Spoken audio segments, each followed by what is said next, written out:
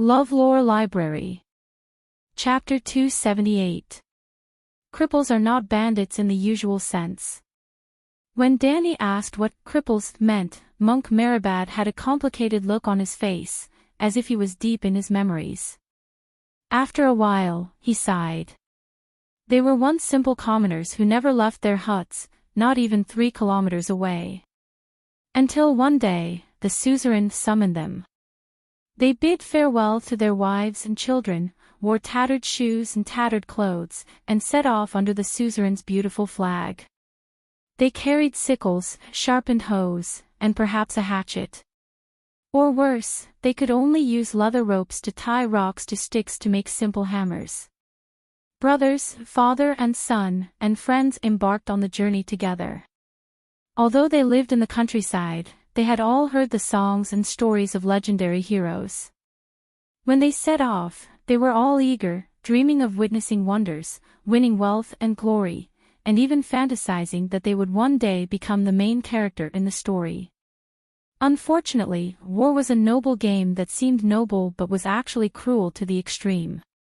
Most people woke up from their dreams on the first day they set foot on the battlefield, their dreams shattered, and they did not even have the chance to wake up. Those who were lucky enough to survive had mental breakdowns, but most of them persevered numbly. Day after day, year after year, they had participated in countless battles. A brother watched his brother die, a father lost his son, a friend's stomach was split open by an axe, and he still tried to stuff his own intestines. In such a scene, even those who survived the 100th battle might break down in the 101st battle. They saw the suzerain who led them on the battlefield being cut down, and another suzerain loudly announcing that they now belonged to him. Their injuries were only half healed, and then they were inflicted with new injuries. They never had enough to eat, and their shoes gradually fell apart during the endless march. Their clothes were tattered into rags, and many of them fell sick from drinking dirty water, shitting and peeing in their pants.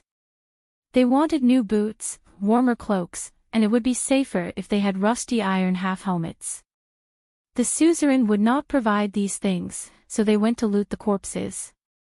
Not long after, they became accustomed to stealing from the living. In the land where the war was going on, there were commoners just like them in the past.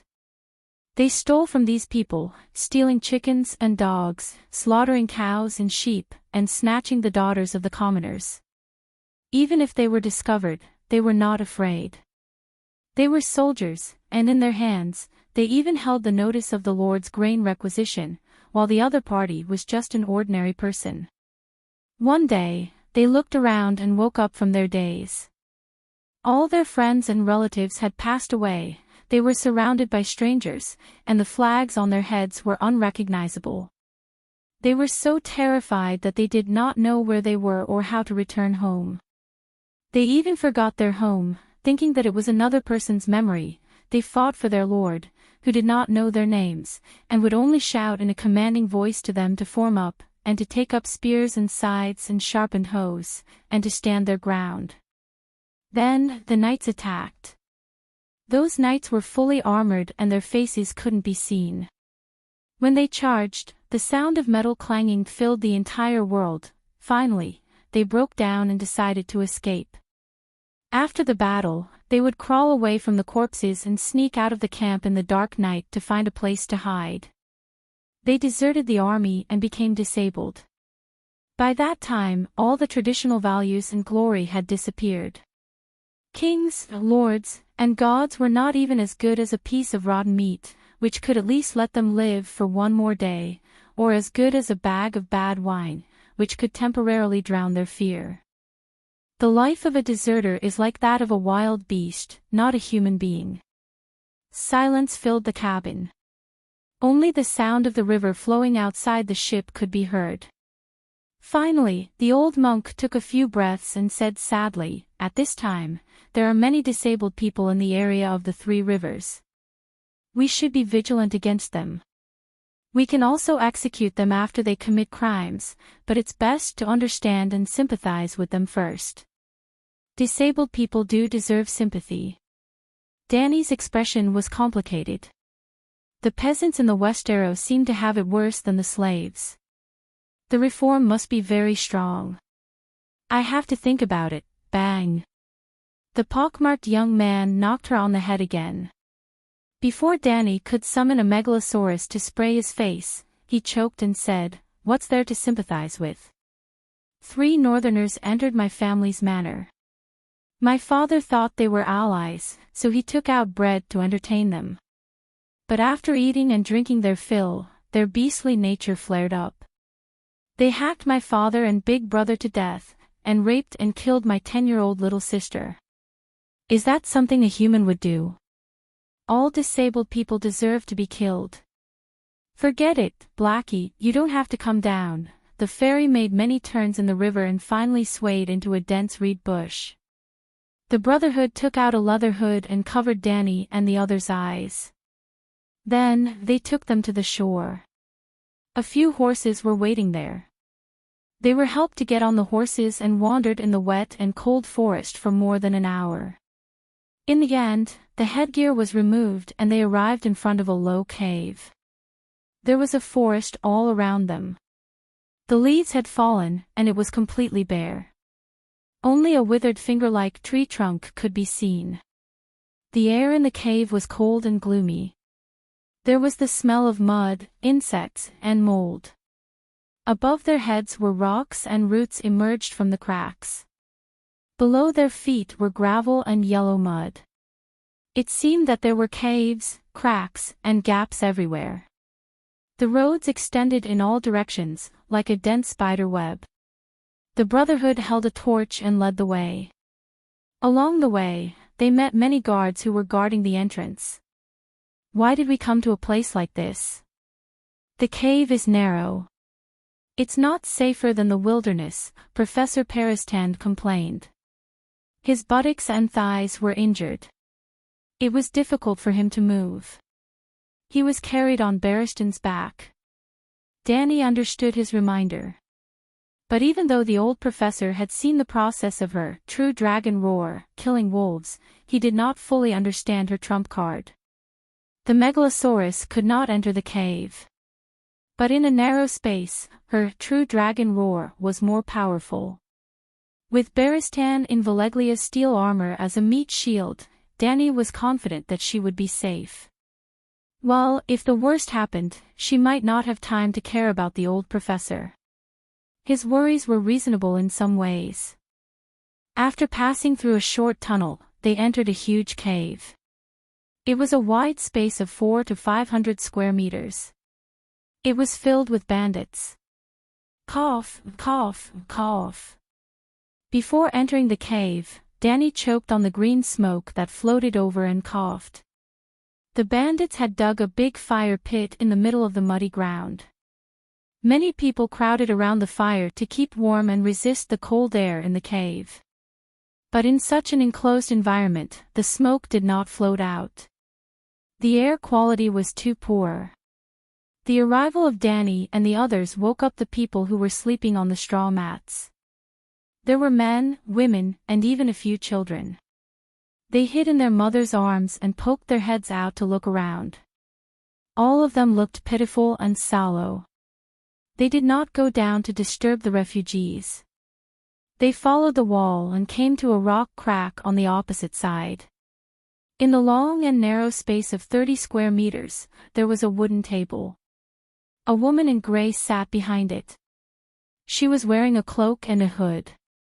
It was too dark to see her face clearly. But the eyes under the hood shone with a cold light.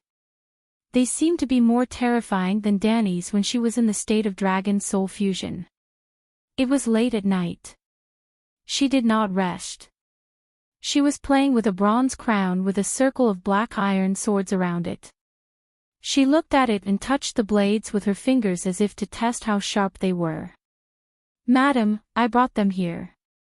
Lemon, who was wearing a dog's head iron helmet, shouted. The big man guarding the door glanced at Danny and the others.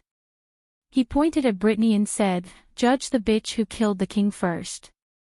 "What? What did you call me?" Brittany was stunned. "You are a lion." A young man with a northern accent came over with Brittany's Oathkeeper's sword and placed it on the table in front of Madame Stoneheart. There was a golden lion head at the back of the sword hilt. The ruby eyes shone like two red stars. And this? A gray-haired old man put a piece of parchment beside the sword. There is the seal of the little king on it. It says that the bearer is working for him. Danny paid special attention to him. He was wearing a tattered old robe, pale red and white. His gray hair was long and messy. The skin on his cheeks and chin was loose. His face was covered with coarse stubble. He was not handsome. However, there were two clusters of raging flames in the old man's eyes like volcanic eruptions, which were only slightly inferior to her nine-colored vortex. He was actually the most powerful wizard she had ever seen, and also the most powerful red god priest. Well, except for Benello. She did not know much about the supreme priest. This man should be Mertheros. Madame Stoneheart put the sword aside and began to read the letter. Brittany also began to argue. I am not a lion. I serve Lady Caitlin Stark. The sword was given to me by Sir Jaime. He swore, Hound of the Third. Lemon interrupted her. Who in Westeros doesn't know about the Kingslayer and his oath? He promised Lady Caitlin to return her daughters. But when he arrived at King's Landing, they were gone. Then, Jaime sent me out to find Lady Sansa. If you find the girl, the Northerner asked with a mocking smile. What will you do with her? Protect her. Take her to a safe place, Brittany said with certainty. The big man laughed. Where would that be? Cersei's dungeon. Even we know that Cersei has a bounty on the girl. 100 gold royals. No, I'll take her to Riverrun, to the Vale of Arryn, even back to the north. I swear to keep her safe, Brittany said hurriedly. Liar. The big man shouted.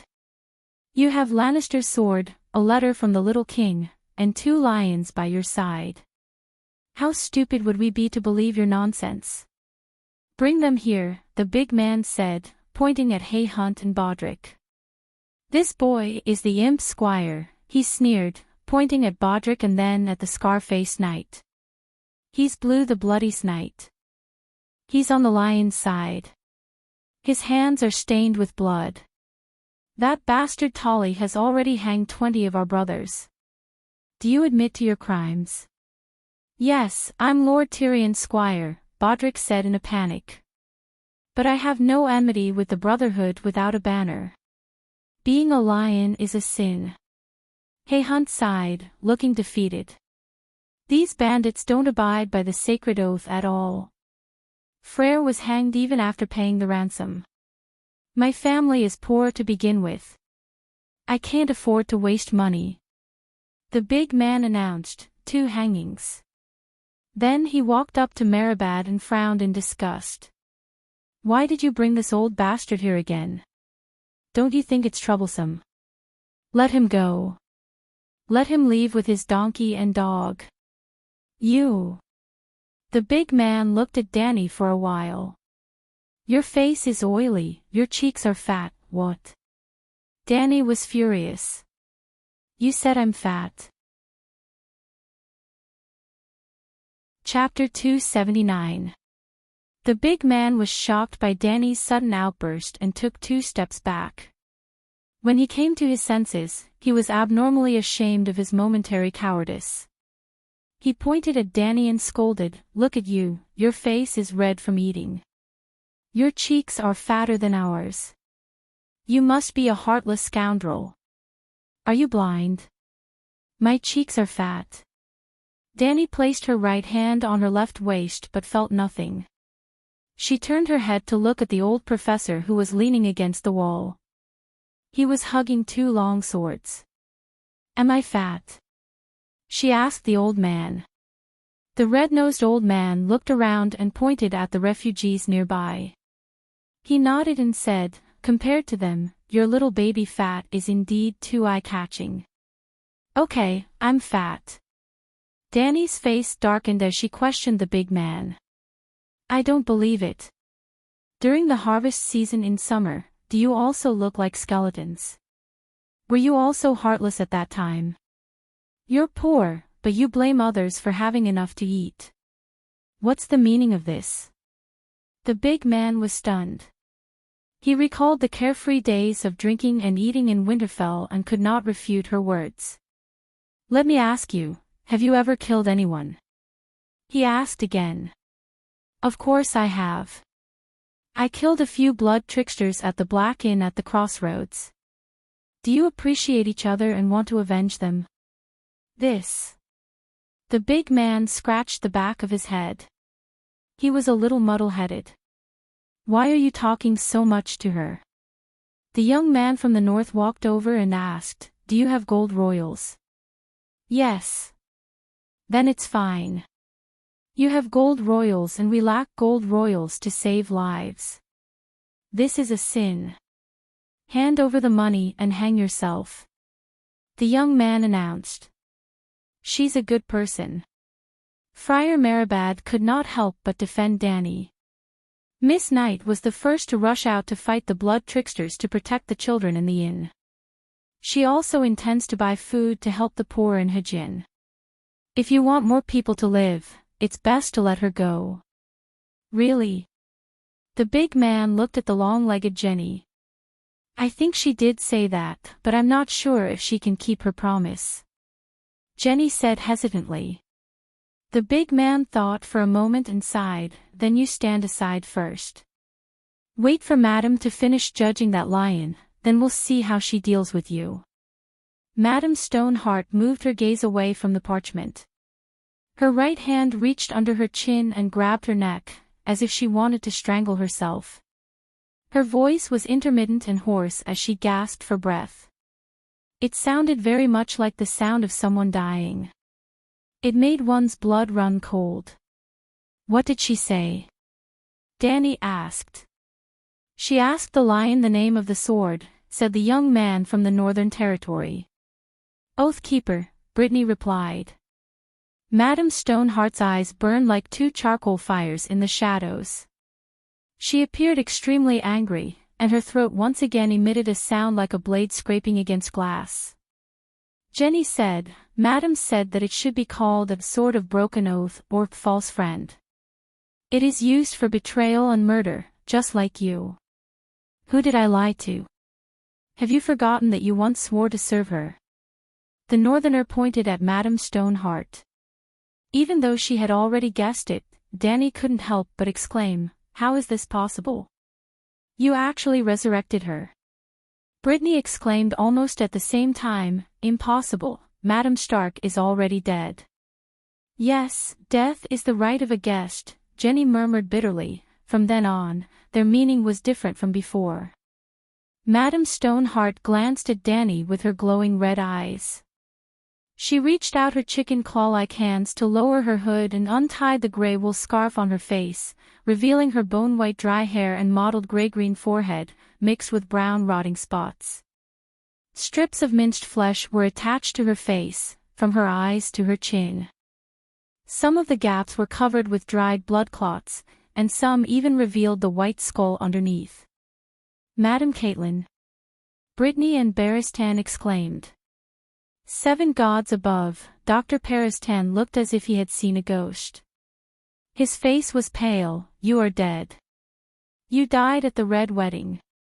Sorrow said, That's right. Fry slit her throat from one ear to the other. When we found her by the river, she had already been dead for 3 days. Harwin asked me to give her the kiss of life, but it had been too long, and her body had already rotted and deformed, so I refused. Perhaps Count Bailey had been resurrected too many times, and every time he was resurrected, a part of his soul would be lost, and his memories of the past would decrease. There were even more serious side effects.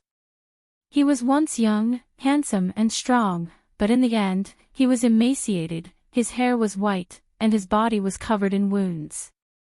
I could feel that he was living in torment every moment.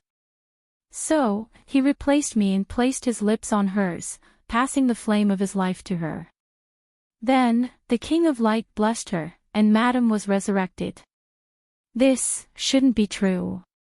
The old professor's worldview had collapsed. This world was so unreal. Was there any point in us thinking about exterminating the Megalosaurus? The belief that had supported him all his life suddenly collapsed, and the old professor despaired. Madam, I didn't betray you. Brittany cried. Harwin translated Madame Stoneheart's words. Words are like the wind, prove yourself with actions. How do you prove it? Kill Jaime Lannister, and use this sword, the Sword of Oath. Brittany was stunned, and stammered as she defended Jaime. Madam, it's not what you think.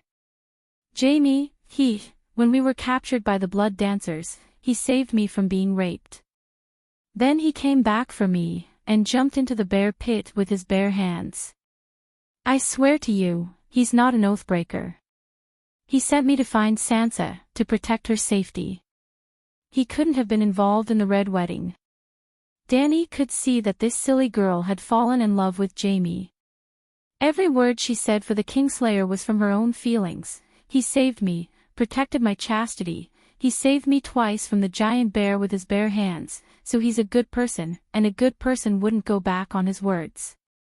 Madame Stoneheart's fingers dug deep into her neck, and with a voice that made one's scalp tingle, she spoke intermittently. You have to choose, either use the sword to kill the Kingslayer, or be hanged as a traitor, the Northerner translated. Brittany shook her head firmly, neither. Madame Stoneheart was silent for a long time, and then spat out a word, hanged. Everyone understood this time.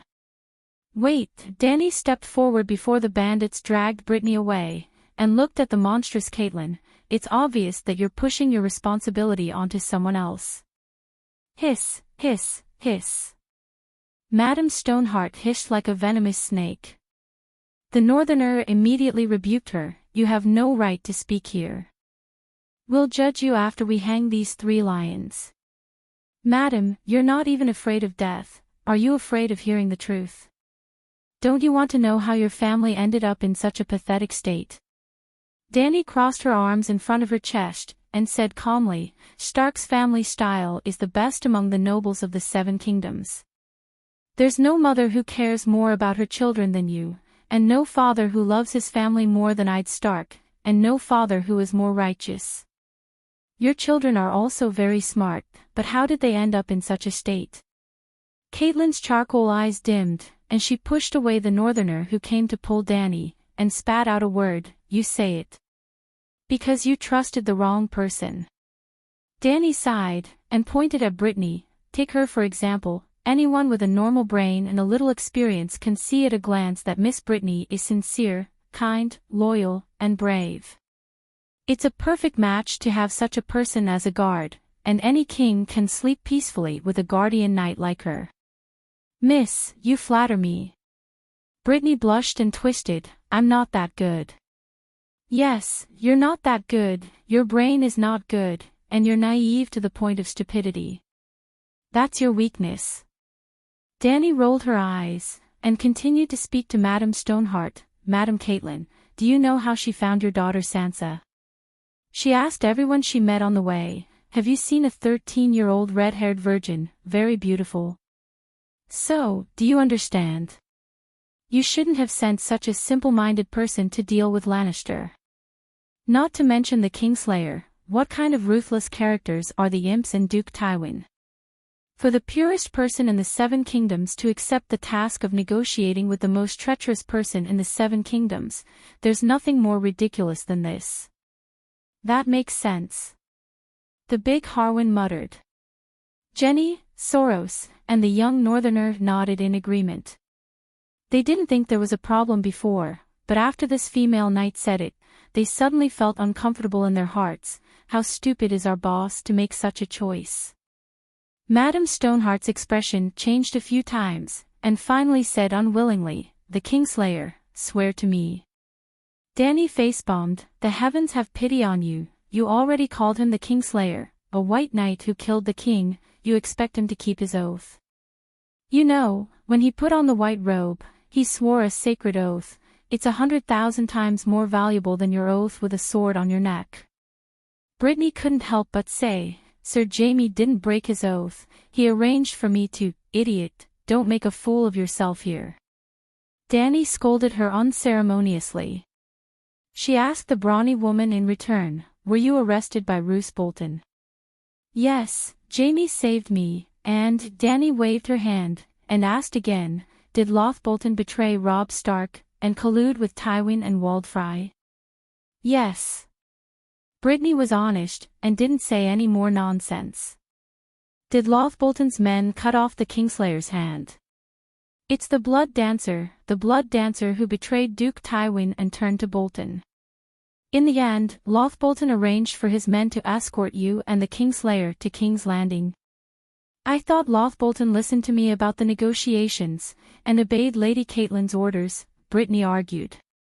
Yes, with your intelligence, it's normal to be fooled so easily, but now... Now you already know about the Red Wedding, you know that Loth Bolton has already betrayed Stark, and now you still think that there's nothing unusual about what happened in Hellenberg. Brittany's expression changed dramatically, and said with a trembling voice, you mean, Sir Jamie knows. Whether he knows about the Blood Wedding, I'm not sure. But at that time, Jamie must have negotiated the price with Bolton to betray Stark in front of you. From that moment on, Bolton will participate in the Blood Wedding without any scruples, and the tragedy of the Northerners is doomed. Dany looked at Madame Stoneheart and said, you shouldn't have let the Kingslayer go in the first place. After knowing that his heir is safe, Tywin lost his only concern about the Blood Wedding. With his intelligence, he must have guessed that Jamie had an agreement with you. But even if he fulfilled his son's vow, it would have been meaningless to you, because the dire wolf would have been finished by then. If you let Sansa go, where can she go? The Northern Territory already belongs to Bolton, and Fry of River Delta City won't let the remnants of the House of Stark go. If I were Tywin, I would definitely fulfill my son's reputation as a man of his word. I would even make this matter known to everyone and release Sansa in public. I would let everyone in the Seven Kingdoms know that Lannister's words were as good as gold. Then I would use Bolton and Frey's hands to get rid of the problem. Sansa can never decide the direction of the situation, but Jamie and Robb can, but you chose your own daughter. You, Dr. Peristan pointed at Dany and said in horror, you're ruthless, even more vicious than Tywin. The bandits couldn't help but take a step back, looking at Dany in horror, as if she had really become Tywin, and then carried out the above vicious plan. Chapter 280. 7 Levels of Hell. Seeing Madame Stoneheart glaring at her, Dany stomped her feet and said, can't you be more reasonable? I'm just analyzing how I failed for you. I didn't do anything bad. I still don't understand. Since Bolton has already joined forces with Tywin, why did he cut off the Kingslayer's right hand? That's his sword hand. Without his right hand, Jamie is almost a cripple. Barristan was puzzled. The one who cut off the hand was the Blood Troop. Dany looked at Brittany. Yes, Wager Hort, the leader of the warrior group. The warrior group was originally hired by Tywin from the other side of the Narrow Sea. Later, when they saw that the Northern army was strong, they betrayed Lannister and joined Roose Bolton. This kind of behavior is normal in the Free Cities, but it greatly offended Tywin. Dany rubbed her chin and smiled bitterly. It seems that even the Blood Troop has guessed that Bolton is secretly siding with Tywin. The reason why Varg cut off the Kingslayer's hand is most likely to cut off Bolton's path of siding with Tywin. He. Madame Stoneheart scratched her face crazily, blood staining her scarred cheeks. Looking at her painful and regretful look, Dany sighed and comforted her. Madam, you don't have to regret. You love your daughter and it's a maternal instinct. And a mother's love for her child should not be considered a sin under any circumstances. Although she also thought that Catelyn was too stupid, what was the use of regretting and blaming herself now that things had come to this? She was not the only one who was stupid. Rob, the self-proclaimed king of the North, was even more wrong. When he returned to Riverrun City and found that his mother had wasted his only bargaining chip, Rob actually heaved a sigh of relief and comforted his mother. "I can understand you. It's all because of love. We both made mistakes. I also broke the sacred oath and married Jenny because of love." Then, the mother and son looked at each other happily. "You have forgiven me, and I have forgiven you." These two things were easily forgotten. The faces of the dukes of the northern region and Heartwarming County were twisted. They were furious, and at the same time, they were completely hopeless about the future. In his despair, Stark killed 2 members of Lannister's side family. In the end, Rob and his mother announced righteously that he had made a mistake, and that he should be punished for his mistakes. What the fuck? Apart from Bryn, a blacksmith who was given the job of a carpenter, you have misplaced your trust. "Who is it?" Caitlin asked hoarsely. "Your biological sister. Mrs. Lisa." Barristan exclaimed.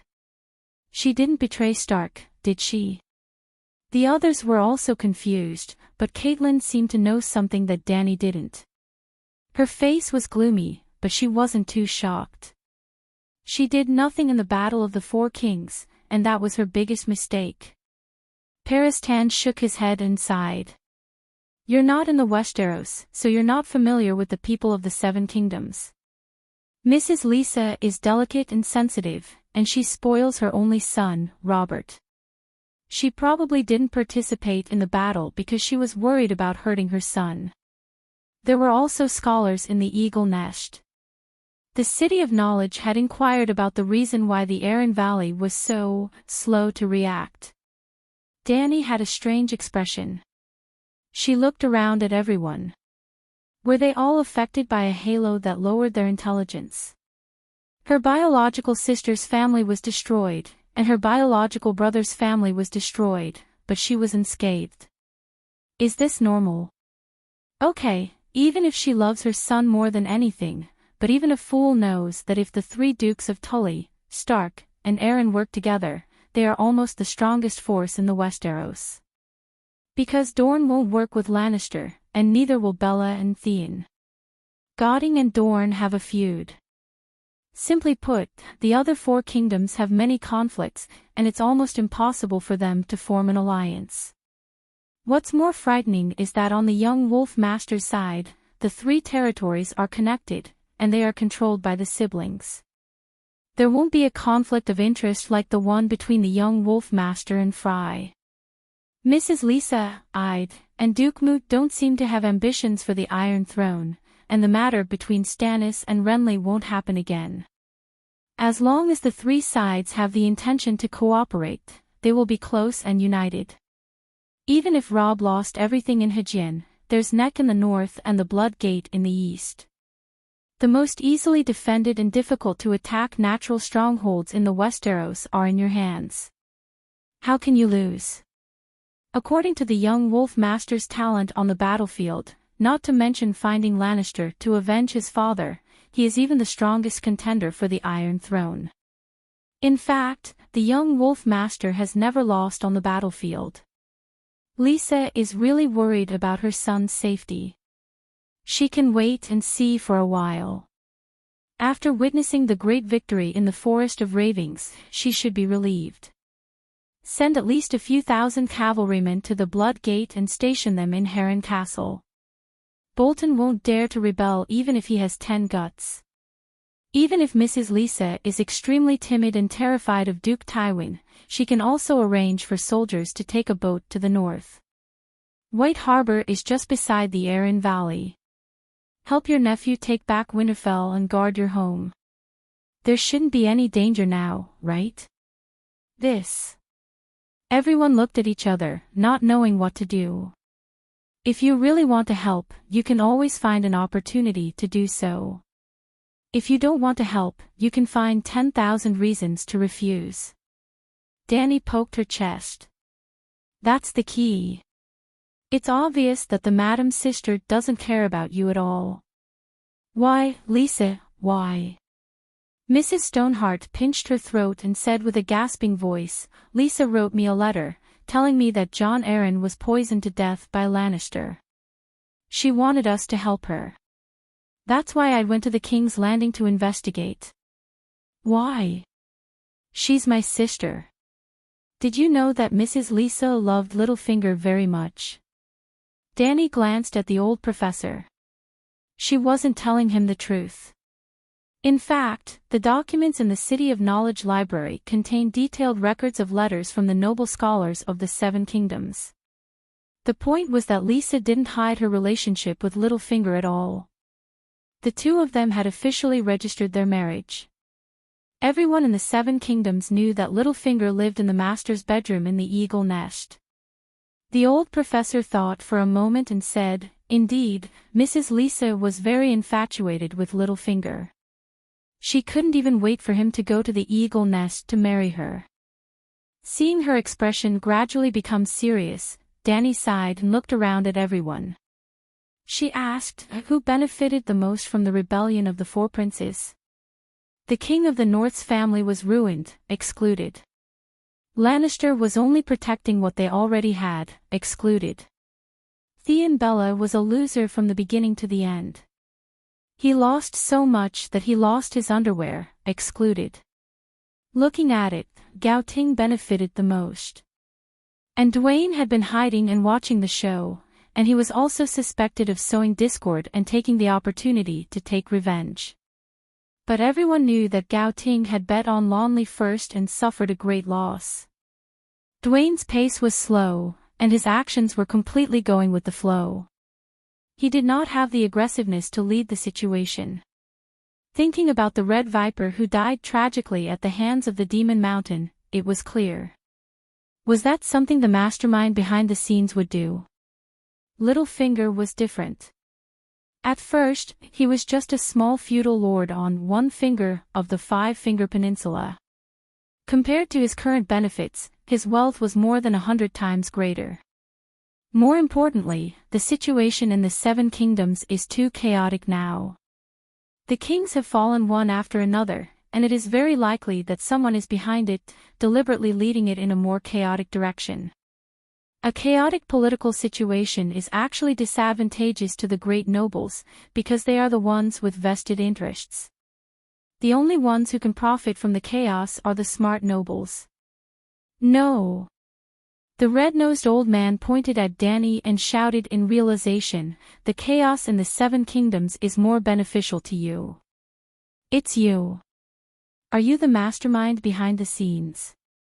Dany. Chapter 281. Why her? Who is she? Harwin was puzzled. She is. Facing Dany's cold gaze, the old potion shuddered. She is, the heir of an exiled lord. Then the old man slapped his forehead and exclaimed, oh, I got it wrong. It has nothing to do with her. She is only 16 years old. Although she is more cunning than Tywin now, she was still young and weak back then. She should not have been able to interfere with the affairs of the Seven Kingdoms. I wanted to send you directly to the Great Wall, but now it seems that I have to take you to the northern frontier to see the snowy scenery. Yes, I will let you have a good talk with the real master of the northern frontier. I still don't believe it. The old potion knew nothing about his future and continued to talk. Maybe it is all a coincidence, an accident. I don't believe that Littlefinger can cause chaos in the Seven Kingdoms by himself. It is hard to believe. Hale and Barristan nodded in agreement. I have seen Littlefinger. Harwin glanced at the gloomy Madame Stoneheart and smacked his lips. I can take on 10 of him. Dany could not be bothered with these fools. She asked the old potion, don't you know the power of wisdom? How does the current situation compare to the dance of the blood dragon? The scholar was weak and did not even have half a territory. How did he manage to kill the powerful Targaryen with his schemes? The old potion's expression changed drastically. He fell silent and began to think slowly. What did Littlefinger do? Madame Stoneheart's voice was as cold as a viper's. How did Littlefinger deal with Duke Stark? Danny looked at Barristan. He was involved in the palace coup after Robert's death. The old knight thought for a moment and said, I don't know what Littlefinger promised Prime Minister Stark, but he did betray the Prime Minister. At that time, Stark thought that he had bribed the Golden Robes, the garrison of the capital. But when he gave the order to capture Cersei, the Golden Robes killed all the Northerners. Obviously, they had joined Cersei long ago. Peter himself put a dagger to the Prime Minister's neck and said with a smile, Didn't I warn you not to trust me? You are. Catelyn stared at him for a while. Barristan. What? Fearless Barristan. Everyone was shocked. Harwin and the third hound drew their swords and looked at the old knight warily. Are you really Ser Barristan? Brittany could not help but ask. Barristan nodded and took off his helmet, revealing his face completely. He came to Madame Stoneheart's table and bowed, Madam, I am Barristan Selmy. I am deeply sorry for what happened to you and Prime Minister Stark. Danny face-bombed with a helpless expression. Barristan, who was deep in thought at the side, revealed a gloating expression. You, Madame Stoneheart looked at the White Knight with hatred. Why are you complaining about him? Danny sighed. Joffrey even stripped him of his white robe. The White Knight has never been humiliated like this since he was born. Do you think he is Cersei's confidant? I dare say that neither Stark nor Cersei wanted to rope him in. He was just a confused passerby the whole time. I still know some things. The old knight blushed and said awkwardly. And you, who are you? Madame Stoneheart turned her cold blood-red eyes to Danny. Guess. Madame Stoneheart looked at the old knight and then looked at the delicate girl under the firelight. Silver hair and purple eyes, Barristan, can't leave. King, you are Targaryen, Danny Liz Targaryen. Madame Stoneheart's hatred was overwhelming. In an instant, the stone cave seemed to have opened up. The cold air penetrated into people's souls along with her voice, freezing their bones. Everyone who was shocked by Danny's identity did not dare to make a sound. Did I offend you? Danny was puzzled. Madame Stoneheart stood up for the first time. She held her throat with one hand and pointed at Danny with the other. She said a long sentence with hatred. Danny did not understand at all because she spoke too quickly and too long. Madame said that you cursed King Robb. About 1.5 years ago, after the Battle of Babbling Forest, King Robb dreamed of you. The big Harwin had a strange expression on his face. He hesitated and stammered. He stole a few glances at his madam.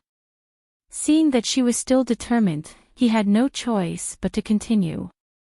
You cursed him in the dream. It was a horrible dream. In a hall, there were cups and plates in a mess, and there were dead people everywhere. King Robb himself was beheaded and sewn with the head of a tundra wolf. Didn't that happen at the blood wedding? Barristan said in surprise. Robb Stark actually predicted the blood wedding. What is going on? Madam, you are not lying. Did your son really dream of that scene? Barristan stepped forward in shock and said in disbelief, we also. No, it's Her Majesty Danny Rise. She also predicted the blood wedding. What? You also predicted it? The old professor almost broke down. The world was so mysterious that everyone could predict the future.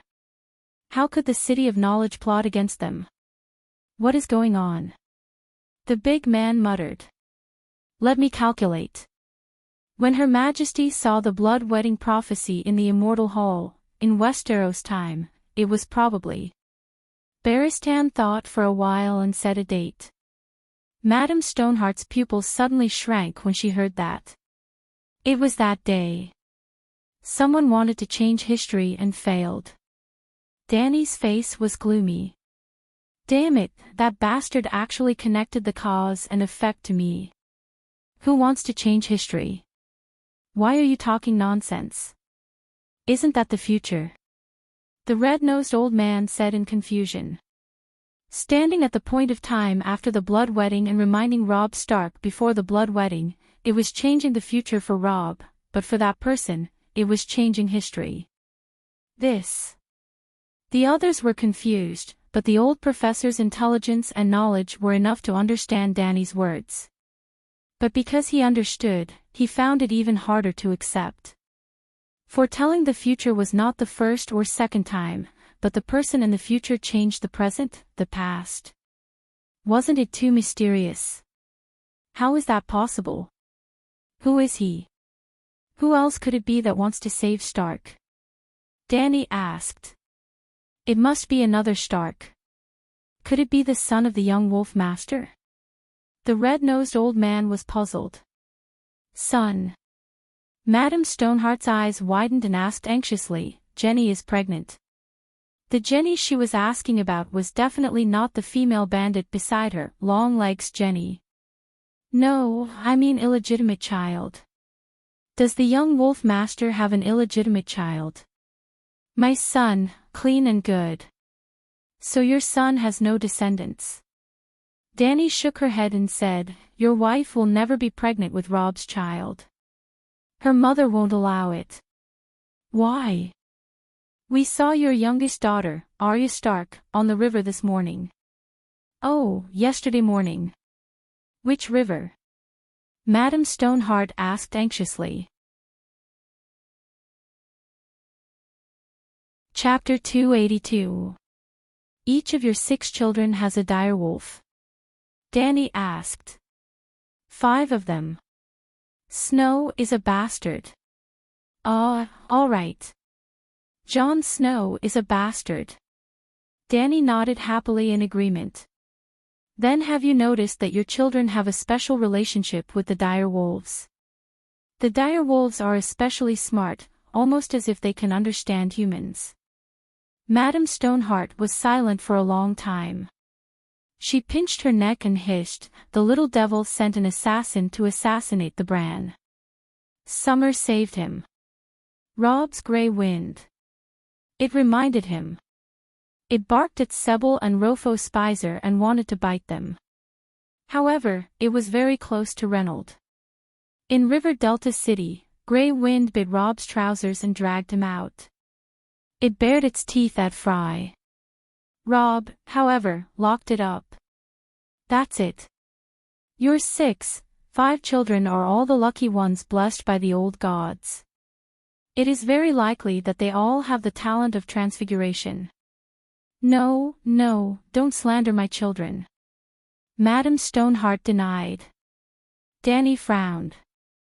Don't you know your own situation? Children of the forest, magicians, gods, old gods and transfiguration are all real. Since you can revive from the dead, why can't your children be transfiguration? I know that transfiguration and werewolves have been demonized by Westeros and have a bad reputation. However, that is just a method used by the Undals to attack the old gods. Just like today, the Red God Priest announced that the 7 gods are fake gods. The 7 gods are indeed fake gods. 7 broken pieces of wood. The night is long. Only the Light King Lalo can bring us to the light. Soros of Mill could not help but say. 7 gods above, let the deviant ghosts capture this heretic. Monk Marabad cursed softly. Glancing at the 2 of them, Danny continued, Transfiguration is the child of nature. It has mysterious and powerful strength. Whether it is evil or not depends on the person's personality and has nothing to do with the profession. Did you know that Arya Stark once released her direwolf in River Delta? Madame Shiraxian nodded. The giant she-wolf that has been leading the wolf pack around the river recently is a direwolf, your daughter's direwolf. Ah, so that wolf is a direwolf. The nearby bandits suddenly realized. Name. Leah. Madame Stoneheart murmured. I found a little girl in the direwolf's body. She's about 11 or 12 years old. What does he look like? Madame Xeraxian asked anxiously. Danny frowned and thought for a moment. Gray eyes, brown hair, horse face, a little ugly. It's her. Arya. She's not ugly. Madame Stoneheart's eyes were filled with life and death. Clearly, Lannister never caught her, Eddard said. We know, Harwin said. Arya was disguised as a boy by Yoren. She hid among the night watchers and came to Hajin. I've seen her before, but the hounds took her away at midnight. Oh, why did the hounds take her away? Danny asked curiously. The hounds took first place in the Prime Minister's tournament and won 40,000 gold royals. They were captured by Earl Barry when they passed through River Delta, and we used the gold royals to help the poor. He wanted to kidnap Miss Arya and ask Robb for ransom. How do we find Arya? Madame Xeraxian asked. Well, Arya was trained as a faceless person in Bravos, so she wouldn't have time to enter her wolf spirit form during the day. She would most likely enter Nymeria's body through the wolf dream at night. You can look for the dire wolf, but don't approach it during the day. At night, you can ask someone to climb up the tree and shout Arya's name. If it responds, shout Arya, your mother is looking for you. If it's agitated, you can try to climb down the tree and communicate with it. It's a little dangerous. It's not just a little dangerous, it's very dangerous, the red-nosed old man shouted. Yesterday morning, that she-wolf almost ate us. She's already a wolf child, and she's no longer human. Madame Xeraxian's icy glare made the old man shrink back. She continued to pinch her broken vocal cords and asked, You said, for children. Where is Sansa? Everyone thinks that Stark has no male offspring, which means that Miss Sansa is the only heir to Winterfell. She's very valuable, but who needs her? Who needs the power of the North? All the single men in the Seven Kingdoms need her. They all want to be the ruler of Winterfell, Hale Hunt said. Danny glanced at him and smiled faintly. You're right, but not everyone has the right to take a bite of good mutton. Miss Sansa disappeared at Joffrey's wedding, right after he was poisoned. She left the Red Keep without anyone noticing. Someone must have helped her and even used her to poison Joffrey. There are two kinds of people who want Joffrey dead. First, profit. Joffrey becoming king is not in their interest. Second, they want to make the situation even more chaotic. And that person must be very familiar with the Red Keep, or at least know a secret passage from the Red Keep to the seaside. The seaside? Brittany exclaimed. Miss Sansa left King's Landing by sea. Isn't it obvious? The sea route is the safest and the most hidden. To be honest. Danny looked at the big female knight strangely. I don't understand why you came to Hajin to find her. Everyone can see the chaos in Hajin. What is she doing here? I thought Sir Dantos took Miss Sansa back to her hometown, Brittany said. Who's Dantos? Danny asked. A clown, Joffrey's jester, Hale Hunt said. How's his ability? No ability. He's a useless wine barrel, but Miss Sansa saved his life once. Danny stroked her chin and tried to recall the plot of Game of Thrones. Finally, she remembered the small fry who was shot to death by Pinky. Sigh, you all know he's a useless jester. Do you think he knows about the secret passage in the Red Keep? That he could come up with such a meticulous plan? Not every jester is Florian, and not all girls are as lucky as Cheongchi. Miss Sansa does like the story of Florian the Fool and Cheongchi the most, Harwin mumbled. And you are? I'm Harwin. My father is the stables manager in Winterfell. I'm the Duke's bodyguard. I know something about Miss Sansa, the big man explained. Petra. Tear. Madame Stoneheart said slowly. What? Petra knows the secret passage. He once brought-eyed, into a brothel, to meet me. Madame Stoneheart's eyes were deep and serene.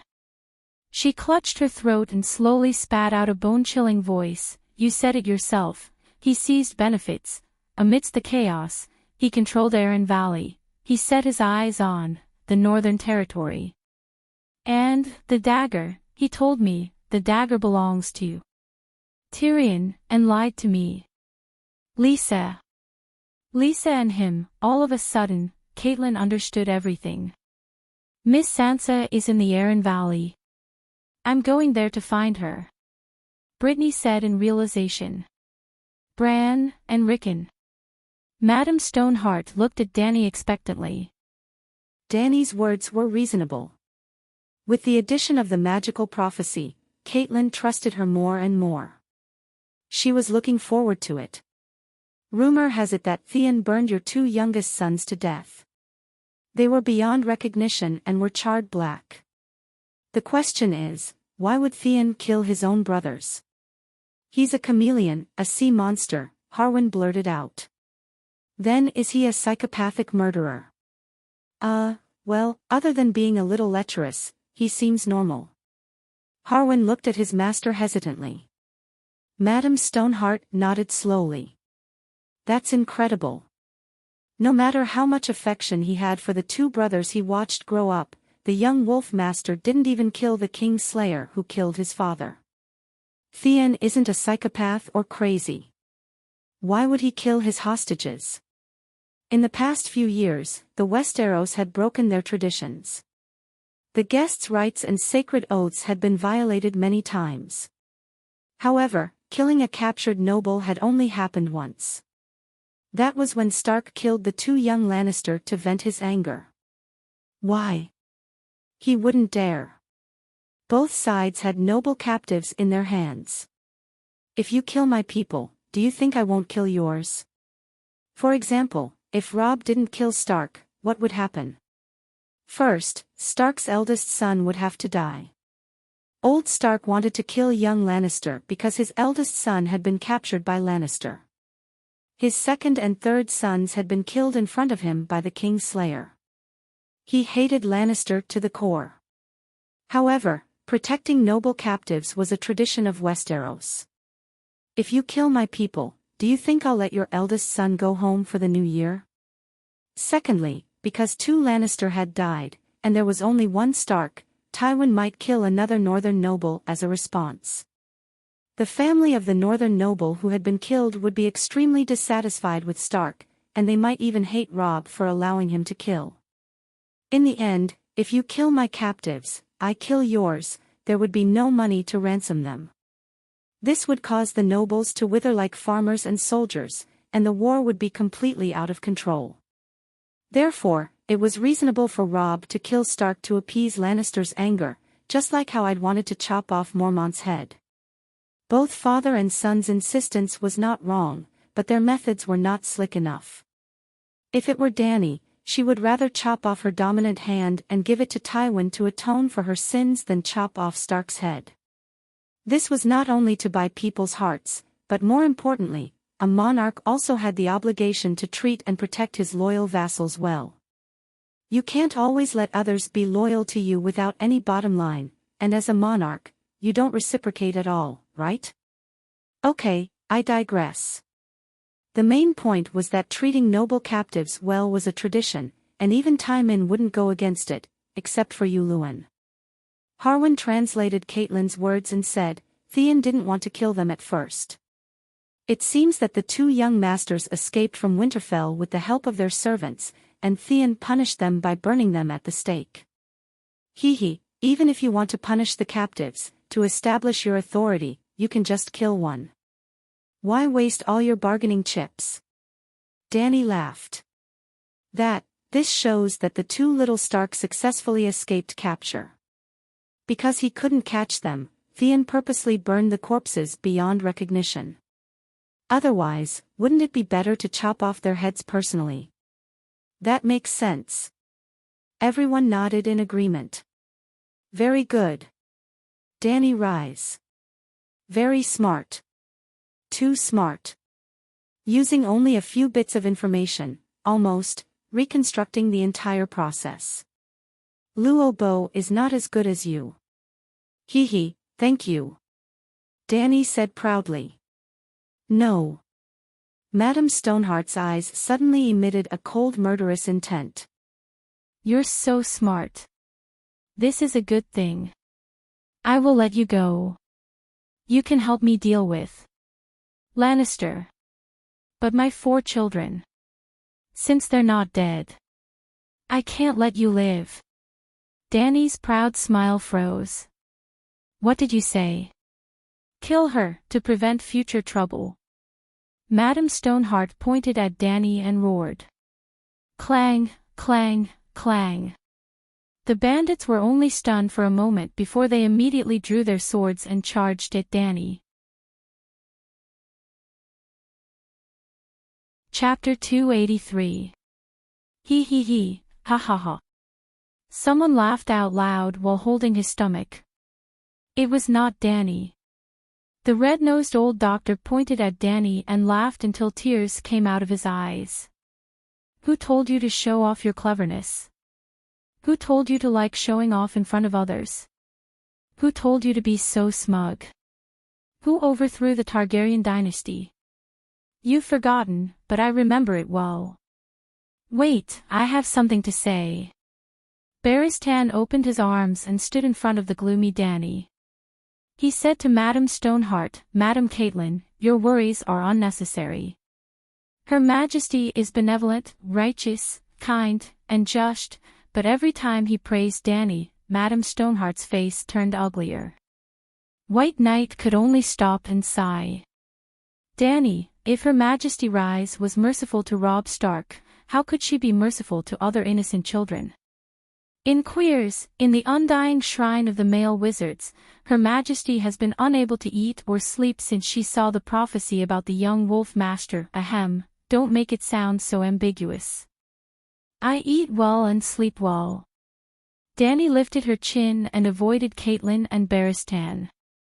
If I hadn't met a merchant from the Northern Territory, I would never have thought of saving Robb Stark.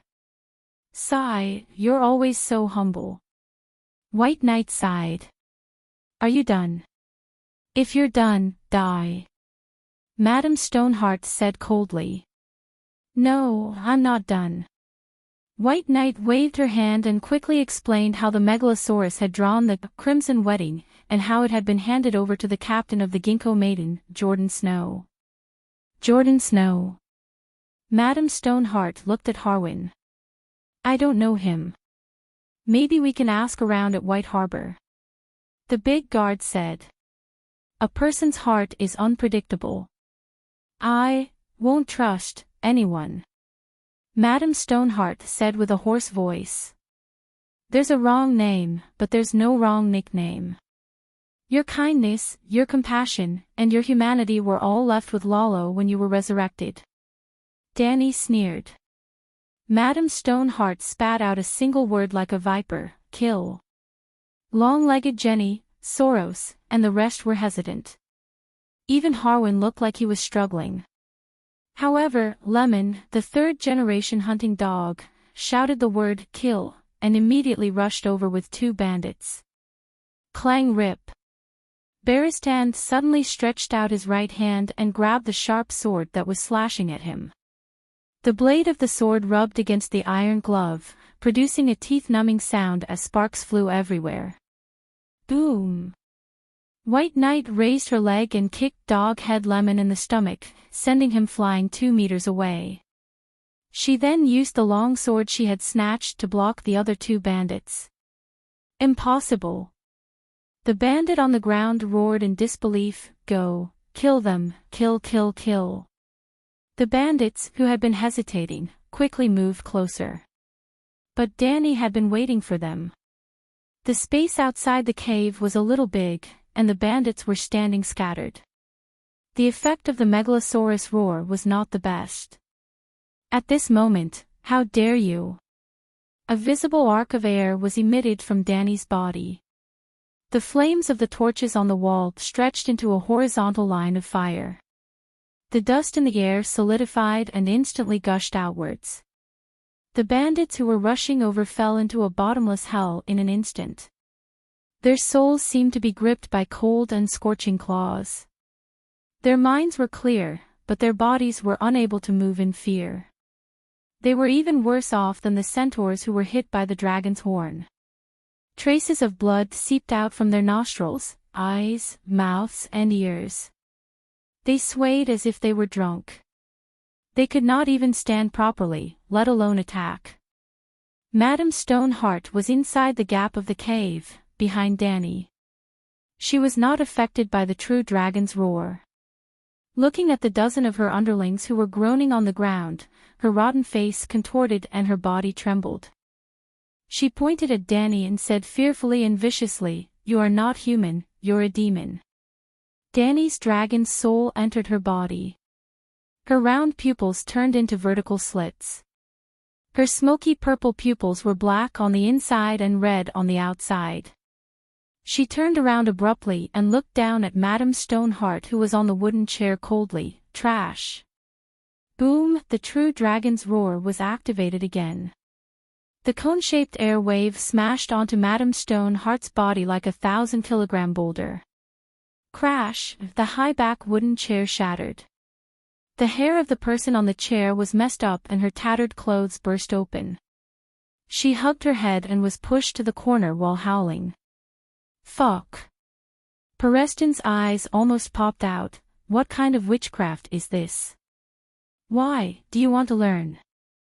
Danny kept the dragon's soul in her body. She glanced at him and the old doctor collapsed on the ground. He turned his head away. He. I don't. She looked around. Brittany, Hare Hunter and the old friar looked at her one by one and immediately lowered their heads in fear. Finally, she looked at Madame Stoneheart, who was moaning in the corner, and said coldly, "I won't kill you. If I kill you, Lalo will revive you again and take away part of your soul fragments and some of the things that are most valuable to you. In the end, the ones who will suffer will be the poor civilians and the innocent travelers. Remember, you are not someone without ties. You still have 2 sons and 2 daughters. You must have a bottom line. The gods are watching you from the heavens. You will reap what you sow today. Accumulate some good karma for your family. Let's go." After saying that, she walked to Preston's side and took back Clear Sky. She hung it on her waist and walked out in large strides. White Knight had already cut the ropes on Brittany and Harehunter's hands. She carried the old doctor and quickly followed Danny. At the entrance of the stone cave, Danny paused for a moment and looked at Soros, who had a complicated expression. "Why, are you planning to stop me?" Well, when the others were charging towards Danny, Soros stood there without moving. He even wanted to say something a few times but stopped himself. He was prepared to dissuade Madame Stoneheart. He was also affected by the true dragon's roar, but it only shook his mind for a moment. The holy fire in his eyes rose to a height of 3 feet and suddenly shrunk. After using about 1/10 of his wizard power, he removed the soul suppression state. "I feel the aura of a true dragon," Soros said hesitantly. "The dragon has been revived. Your news is really outdated. Follow me." Danny walked past him and walked out in large strides. The bandits who surrounded her, or rather, the ragged, skinny farmers, peasant women, and children hesitated and made way for her when they met Danny's gaze. After exiting the giant cave, they met a dozen guards at the corner of the tunnel. They also gave up after Soros' persuasion. The musty and rotten air was dispersed by a fresh and cold breeze. They walked out of the maze-like tunnel and came to the soft and wet forest. The old monk led his donkey away at the entrance of the cave. The donkey's back was empty. All the food had been taken away by the bandits. The dog happily circled around him. Suddenly, the dog's body trembled. It stood in front of the old monk to protect him. It lay on the ground and barked softly. There was fear in its voice. The group suddenly realized that the forest nearby was unusually quiet. There was not a single sound of birds or insects. The air was suffocating. Hiss, hiss, in the early morning, the forest was steaming with fog after the rain. The sky was gray, but when the terrifying roar of a beast sounded in the air, the group looked up and saw two huge black shadows descending. Crash! The tree branches were crushed and broken. The black dragon and the white dragon landed beside Danny with smoke and water droplets falling from the sky. Dragon, Megalosaurus, it's really Megalosaurus, the true dragon has been revived. Brittany, Soros and the rest were shocked. Monk Meribad was also dumbfounded. It was as if he had seen the 7 gods appear in front of him. On the other hand, Peristan, the red-nosed old man, looked proud. He said proudly, "The dragon was revived 2 years ago. The dragon brought magic to this world. Soros of Mir, you should know better." Because of the revival of the Megalosaurus, the magic tide surged. You, who could only rely on wildfire to fool people, gradually gained wizard power and the divine power to communicate with the Light King. Monk Meribad, return to Maiden Spring City. Don't wander around. After some time, I will transport a batch of food from Crab Bay to the Trident River. You will help distribute it. How long will it take? The old monk asked hesitantly. Within half a year. It depends on the speed of the merchants on the other side of the narrow sea. When will you lead the troops into the Westeros? The old monk asked worriedly. Probably in the 2nd year after next summer. Danny stood in front of Blackie with her hands behind her back. She looked at the empty sky at a 45-degree angle and said with deep emotion, "The people are already so poor. If the 7 kingdoms are affected by the chaos, the Westeros will definitely be in hell. Moreover, the Iron Throne does not mean much to me. I am even less interested in the game of power. I only care about upholding justice for my dead family and this trampled and humiliated world. I want to restore glory. I will not use force against the 7 kingdoms for the entire winter. However, the people of the 7 kingdoms are innocent. I can't make things worse, but I can help them in their hour of need. This time, I came to investigate the situation of the 7 kingdoms. Your Majesty, the 7 kingdoms are lucky to have you. The people of the 7 kingdoms are lucky to have such a benevolent ruler." The old monk's eyes were brimming with tears. He was so emotional that his whole body trembled. Brittany, Soros, and Hal Hunt also looked at Danny with admiration. They were deeply moved by her magnanimity and courage. The red-nosed old man smacked his lips and said coldly, "Forget it. You didn't plan to land in Hajin. If it wasn't for me," Barristan frowned and explained to the Queen, "you don't know anything. Back at Slaver's Bay, we had already planned the itinerary of Quirs Volantis Rees Son Halberd City Old Town Hajin. Her Majesty the Queen came to the Westeros mainly because she heard that winter was coming. However, Hajin did not have any food because of the war. She wanted to come here to investigate.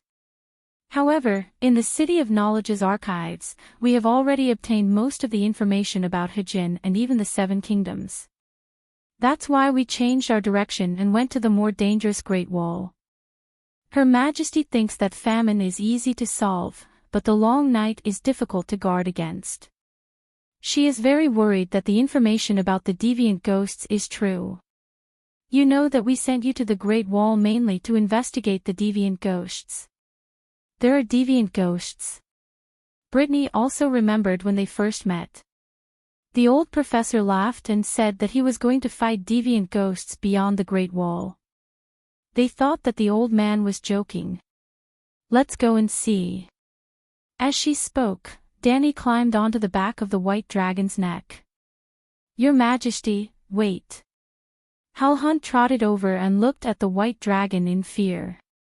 He shouted, "Your Majesty, I am willing to pledge my loyalty to you. Take me with you." "Kid, stop fooling around. Continue to pursue Brittany. Count Taz is more suitable for you." Danny touched her nose and said in a tired tone, "I can be a white knight and not marry." Hunt gritted his teeth and decided to lower his request. The captain of the White Knights snorted and scolded, "Go away, don't insult the White Knight." Chapter 284. Hire felt wronged. He had already taken a huge risk by coming to the Dragon Queen's cold stove, and now he was being despised. Barristan turned his gaze to the silly brain, hesitated for a moment, and said to Danny, "Your Majesty, if there is a female knight in the Queen's Iron Guard, she can act as a maid under certain circumstances, and it will be more convenient to protect you. For example, bathing, sleeping, you like Brain?" Danny asked with a frown. Barristan nodded and said, "Miss Brain is skilled in martial arts, simple and loyal to the Queen. If you really want to find a female white knight, there is no one more suitable than her." Brain was indeed the most loyal and brave female knight in Game of Power. Even compared to men, there were less than 5 who could surpass her in terms of the overall quality of a guard. Scientifically and rationally, Brain was definitely worthy of a spot in the Queen's Iron Guard, and Danny should even be thirsty for her. But from a metaphysical point of view, Brain was almost the most jinxed guard in Game of Power. At first, she followed Renly, but Renly did not live past 2 episodes and immediately received a boxed meal. Then she pledged her loyalty to Caitlyn, and Caitlyn's family met with misfortune one after another, and finally the Northerners were wiped out. Then she followed Sansa, and not long after, her brother Rickon died in front of her, and the long night came, Winterfell. Although the misfortune of those masters had nothing to do with Brain, it was too evil, and Danny was a little scared. But Danny was only stunned for a moment, and then she abandoned those superstitious metaphysical thoughts, and sent an invitation to Brain, "Miss Tass, what do you think?" Hunt looked at the silly girl who was at a loss, and his heart was filled with envy and jealousy. Brain herself was in a complicated mood. For the first time, she was truly recognized by someone, and it was the legendary White Knight Barristan. She could not help but feel excited. Her thick caterpillar-like lips opened and closed, and several times she was about to open her mouth and loudly swear allegiance to the Dragon Queen, but in the end, she shook her head and said, "Your Majesty Danny Rise, I can't swear allegiance to you." "Are you stupid?" Hire screamed. Brittany's hesitant blue eyes gradually became clear and firm. "Sir Barristan, Her Majesty Danny Lizzie, I'm really grateful. Obtaining your recognition has almost achieved the greatest goal of my life. But I have sworn to Lady Caitlyn, and I am bound to her. That monster wants to hang you, hang you. Didn't you hear her trial? Hang him." Hire waved his arms and cursed at Brain, "You idiot, you've always wanted to be a knight, but everyone, including me, laughed at your body size, your ugly face, your unrealistic dreams. Now, the greatest white knight of the 7 kingdoms personally invited you to be his brother, and you refused. Is there something wrong with his head?" "It is precisely because Sir Barristan's invitation is so precious that I have to make myself worthy of his recognition." Brain's expression was as firm as granite. "If I go back on my oath to Lady Caitlyn and willingly wear the white robe, it will be a great insult to the sacred oath, to Sir Barristan and Her Majesty Danny Rise, and even to the White Knight itself." "Good." Danny and Barristan cheered loudly. "Miss Brain, I apologize to you." Barristan climbed down from the black dragon and bowed solemnly.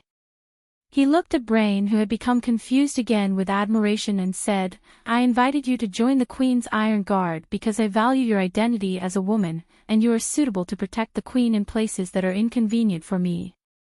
Now I realize that you have the noblest chivalry. whether you have been anointed with the holy oil or not, whether you have been canonized as a knight, I have to say, with your character and ability, you are absolutely qualified to wear the white robe. Sir, Brain's ugly face turned red. You don't have to apologize to me, ha ha ha, Danny laughed. Brain, you don't understand what you have done. She glanced at everyone present and said loudly, today, Westeros, from the kings to the people, have lost their morals and honor. Sacred oaths have been violated repeatedly, and the rights of guests are no longer respected. People are like wild beasts that have broken free from their chains, driven by greed and desire, and they have abandoned the beautiful traditions and great spiritual beliefs that bound us in the past. In this bad world of music and etiquette, your appearance is like a ray of light that shames all the beasts and gives hope to those who are lost. I am not as good as you say. Brain cried emotionally. Peristan had a complicated expression, and he began to reflect on his actions with shame. At the same time, he had a kind of inexplicable recognition and admiration for Danny who said such words. Brain, Danny said loudly to the ugly knight, they all call you Beauty Brain, this is an insult to your noble chivalry, I won't allow it. From today onwards, as the King of Knights, I grant you the title of a Roseless Iron Guard. You don't have to be loyal to me, you can even be my enemy. You don't have to protect any king, you only have to uphold justice and justice. I want more people to know that in the long night, danger is everywhere. The one who can light the road ahead and lead us to the light is never God, not the King of Light, not the 7 gods, not the old gods, it is only the humans who have a noble spirit and hold the torch of justice. Yes, it's me. Good, well said. Perestan's eyes were red, and he clapped his hands excitedly. He decided that even if the Dragon Queen's reputation was ruined in the future, even if she was defeated by the Allied army, eliminated by the powerful players of the game, and killed by the City of Knowledge, he would still write a book to praise Queen Dany's persistence in justice. Glancing at the red-nosed old man who couldn't control himself, and then looking at Brain, Barristan, and even a few bandits, Dany couldn't help but sigh in her heart, be it ancient or modern, tricks are always more popular than swords. Screech, Blackie suddenly roared towards the forest on the side of the hill. Dany looked over and saw a small pale figure sneaking out from the brambles like a ghost. It was a barefooted old lady, leaning on a black wooden cane that was full of bumps. Her tattered gray robe was wet from the rain, and her sparse white hair was flying wildly. The cold morning wind made her wrinkled skin pale. She was originally a dwarf, and her back was hunched, she was only about 0.8 meters tall. Her red eyes glanced sadly at Dany and the dragon below her. Who are you? Dany asked loudly. You're not him, you're not him. The little old lady mumbled. He and she in Westeros had different pronunciations, which made Dany even more confused. Who am I not? Why are you here? Soros asked curiously. Didn't you refuse to serve the lady? Dragon, I'm here to look for a dragon, I saw a dragon, I finally saw a dragon, sob sob sob. The little old lady wiped her tears sadly. Did you see it? The dragon has finally hatched again, I told you not to worry, there will always be a dragon, but you didn't listen. Sob sob sob, I finally saw a dragon, too bad she can't see it, too bad she's not him. The red raven landed in between her eyebrows, but she didn't notice. Oh, I can't say anymore, the red raven is warning me. Sob sob sob, but when can I see him, fulfill my promise, to meet you again. The little old lady stumbled back into the bushes as she talked nonsense. In just a few words, she disappeared like a groundhog retreating into the field. Barristan had a thoughtful look on his face. I think I've seen her before. She's a forest witch, proficient in prophecies. Because she often wanders around the Noble Heart, we call her the Noble Heart's ghost. The Brotherhood can't go out to gather information outside River Valley, so we rely on her to help us with prophecies, Soros of Mir explained. The Noble Heart was the name of a tall hill in the middle of River Valley. It was once the holy land of the children of the forest. It was said that the ghost of the children of the forest killed by the Undul King haunted the hill, and the people nearby avoided it. Using prophecies to gather information. Danny's mouth twitched. This was more extravagant than using an anti-aircraft gun to kill a mosquito. Is it accurate? Very accurate. Soros nodded and sighed. I even suspect that she's a child of the forest. When she sleeps, the weirwood whispers in her ear.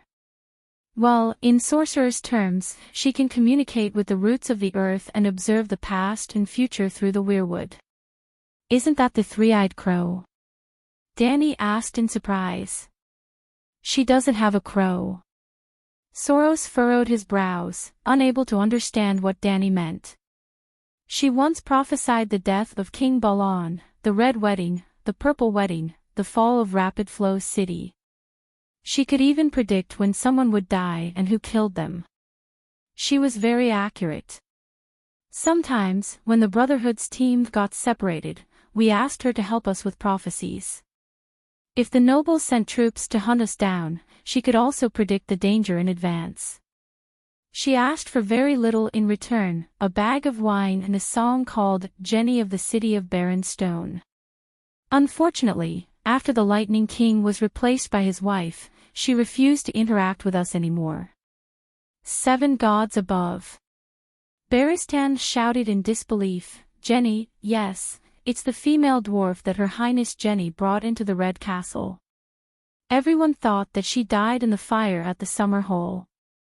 I didn't expect that not only did she not die, she even lived for so long. Female dwarf. The witch who brought my parents together. Danny recalled as well. Yes, that's her, the root of everything. Baristan nodded heavily. She prophesied to your grandfather that the child of prophecy, the reincarnation of Azur Ahai, would appear among your parents' descendants. We used to think that he was Liga, but now... At this point, he suddenly paused and muttered, she said that you're not him, that you're not the child of prophecy. She had already predicted the tragedy in the Midsummer Hall, and even persuaded. She even predicted that the dragon would appear. Then who is the child of prophecy? Who do you think is the child of prophecy? Danny looked at Soros. I have never seen any enlightenment related to the child of prophecy in the holy fire. Perhaps the Light King did not want to burden me anymore. Taking care of the Brotherhood has already exhausted me, the Red Priest of Mills said bitterly. Your Majesty, don't worry about the child of prophecy, Monk Marabad suddenly interjected. Like you said before, only the righteous and noble spirit of the 7 gods can illuminate the road ahead. Old man, isn't it too obvious that you are adding private goods? Chapter 285. Even Danny could not deny that the Great Wall of the Impasse had already surpassed the original Great Wall of the Celestial Empire. 500 kilometers was nothing, but the average height of the Great Wall was close to 200 meters. 200 meters. Looking from afar, it looked like a continuous mountain range that stretched across the land. Even after 10,000 years, it still showed no signs of decay.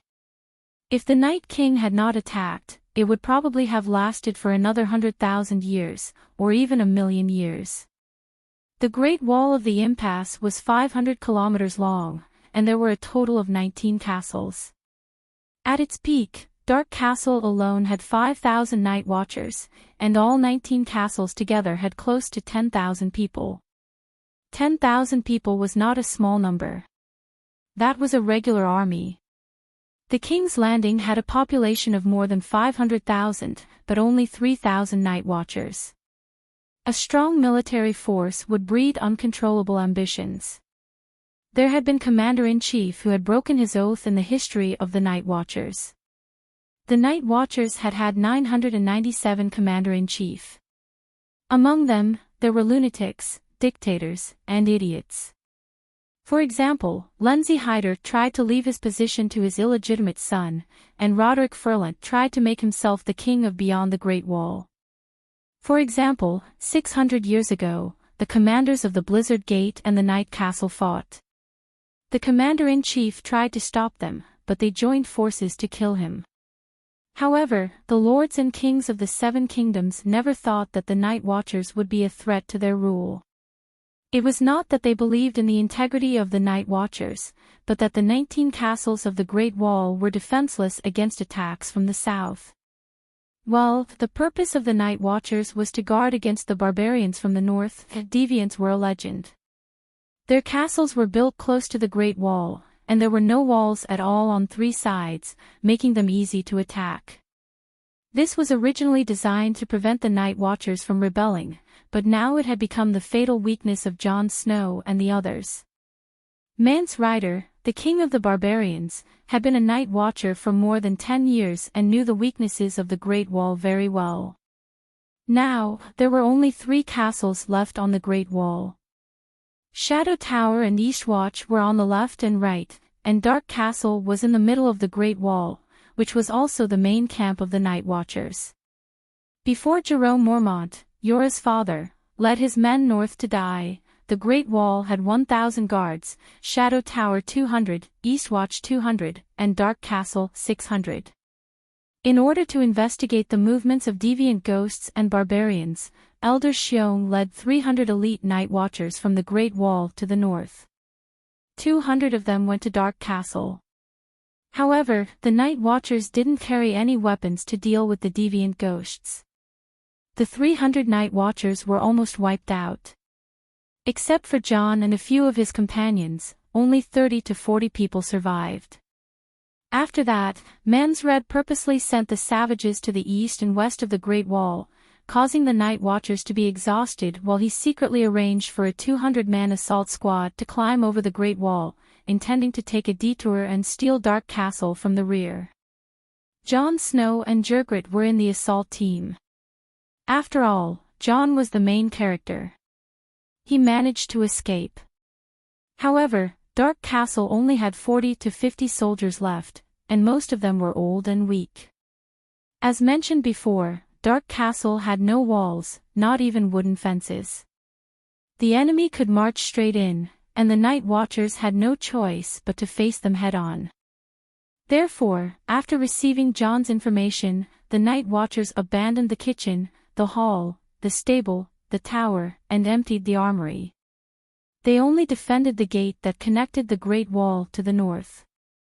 They piled up wooden barrels filled with iron ingots and pickled mutton, wicker boxes, bundles of dyed black wool, wooden stakes, and sacks of grain into a 3-meter-high curved rampart.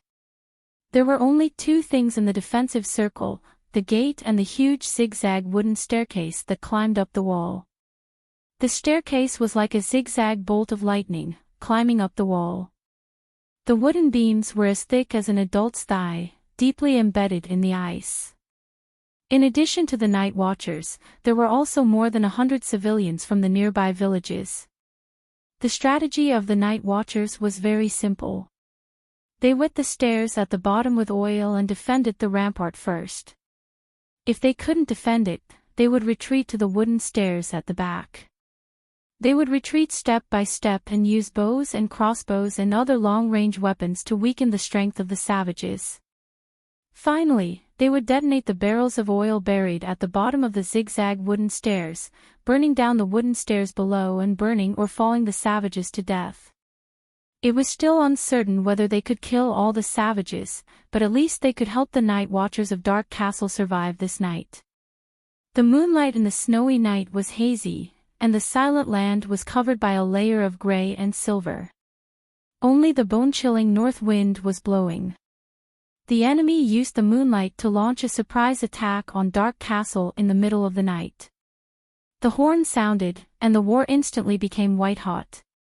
The savages rushed into Dark Castle like a tide, burning the hall and the stable. They crossed the rampart and chased after the night watchers and civilians in the yard. Some savages even climbed up the wooden stairs. John retreated from the rampart to the first level of the wooden stairs, and then from the first level to the second level. At this time, he leaned against the railing of the wooden stairs on the fourth level. The wound on his left leg that was shot by Jigret was tearing apart. He was sweating profusely and gasping for breath. The arrow in his hand was aimed at the barrel of oil at the bottom of the wooden stairs.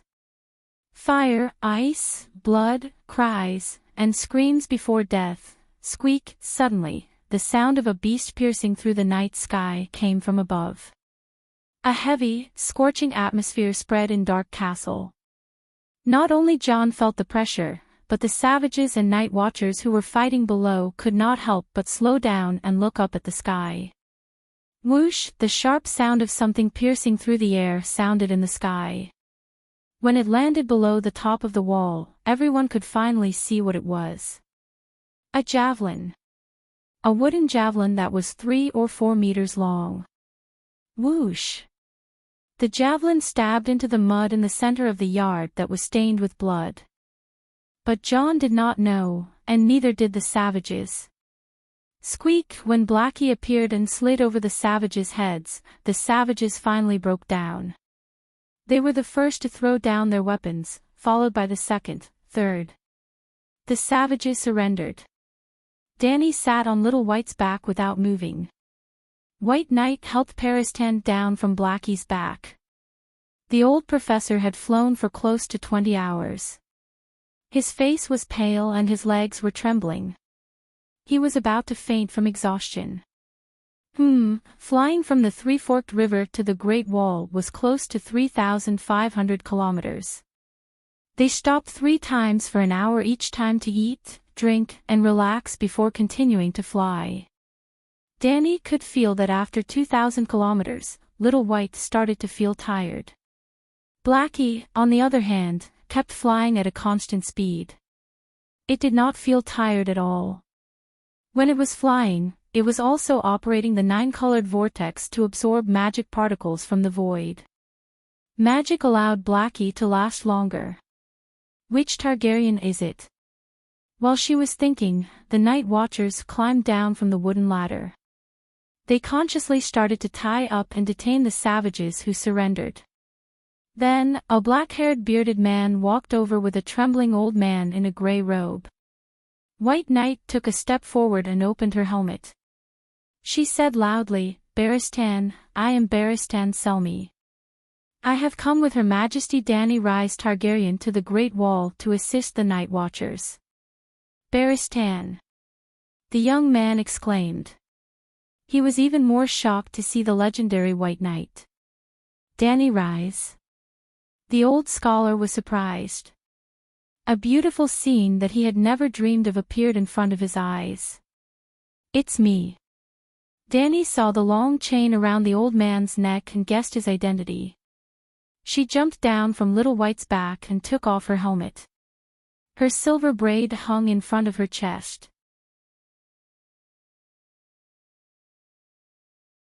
Chapter 286. It's really Targaryen, it's Danny Rhys. Seeing Danny's silver hair, purple eyes, and somewhat familiar delicate face, the gray-robed old man reached out his trembling right hand, as if he wanted to personally confirm that the person in front of him was not an illusion. SSSS. Danny stood still, but Blackie and Whitey beside her sneezed at the old man. The old scholar woke up with a start, wiped the tears rolling down his cheeks, smiled and bowed according to the etiquette of receiving a king. "Excuse me, Your Majesty. Night Watchman Ymont greets you." Danny nodded, looked at him and said, "I know you, Ymont Targaryen, my great-grandfather Igor's brother." Igor." The old man was stunned, his eyes showed a look of reminiscence, and muttered, "You call him Igor?" "Yes, he is Igor, my younger brother. I've been to the City of Knowledge, and read the history of the Targaryens," Danny said. Danny Rhys's great-grandfather's real name should be Aegon Targaryen, the 5th-generation Aegon, but he had the nickname Igor, his family and friends called him Igor instead of Aegon. Well, in the common language of the Celestial Empire, Igor, egg, was iron egg, egghead, and so on. As for the relationship between Igor and Ymont, well, it could be seen from the love between Arizuko and Itachi. In order for his younger brother to inherit the throne, Ymont chose to exile himself, put on black clothes and came to the Great Wall to be a night watchman. After the death of the eldest brother, according to the order, Ymont should have inherited the throne. The Great Council even secretly gave the crown to Ymont, but Ymont rejected the nobles with the reason that he was a scholar. In order not to affect his younger brother's rule, he took the initiative to stay away from the king's landing, put on black clothes, and used the double oath of a scholar and a night watchman to cut off the possibility of some nobles using his name to rebel against Igor. Similarly, in order to not let his brother go north to the Great Wall alone, Ymont cleared out the open prison, made countless prisoners swear with Ymont, and sent the royal fleet, carrying thousands of people, to the Great Wall. Brotherly love. Who are you? Danny looked at the bearded man who was supporting Ymont. Your Majesty, hello. The bearded man awkwardly knelt on one knee, and bowed to Danny and said, My name is Jon Snow, the clerk of Commander-in-Chief Mormont. Needless to say, standing up straight and looking down at the male lead made Danny secretly happy, but, the bastard of Eddard Stark? She asked. Your Majesty knows about me too. Jon looked up in surprise. Danny crossed her arms, tilted her head and looked at Jon's weather-beaten face, messy beard, and experienced eyes. She asked curiously, I remember that you are about the same age as me, why do you look so old? Old? Jon was confused. Ha ha ha. Paris-Tan, who was trembling at the side, couldn't help but laugh.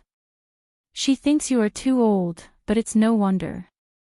You are only 16, not 17, why do you look like you are in your 30s? This scholar, oh, doctor.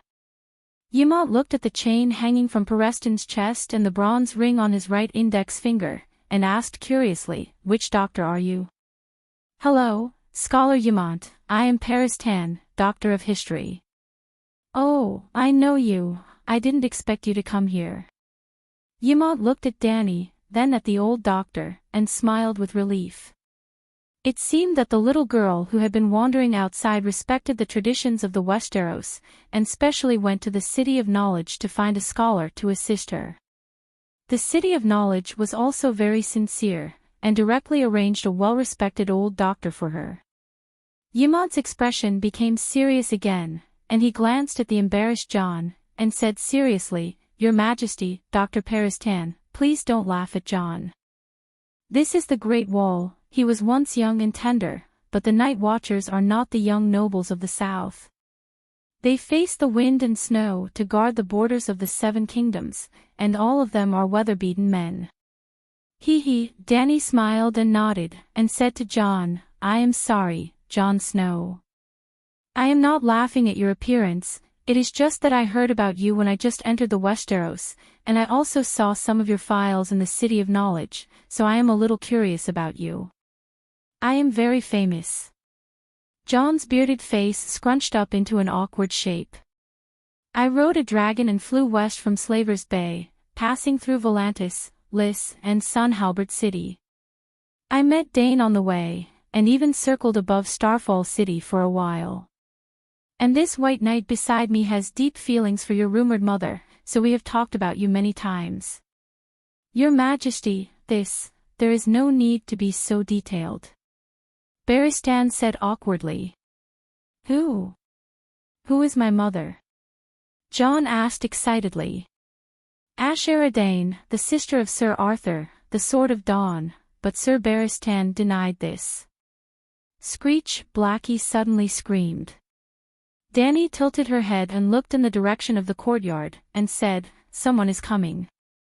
Jon and Ymont turned their heads at the same time, and saw a big-bellied, one-armed man walking towards them. He is the blacksmith Tanner Noy, and also the temporary commander of the Night Watchers of Dark Castle. Yimont introduced. The blacksmith Tanner looked to be in his 40s. He did not have a left arm, and his left sleeve was tied to his shoulder with a pin. His chin was full of black beard, and he was tall and muscular. He walked over without saluting and frowned at Dany, and asked rudely, "Are you Targaryen?"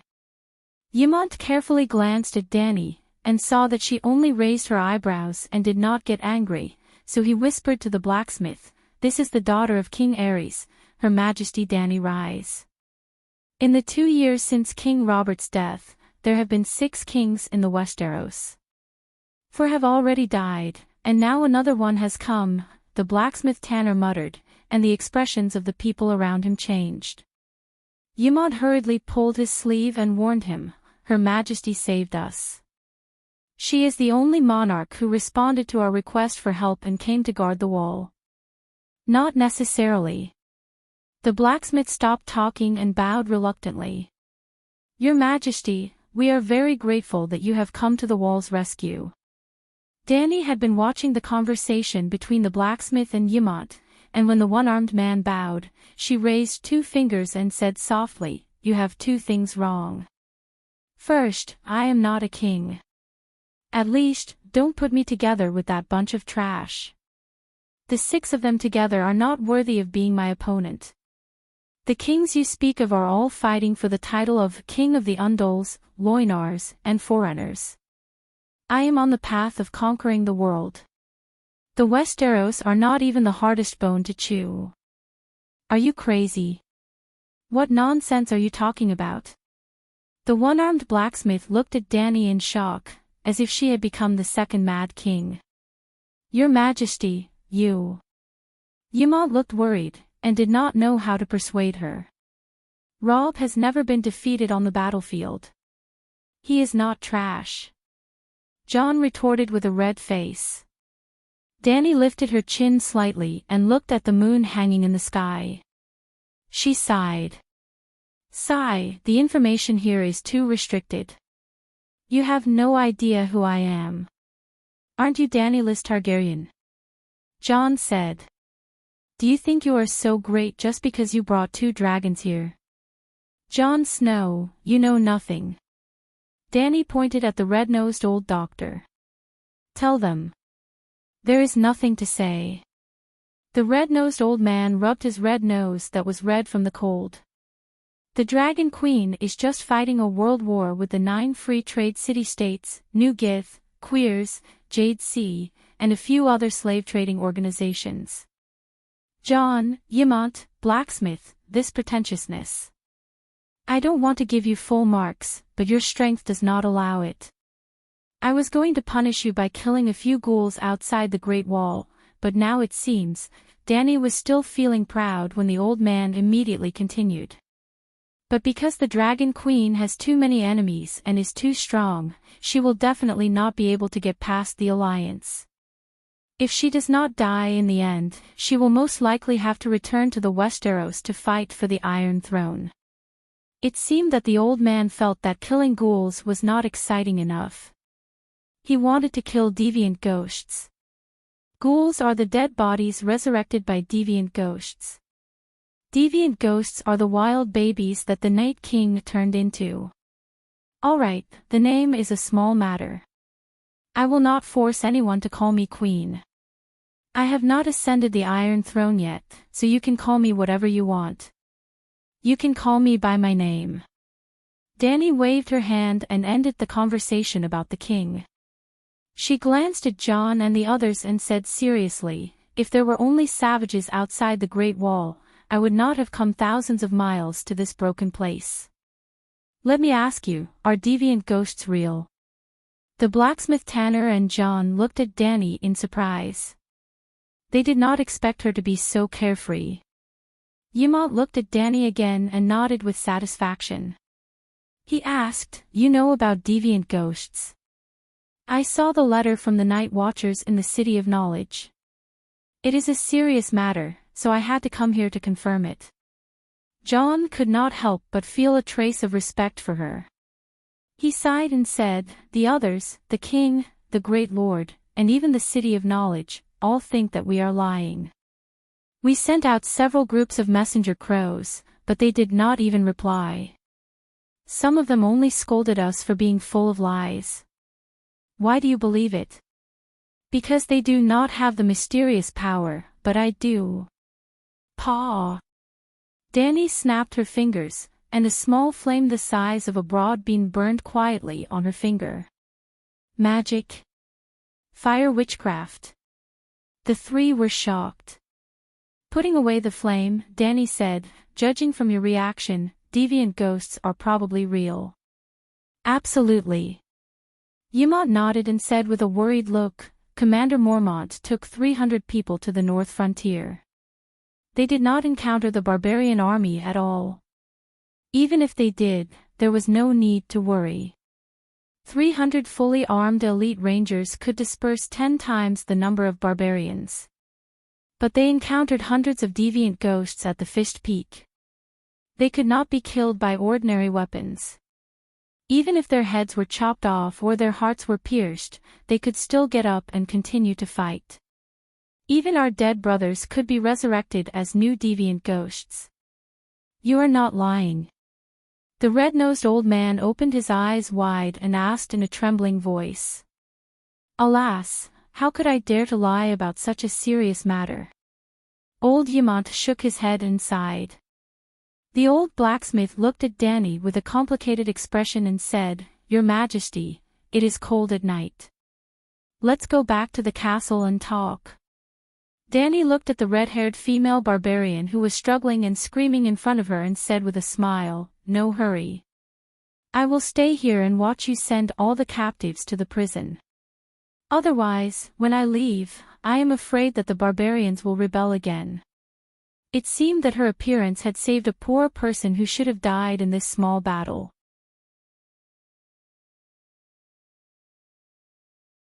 Chapter 287. Stinky Crow, don't touch me, I'll walk on my own. Under the light of the fire, a woman with disheveled red hair stumbled to her feet. Two black-robed night watchers went over, one violently strangling her waist from behind, the other slapping her in the face, and chaining her hands and feet from the front. The three of them did not stop their actions, cursing and swearing. The savage called the night watcher a crow, and the black-robed night watcher an uncivilized woman with a spear. Yrgrit. John heard the red-haired woman's sharp curses, turned around and trotted a few steps, stopping a few steps away from the woman, and said hesitantly, Yrgrit, are you hurt? Ah, you're burned by the dragon flames. Jon Snow, if you're a man, come and tie me up yourself. Yrgrit shouted. Jon was both happy that his lover did not die in the battle, and embarrassed that she had exposed their affair in public. Danny stepped forward, curiously looking at the female savage who had taken Jon's virginity. She was about 20 years old, relatively short, less than 1.6 meters tall, and skinny. She had a round face, a flat nose with light-colored pockmarks between the nostrils, and a mouth full of uneven but white teeth. Of course, the female savage's most striking feature was her head of fiery red hair. However, she seemed to have been burned by Danny's 40-meter-long, flaming blade. Half of her hair was burnt, her face was black, and her tattered leather coat was scorched black. Go deal with the others first, I have something to ask her, Danny said to the two black-robed men. This. The two night watchers looked at the blacksmith Tanner hesitantly, and only let go of Yrgrit after getting his permission. They took a step back, bowed, and turned to another savage. You, ride a dragon. Yrgrit stared at Danny, her hands clenched into fists, as if eager to try, but the sound of the chains on her wrists made her loosen her fists in frustration. Danny pulled a wooden bucket upright, sat on it, and said calmly, Your name is Yrgrit, right? Now that you're my captive, I'll ask you questions and you'll answer. Do you understand?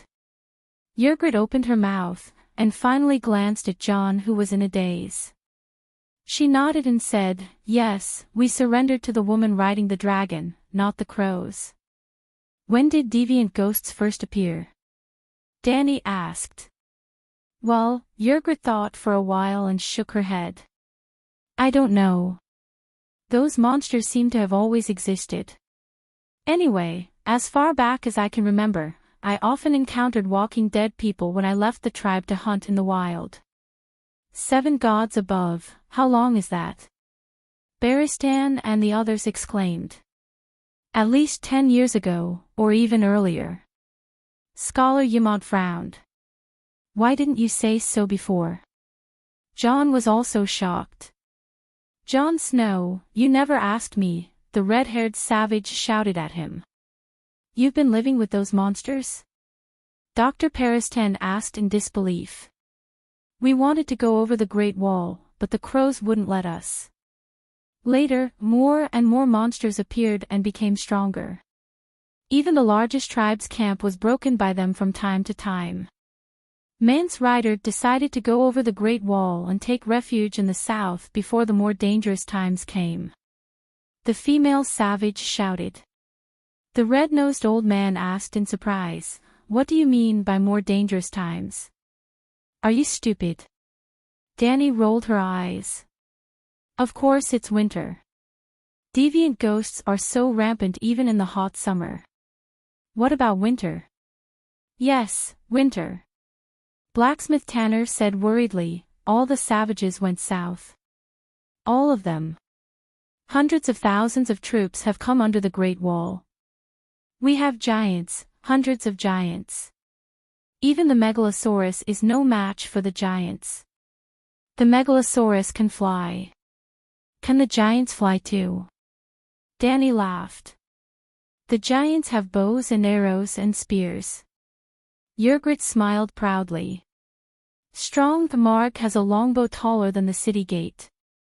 The bow is thicker than your leg. He once stood at the foot of the mountain and shot a vulture on the top of the mountain with an arrow. Your dragon can't burn him if it flies too high. If it flies too low, it will be shot through the head, just like my arrow shot through the neck of a pheasant. Oh, I was careless. Danny slapped her forehead and said solemnly, I neglected the power of the giants. Fortunately, you reminded me. Otherwise, it would be dangerous tomorrow.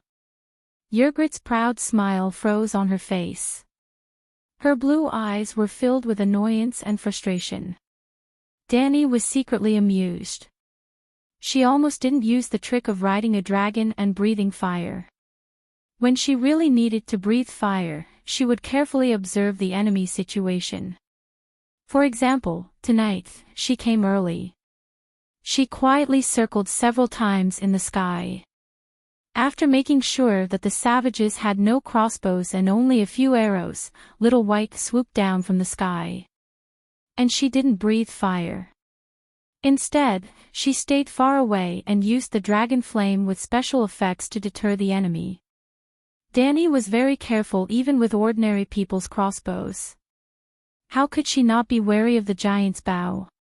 Is there any chance that Mance Red will surrender? Danny asked again. Free people never surrender. Yrgrat said proudly. Didn't you surrender now? Baristan laughed. The first time I saw a dragon, it breathed a fire knife and hit me in the face. I was very scared. The female savage said frankly. Then, she touched her left cheek, which had turned black and red from the heat, causing the female savage to grimace in pain. But I'm not afraid anymore. Even such a strong dragon flame blade was only like this on my face. I think the giant dragon isn't that scary. Oh, I hope all my enemies think so. The Dark Castle was composed of a wooden main castle connected to 6 stone towers. The main building included public facilities such as dining and meeting halls, crow's nest, armory, barracks, and so on. The 6 towers were the Commander's Tower, King's Tower, Harding's Tower, Spear Tower, Guard Tower, and Silence Tower. The King's Tower was specially prepared for VIPs.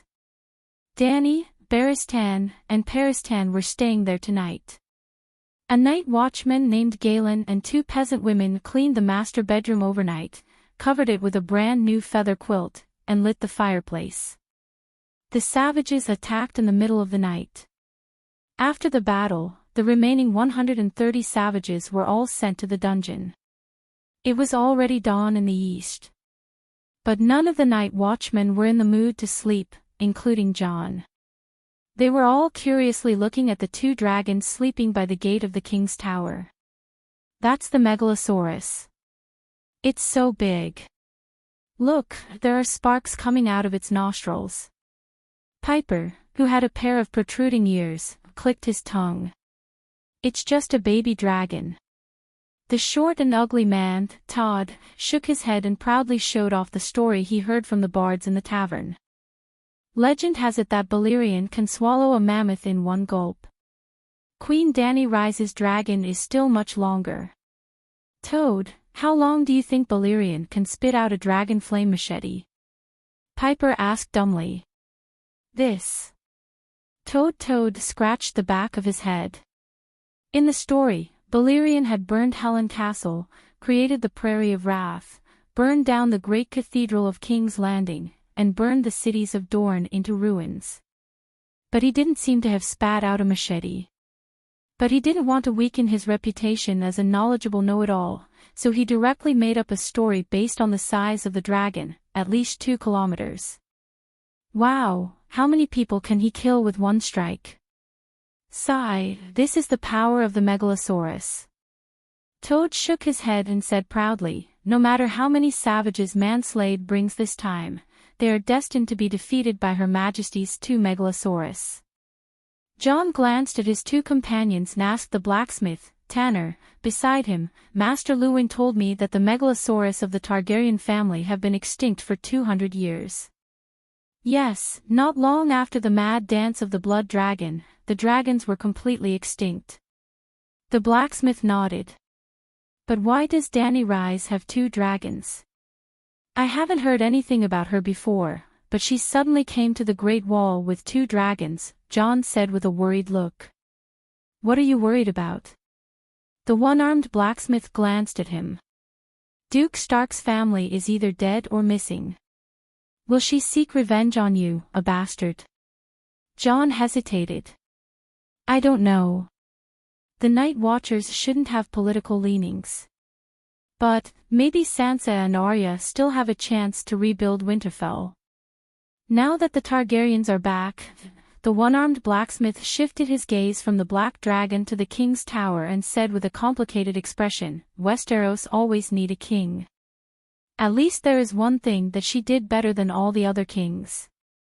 She has a sense of responsibility. She gave up the pursuit of the Iron Throne and helped the Westeros solve their external problems first. If the savages and the ghosts cross the Great Wall, Winterfell, and even the entire Northern Territory, will be finished. There is no point for 100 Sansa Stark to live. Master Tanner, shouldn't you arrange 2 guards for the King's Tower? Toad grinned and moved closer to the blacksmith, flattering, I am willing to protect Her Majesty. Me too. Me too. I'm not hurt, and I'm not tired. Immediately, a few night watchers gathered around excitedly. The one-armed blacksmith thought for a moment and felt that the Toad suggestion made sense. The Dragon Queen was protected by 2 dragons and fearless Barristan, so she was safe. But arranging guards for the Queen was the Night Watcher's etiquette. John, you will be responsible for guarding the Queen's gate for the next few days. The one-armed blacksmith felt that he should create an opportunity for his little brother to get close to the Queen. His worries were not unfounded. Stark and the Targaryens had a blood feud that went back several generations. Perhaps Jon's performance made the Queen happy. Seeing how Ed Stark's family was killed, would she forgive Jon and his 2 sisters? Jon seemed to understand Master Tanner's good intentions. He patted his chest and promised, although my leg has not recovered, I will perform well and not disgrace the Night Watchers. The next morning, Dany had just walked out of the King's Tower when she saw Jon shivering by the oak door. He was holding a spear against the cold wind and snow, guarding the door for her like the most loyal soldier. Seeing him limping over to greet her, Danny even felt a little pity, but that pity was soon replaced by doubt. Big Black and Little White did not drive him away. The two dragons were guarding the door. Not everyone could stand close to them in the middle of the night. Did they bite you? Danny pointed at the dragons and asked. No. When I walked over, the two dragons looked at me and then went back to sleep. Woo-woo, just as she was about to ask again, a long and sonorous horn sounded from the city wall overhead. One horn means that the night watchers have returned. Two horns means that the barbarians are attacking. Your Majesty, the barbarians are attacking the city. John said anxiously. I haven't had breakfast yet. Danny muttered and said to Baristan and the old doctor beside her, let's go up and see.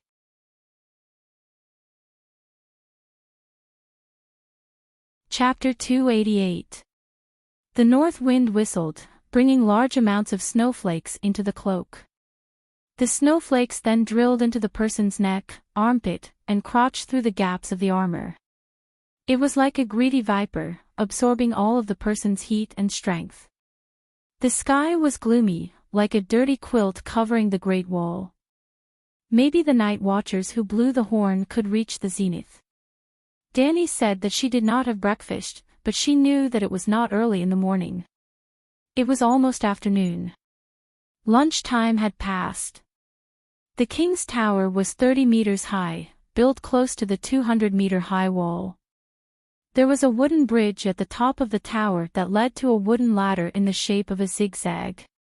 When Danny and her companions walked up the wooden ladder, they happened to run into Tanner, the blacksmith, and 17 or 18 men in black robes. They were busy fastening their sword belts and stuffing hard black bread with cheese into their mouths. Your Majesty, we can't entertain you properly. Tanner shouted at Danny. Then let's save our strength to entertain the king of savages. Danny smiled. At the top of the Great Wall, the night watchers propped up a row of iron pots with poles that were taller than a person, and a big fire was burning inside. The wind was howling, and the flames were swaying. Someone handed her a bag of warm braised beef and a piece of black bread the size of half a head, but Danny turned it down. It was bone-chillingly cold here. Clouds of white steam came out when she opened her mouth, and the food in her mouth was frozen before she could chew it. How could she have the appetite to eat? The battlements on both sides of the aisle were made of gray-white mysterious ice. She was not sure if there were boulders inside. Danny had the illusion that she had crawled into a freezer. In fact, a freezer could be -18 degrees Celsius at most, but the temperature here was probably lower than -20 degrees Celsius.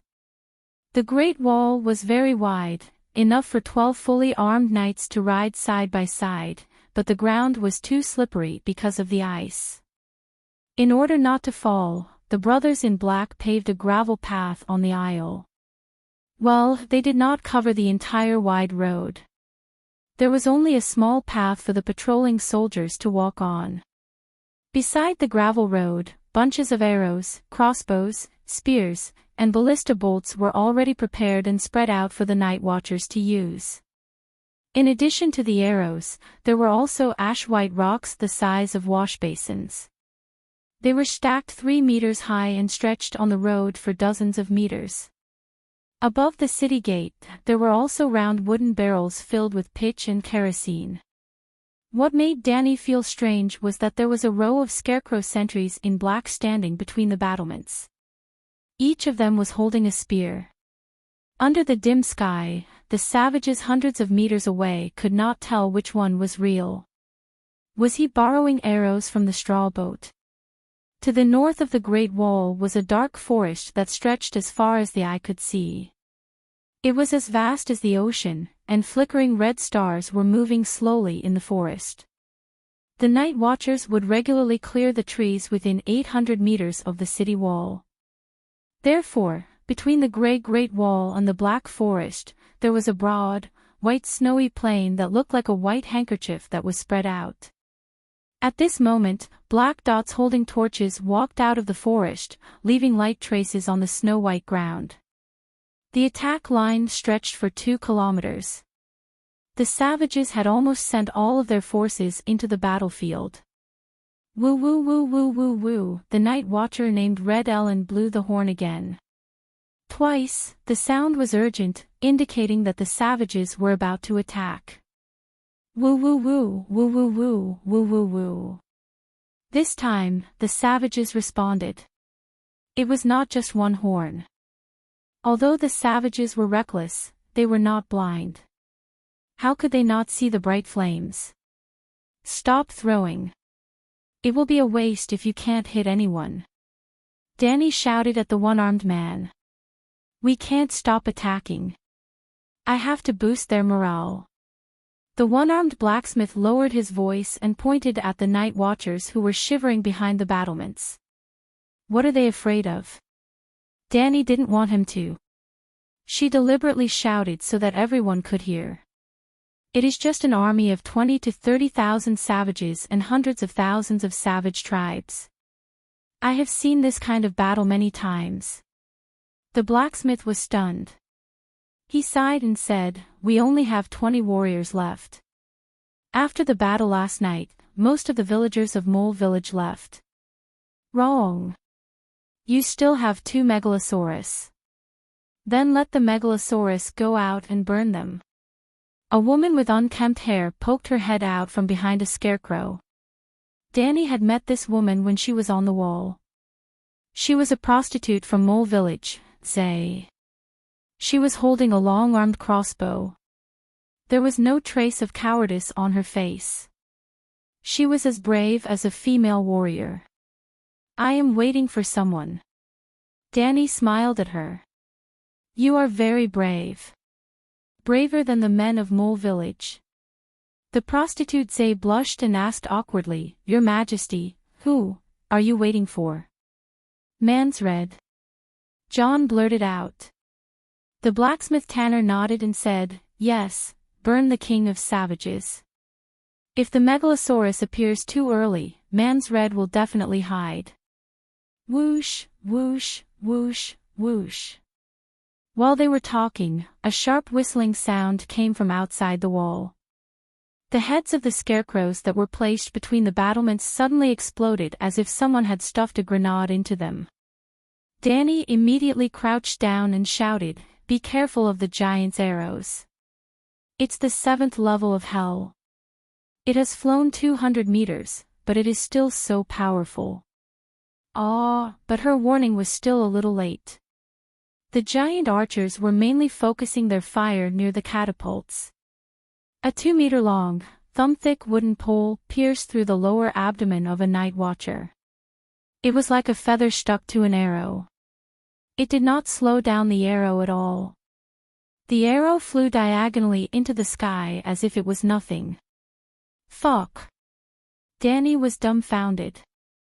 The arrow carried the night watcher with it for another 100 meters. At that time, he was still alive.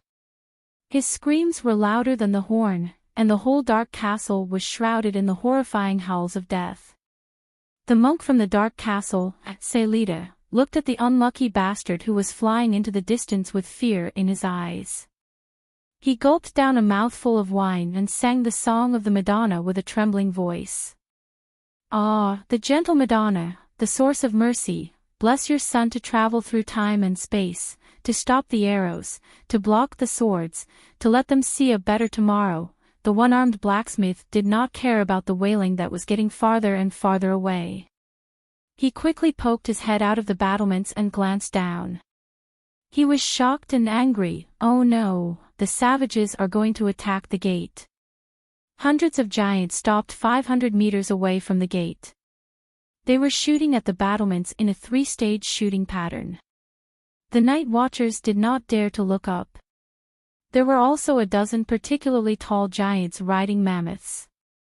They led thousands of savages past the giant archers and surged toward the city gate.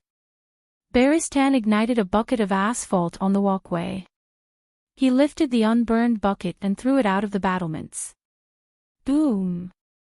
A giant arrow like a javelin hit the bucket that was about 10 meters away. Flames fell down like raindrops. The barbarians with fur and unkempt hair down below who were touched by the burning, viscous pitch would immediately howl and throw down their weapons, rolling around in the snow. There was also a mammoth whose fur on its neck was ignited. Chapter 289. The blacksmith continued to stay on the wall to direct the night watchers to throw stones, oil barrels, and spears at the gate. Danny, Beristan, John, and 4 or 5 night watchers took the lift down to stop the barbarians in the gate. While inside the Great Wall, there was a wide groove. The night watchers built a steel frame in the shape of a well at the mouth of the groove and built a human-powered lift with pulley blocks. They climbed into the big iron cage at the mouth of the well. John pulled the rope with the bell at the end 3 times. Then they stood in the iron cage stupidly. The wind was howling, but the cage did not move at all. Just as Danny was about to ask, the iron cage shook violently and began to move horizontally. It moved shakily from the Great Wall to the hollow mouth of the well. Then, the ropes creaked and the iron cage began to descend. Crack! Crack! Crack! Crack! Danny frowned and said, "Is this thing safe?" "Your Majesty, don't be afraid. I've been on the Great Wall for 2 or 3 years, and there has never been an accident. In fact, the scenery here is very good. I can almost see half the world." John wiped the snow from his beard and comforted her. "Ghost is good. I don't need to ride a dragon to see higher and farther to discourage you. But the scenery below, windowless fortresses, collapsed walls, and courtyards full of rubble. It's so empty and boring." Further away, there was an endless wasteland made up of hills ravaged by cold wind, rugged and dangerous rocks, and wild lands dotted with snow. "What do you want me to see? How did you survive these years?" Danny could not help but sympathize with the poor boy. Jon Snow misunderstood her and began to recount his career. "When I first came, I was a new recruit. I practiced swordsmanship with the instructor in the morning and worked in the afternoon. Sometimes, I took Whitey O, my direwolf, out to hunt for extra food for the Commander-in-Chief's dinner. If there were no barbarians attacking the city, Master Tanner would also arrange for a few brothers to hunt some wild deer and water deer for His Majesty.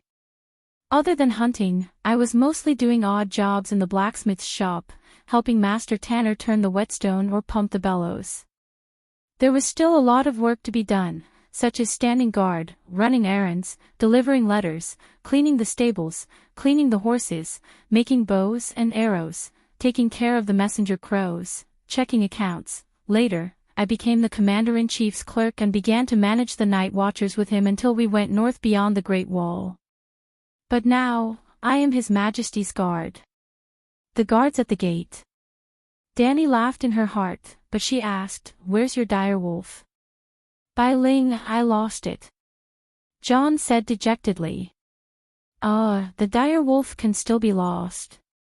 I was captured by the barbarians. When I followed them up the Great Wall, Bai Ling was blocked on the other side." "What I mean is," Danny looked at the other night watchers hesitantly. "Can't you sense its location?" "Perception." "Why can I sense it?" John was puzzled. "John, do you know who you are?" "The illegitimate son of the House of Stark." "But I am now a night watcher," John said with a gloomy face. "No, those are the identities given to you by others. Do you know who you are?" "Your Majesty, what are you trying to say?" Creak boom, the iron cage stopped. Beristan and Melancholy Eddie worked together to open the gate. Danny was the first to get out of the cage. An old man in black who was leaning on the winch and panting immediately came forward to salute her. The little boy who was helping him stood there in a daze, not knowing what to do. Clap, clap, clap. Dani clapped her hands in the direction of the king's tower and shouted, "Big Black, Little White, come here." Hiss, hiss, the two dragons immediately flapped their wings and glided to the courtyard in front of the gate. The ice is indeed a bit thick. The gate was not spacious. It only allowed one person to ride in and out. It was difficult for two horses to ride side by side. There were also many twists and turns inside. It was not a straight road. Inside the stone cave, the two walls, the floor, and the ceiling were all made of rock. However, there was a layer of gray ice more than 10 meters thick at the entrance. If it was burned by the dragon flames, it would be in danger of collapsing. Of course, even if the ice layer collapsed, it would not affect the Great Wall. The key was that the entrance was blocked. The only way in and out of the Great Wall for hundreds of miles would be destroyed in a short period of time. They could not even repair the broken gate at the other end of the gate. Thump, thump, thump. The sound of metal twisting came from the gate. Dani knew that the giants were ramming against the iron fence.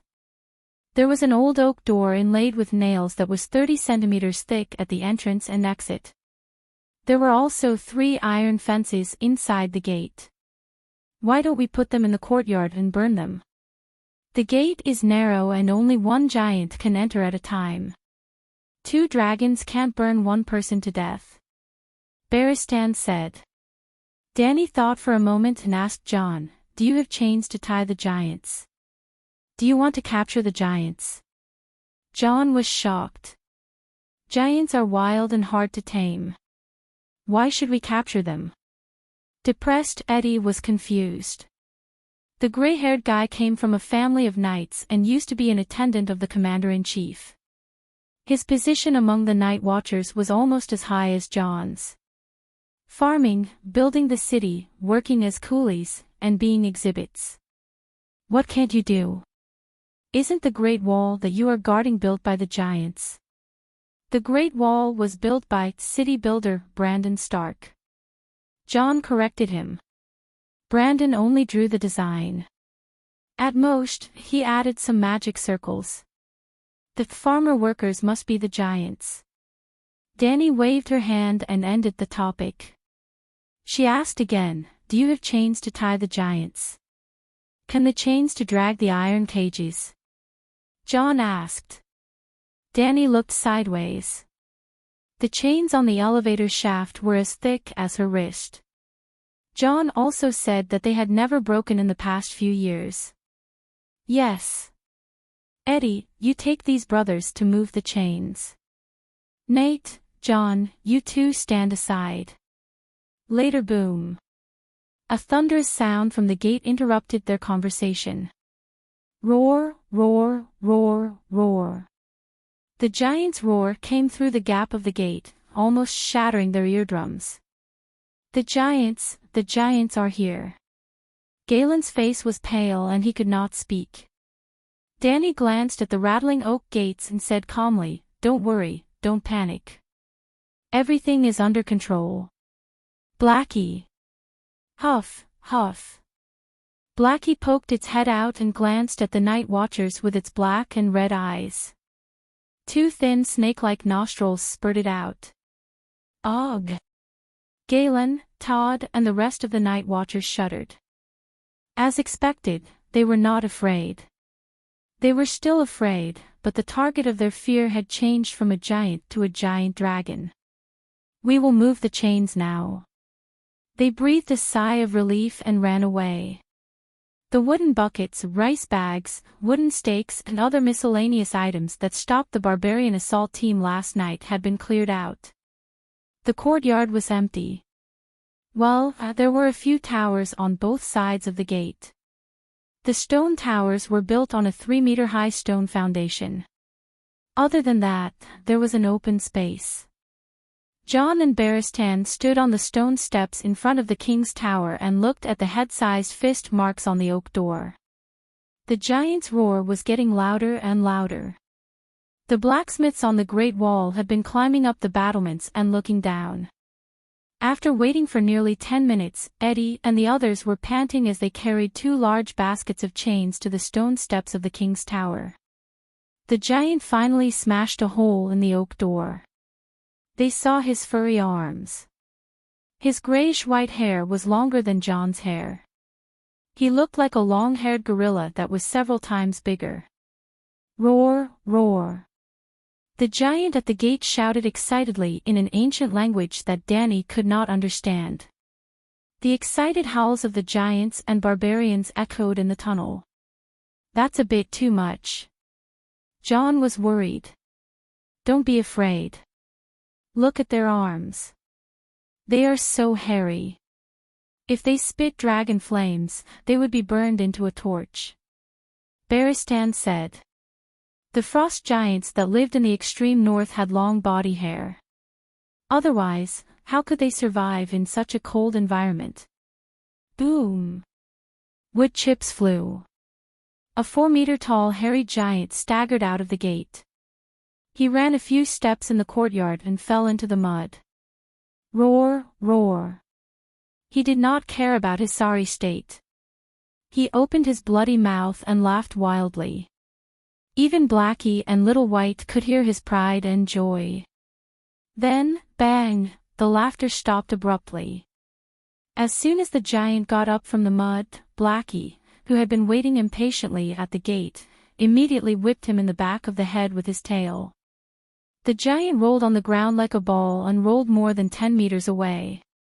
He landed in front of Little White and whipped him with his tail again. Bang! The hairy giant did not even have time to scream before he lay on the ground in a bloody mess. No one knew whether he was dead or alive. Danny saw that the giant's head was deflated, and the blood was like a tap that had been opened. She could not help but grit her teeth and said, be gentle, don't kill it. Roar! Another 3.5-meter-tall giant rushed out. He only roared once before he looked at the white dragon in front of him and froze. Even if the giant was stunned, Blackie, who was guarding the gate, did not let him go. Bang! The bowling ball moved, but this time it did not hit the giant's head. Its tail hit the giant's back. Therefore, he could still roll on the ground and howl. The night watchers held the chains and hesitated to go forward to tie him up. Don't worry about him. Cripple him first, but force him to kneel and surrender later, Danny shouted. The third one who rushed out was not a giant, but 4 or 5 savages with bronze axes. Surrender and you will be spared. Beristan shouted with a megaphone on the stone steps. Kill boom. One of the barbarians had a ferocious look on his face. He raised his axe and rushed towards Blackie. Then, a bright red dragon flame poured down from above. The 5 barbarians let out a hurried howl and melted like candles thrown into a steel furnace. Well, the temperature of the black dragon flame was higher than before. The process of Megalosaurus spitting dragon flame was actually casting magic. There was no flamethrower fuel tank in the dragon's stomach. In fact, when they spit dragon flame, their mouths were empty. There was nothing in them. The dragon flame appeared out of thin air in the space between the upper and lower jaws. It was not some kind of chemical liquid that was spat out from the throat. It was a complete magic reaction. When there was a meditation vortex in Blackie's spirit ocean, the magic power changed from disordered to orderly, instinctive to perfect control. Its strength increased several times.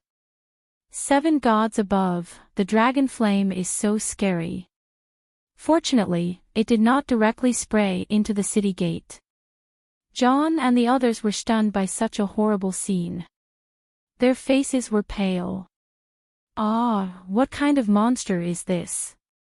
The savages at the back saw their companions in such a miserable state and quickly stopped. They shrank into the hole and struggled to howl. No, don't use so much force. Don't use too much force. Go back, go back, the giant behind pushed them forward quickly.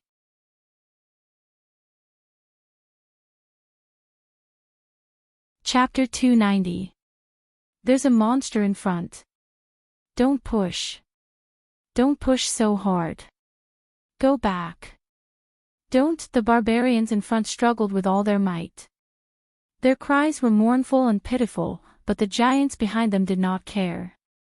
They only pushed forward excitedly. Surrender and you'll be spared. Baristan raised his metal horn and shouted. I. The barbarian's expression was twisted. He was hesitant. His Blackie stuck his head out. The ferocious dragon head occupied the barbarian's entire vision. Sparks were even spewing out of its wine-sized nostrils. I surrender. I surrender. I surrender. The barbarians gave up struggling and rushed out of the city gate. They threw away their weapons and ran away from Blackie.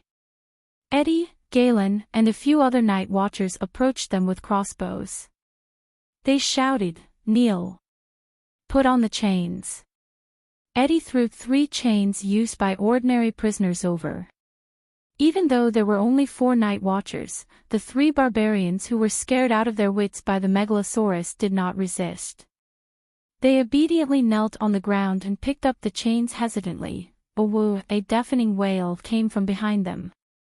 When they turned around, they saw the giant King Marg, who was almost 4.5 meters tall, on fire. Thick smoke billowed as he rolled wildly on the ground. That ferocious white monster would whip him with its tail from time to time. Marg's bones cracked and he cried out in pain. Shivering violently, the 3 barbarians quickly put the chains on each other. Seeing that the giant king was lying motionless in the mud, Danny said to John, "Let the barbarian captives tie up the giants." Just like that, the barbarians and giants lined up to enter the city gate and came out from the other side. The barbarians in front refused to give up until they saw the coffin. They fearlessly rushed toward Blackie. After being melted into candles by the dragon's flames, the barbarians at the back immediately wiped their tears and surrendered when they saw the coffin. The people behind them would rather die than surrender, setting an example for the people behind them. This cycle continued. When it was around dusk, the wide courtyard was already covered with the corpses of the giants. There were a total of 45 of them. They were either broken, charred and smoking, or dead. But regardless of whether they were dead or alive, they were all captured by the barbarians. Their hands and feet were tied with chains. There were even more savages, and the handcuffs used to tie them up were not enough. They could only chase them into the stone prison. There's no one else. After waiting for a while, no savages came out. Danny couldn't help but feel strange and said, "Who wants to go inside and see what the savages are doing?" The barbarian army definitely hadn't retreated. The night watchers on the city wall were still fighting. "I'll go." Toad volunteered himself and stepped on the dirty brown human flesh to refine oil into the city gate. Not long after, he ran out quickly and shouted, "There are still barbarians inside. They seem to know that it is dangerous outside, so they are all hiding there and not moving." Danny raised her head abruptly, and her purple pupils contracted. Under the dusky sky, a goshawk was circling and dancing in the snowflakes. Its figure was sometimes hidden and sometimes present. It was so inconspicuous, yet so eye-catching. Transfiguration.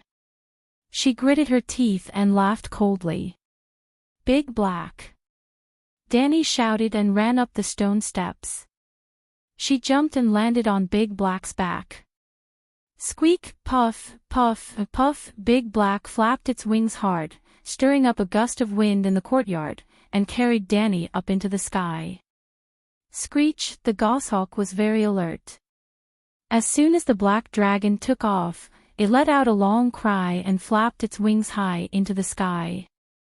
Its speed was getting faster and faster, almost reaching 100 kilometers per hour in 10 seconds. Large pieces of snow were thrown at Danny like small stones.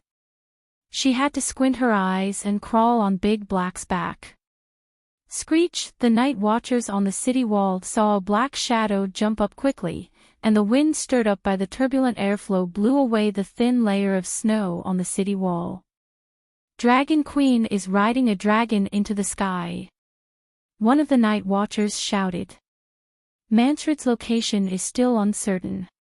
She's going. The one-armed blacksmith's eyes focused. He saw the goshawk flapping its wings wildly in the snow. The megalosaurus is chasing a falcon. The night watchers were puzzled. Screech, the goshawk, had flown more than 3,000 meters in the sky, thinking that the snow was blocking the vision of the megalosaurus. He couldn't even see the huge Great Wall below him. However, after circling half a circle, a terrible sense of danger hit him like a real storm. Almost instinctively, he began to drive the goshawk to fall rapidly in the direction of the camp of the savages beyond the Great Wall. Squeak, the megalosaurus roared, and its voice was 100 times louder and more majestic than the giant's howl. The noisy battle cries, the neighing of horses, the mooing of cows, and the whistling of mammoths on the battlefield seemed to have hit the pause button. For a moment, it was so quiet that only the whistling of the wind could be heard. Everyone looked up at the huge black monster in the sky. This is the power of the megalosaurus. The power of the megalosaurus is terrifying. Looking at the black dragon flying freely in the wind, the one-armed tanner seemed to be in a daze. Screech, the goshawk, didn't fly to the shapeshifter's side as Danny expected. Or rather, when the black dragon slowed down and followed behind the goshawk, the shapeshifter also guessed the dragon rider's thoughts. The goshawk gave up on the idea of nimbly changing directions to get rid of the megalosaurus. The megalosaurus was much faster and more agile than the goshawk. The heavy draconic aura slowly but surely took over the goshawk's mind, making the shapeshifter and the goshawk want to give up on his pet. But he also understood one thing: for a shapeshifter, having a goshawk as a companion was extremely rare. It was even very likely that this goshawk was the only flying pet he had in his life. So, the goshawk stopped circling around and fell vertically from the sky as if it had been shot by an arrow. But the megalosaurus was more familiar with this action than the goshawk, and followed closely behind, swoosh swoosh swoosh. Suddenly, a huge arrow that was 2 meters long flew past her slowly. It was so slow that she could grab it with one hand and was completely harmless. But Danny knew that this height was already close to the shooting range of the giant's arrows. Screech, Blackie gracefully glided across the sky in an arc, leaving the giant archer's formation and flying towards the continuous camp at the edge of the forest. Since her trump card had been exposed, then, after closing the distance, Danny hesitated, and the murderous intent in her heart instantly disappeared by 99%. There were about 30,000 savages rushing out of the forest. There were riders on horses and leopards, 100 mammoth riders, more than 300 giants running wildly on the ground with tree trunks in their hands, and dozens of wolf spirits and shapeshifters. There were barbarians from the mountains, sailors from the Aral Sea, cannibal tribes from the Great Glacier, cavemen with dyed faces, chariots pulled by dogs from the frozen coast, and hard-footed people whose feet were like boiled leather. Danny did not hesitate or have the heart to kill these strange savages. But when the megalosaurus flew to the edge of the forest, there were children around the yurt who were having a snowball fight, women and old people who were collecting firewood in the forest. There were more than 100,000 people, and they were all refugees. Dracaries, she ordered. Boom! The 20-meter-long dragon flame was like a plow, and it swept across the savages' camp from the east to the west. Mud and snow splashed 2 meters high, and women and children cried as they fled into the depths of the forest. The angry and sorrowful cries of the giants and men came from the battlefield, and the attacking troops immediately collapsed. The cavalry, foot soldiers, and giants gave up on the great wall's gate that they had been guarding for hours, and strode towards the camp, towards their wives and children. What, looking at the dragon flame column that looked like the fire sword of the gods raging in the camp and the forest, and causing a lot of smoke and fire, the night watchers on the great wall were shocked and stunned. This is the Megalosaurus. Even the Prairie of Fury was not as powerful as this, right? One of the night watchers could not help but exclaim.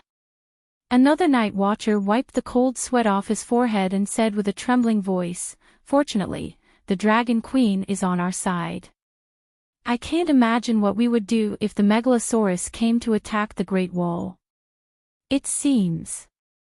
Tanner, the blacksmith, looked for a while and said in confusion, "Her Majesty seems to have avoided the savages' tents, and the dragon flame is all on the open ground." That's right, the dragon flame is not even sweeping in a straight line. Her Majesty has accurately avoided all the tents and savages, an old man said. Behind the battlements, there was a beautifully decorated brass lens from Meyer, which was supported on a tripod. It belonged to Scholar Yamant and was used to observe the stars at night. At this time, the lens was turned downwards. An old night watcher had been investigating the enemy, hoping to find the king of savages, Mance Raider, in the tents by the forest. Well, John was not familiar with Mance Raider, but the old night watchers all knew the king of savages. Mance Raider grew up in the Dark Castle, and 10 years ago, he gave up his oath as a night watcher and went beyond the Great Wall to be a savage. Tanner and a few other night watchers went to the lens and took a closer look. They found that only the forest behind the tents was burning. In the smoke, they could see that the tents were still there. There were no corpses piled up like mountains, and there was not even a single dead person. There were only countless savages running and crying in the mud after the fire. "What is she doing?" the red-nosed old doctor asked in confusion. "The savages are retreating."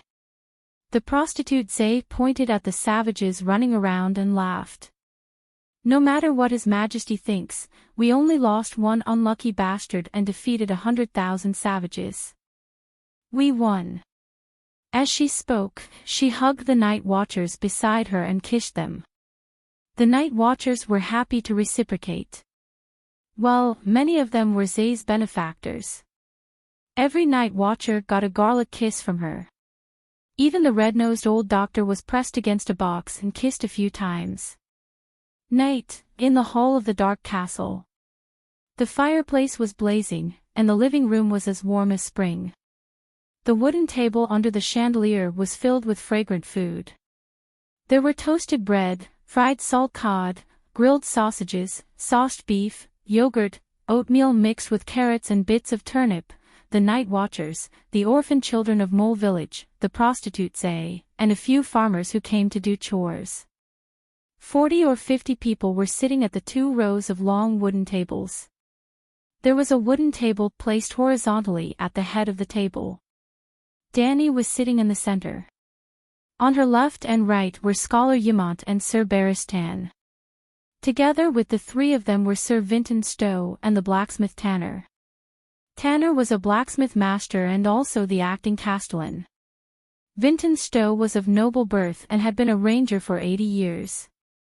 He was about the same age as Yamant's master, but he was not as healthy as the old scholar. He was a little retarded. Well, John and Barristan were sitting in the public seats.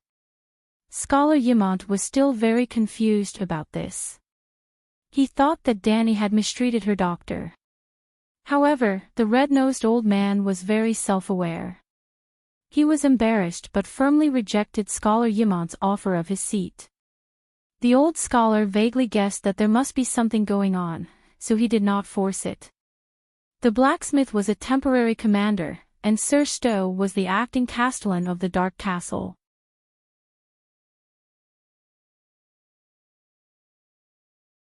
Chapter 291. To Her Majesty. In the wooden hall, all the night watchers stood up, raised their horn cups, and cheered. "We were able to defeat the barbarians this time because of everyone's united efforts." To the night watchers and all the villagers who participated in the battle. Danny got up and drank the honey wine in her horn cup. Good. Everyone cheered loudly and finished the strong liquor in their cups. After the opening ceremony of the banquet, everyone opened their arms, ate the meat, drank the wine, and told dirty jokes loudly. They didn't hold back at all because of Queen Danny's presence.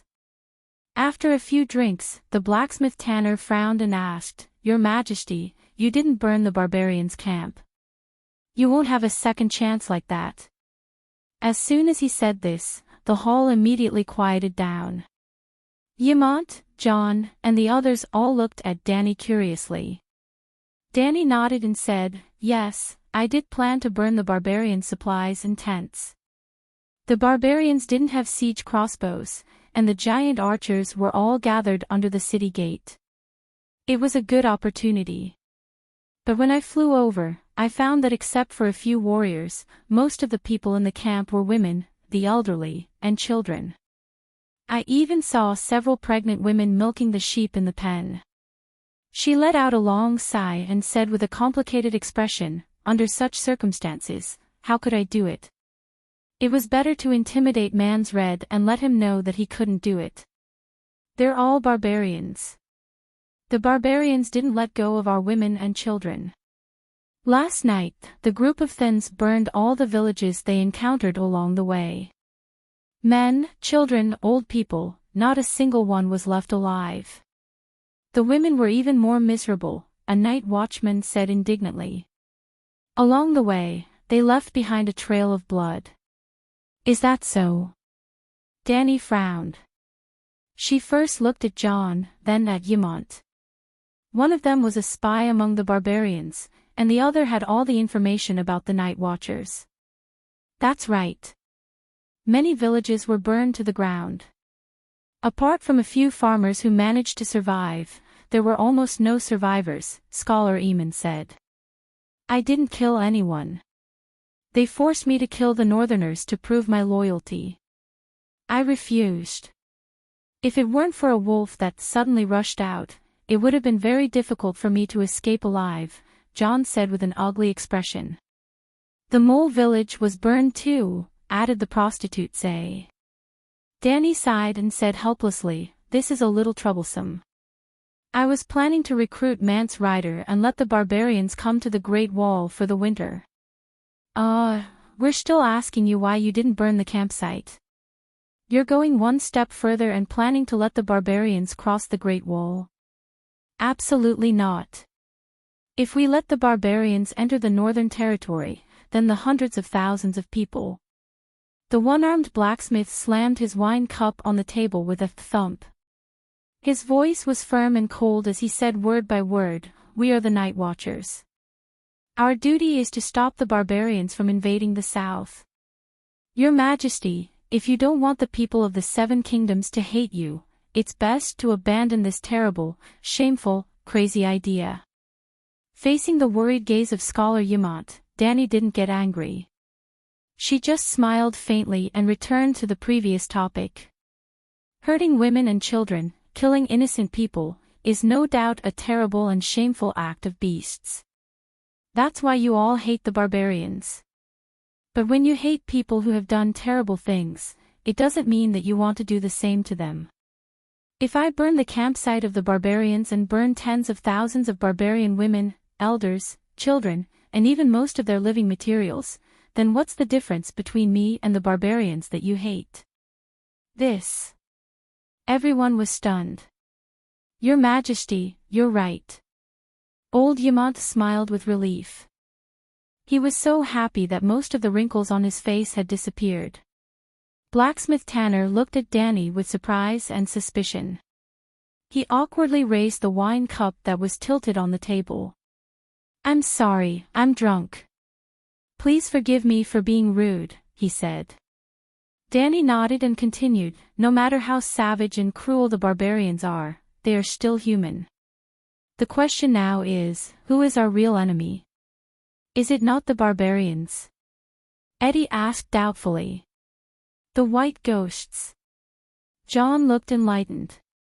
He nodded and said, "The barbarians can only threaten the north, but the deviant ghosts can destroy the entire Westeros. We can't even be sure if there are deviant ghosts. Don't you think it's stupid to worry about something that doesn't exist?" The red-nosed old man mocked. "The deviant ghosts are real." Jon was so excited that his face turned red. The corpses really came back to life. Jon killed one, and a dozen of us worked together to kill the rest. Galen looked terrified. "We didn't kill it. The corpse was cut into a dozen pieces, but it could still move. Every limb could move independently. We even sent the severed hand to King's Landing. That little bastard didn't believe us at all. He even ignored Sir Olisa until the severed hand completely melted. Without any evidence, the City of Knowledge and King's Landing were even more convinced that we were lying," Eddie cursed. Dany looked at the red-nosed old man and said meaningfully, "Let's go outside the wall tomorrow.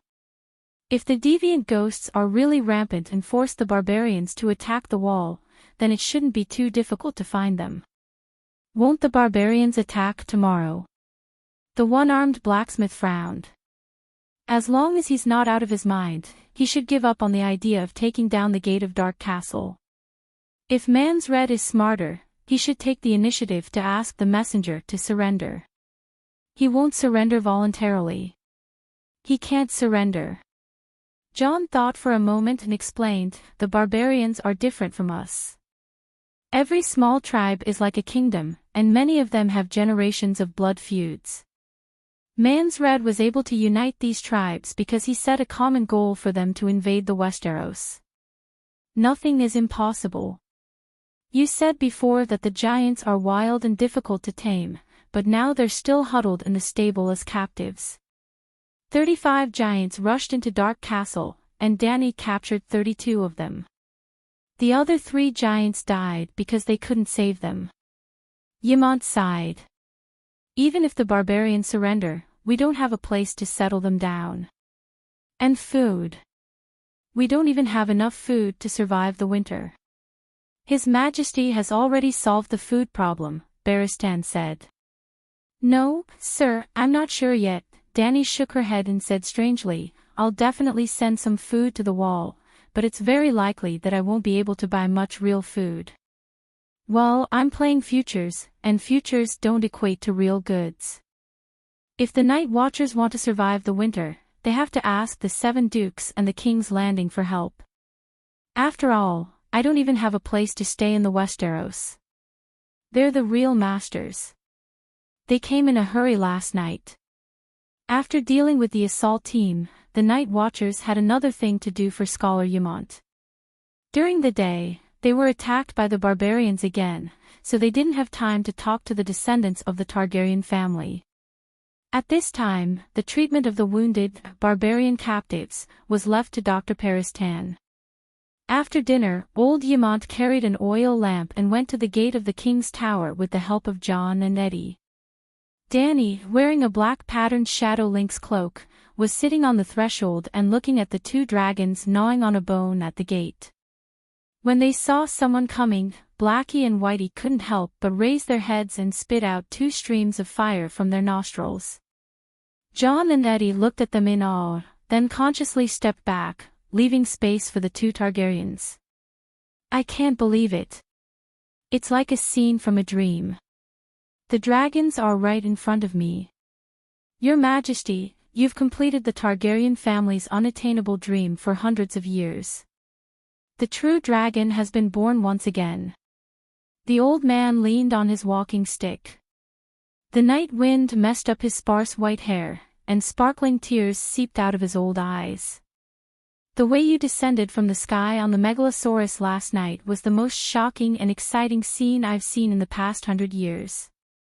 The dragons have really been resurrected, old master. I have to say, if you ancestors didn't mess around and left me a few more dragon eggs, I would have probably organized a Megalosaurus army by now."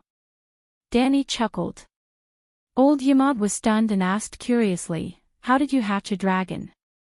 What's the motto of the Targaryen family?" Dany asked in return. Blood and fire come from the same source, old Yamant said without hesitation.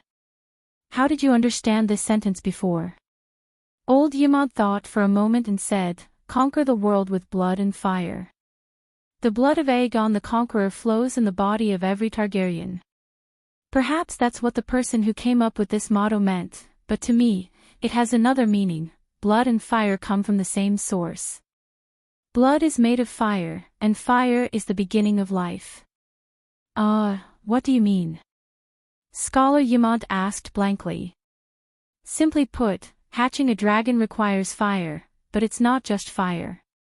In essence, hatching a dragon is a form of witchcraft. In the past, the Targaryens relied on two kinds of people to hatch a dragon, the fire wizards and the priests of the seven gods. This is nonsense. The most basic logical question is, if the fire wizards and priests really hatched a dragon, who would the young dragon belong to? Old Yamant frowned and said, the young dragon will only choose to be a dragon knight when it matures, and only the Targaryens with the blood of the true dragon can tame the Megalosaurus. Look, I know witchcraft. Blackie sneezed at the right time, and a string of fire snakes shot out from its mouth. The dragon flames did not fly out in a straight line, but instead circled around Dany and changed shape. The old scholar was stunned as he watched the bright red flames turn into a python, then a fire dragon, then a bell, a fire castle. Pythons, fire dragons, bells, and other fiery creations were all vivid and lifelike. Even their scales and surface patterns were clearly visible. They had almost become real fiery creatures. Finally, the dragon flames shrunk into a bright red ball of light the size of an egg and floated above Dany's head. Only the great wizard Valeglia can do this kind of witchcraft. Do you know anything about the great wizard? Old Yamant said blankly, I know a little. The great wizard leads the wizard council, and controls the entire world through the magic bowl. I am the mother of dragons, these dragons are my children. The difference between the dragon knights that appeared in Targaryen and the mother of dragons is like the difference between the fire wizards who perform at the docks and the great wizard. And your actions of letting the fire wizards and priests hatch a dragon, whether or not it will succeed is another matter. This in itself is giving away the ownership of the Megalosaurus to others.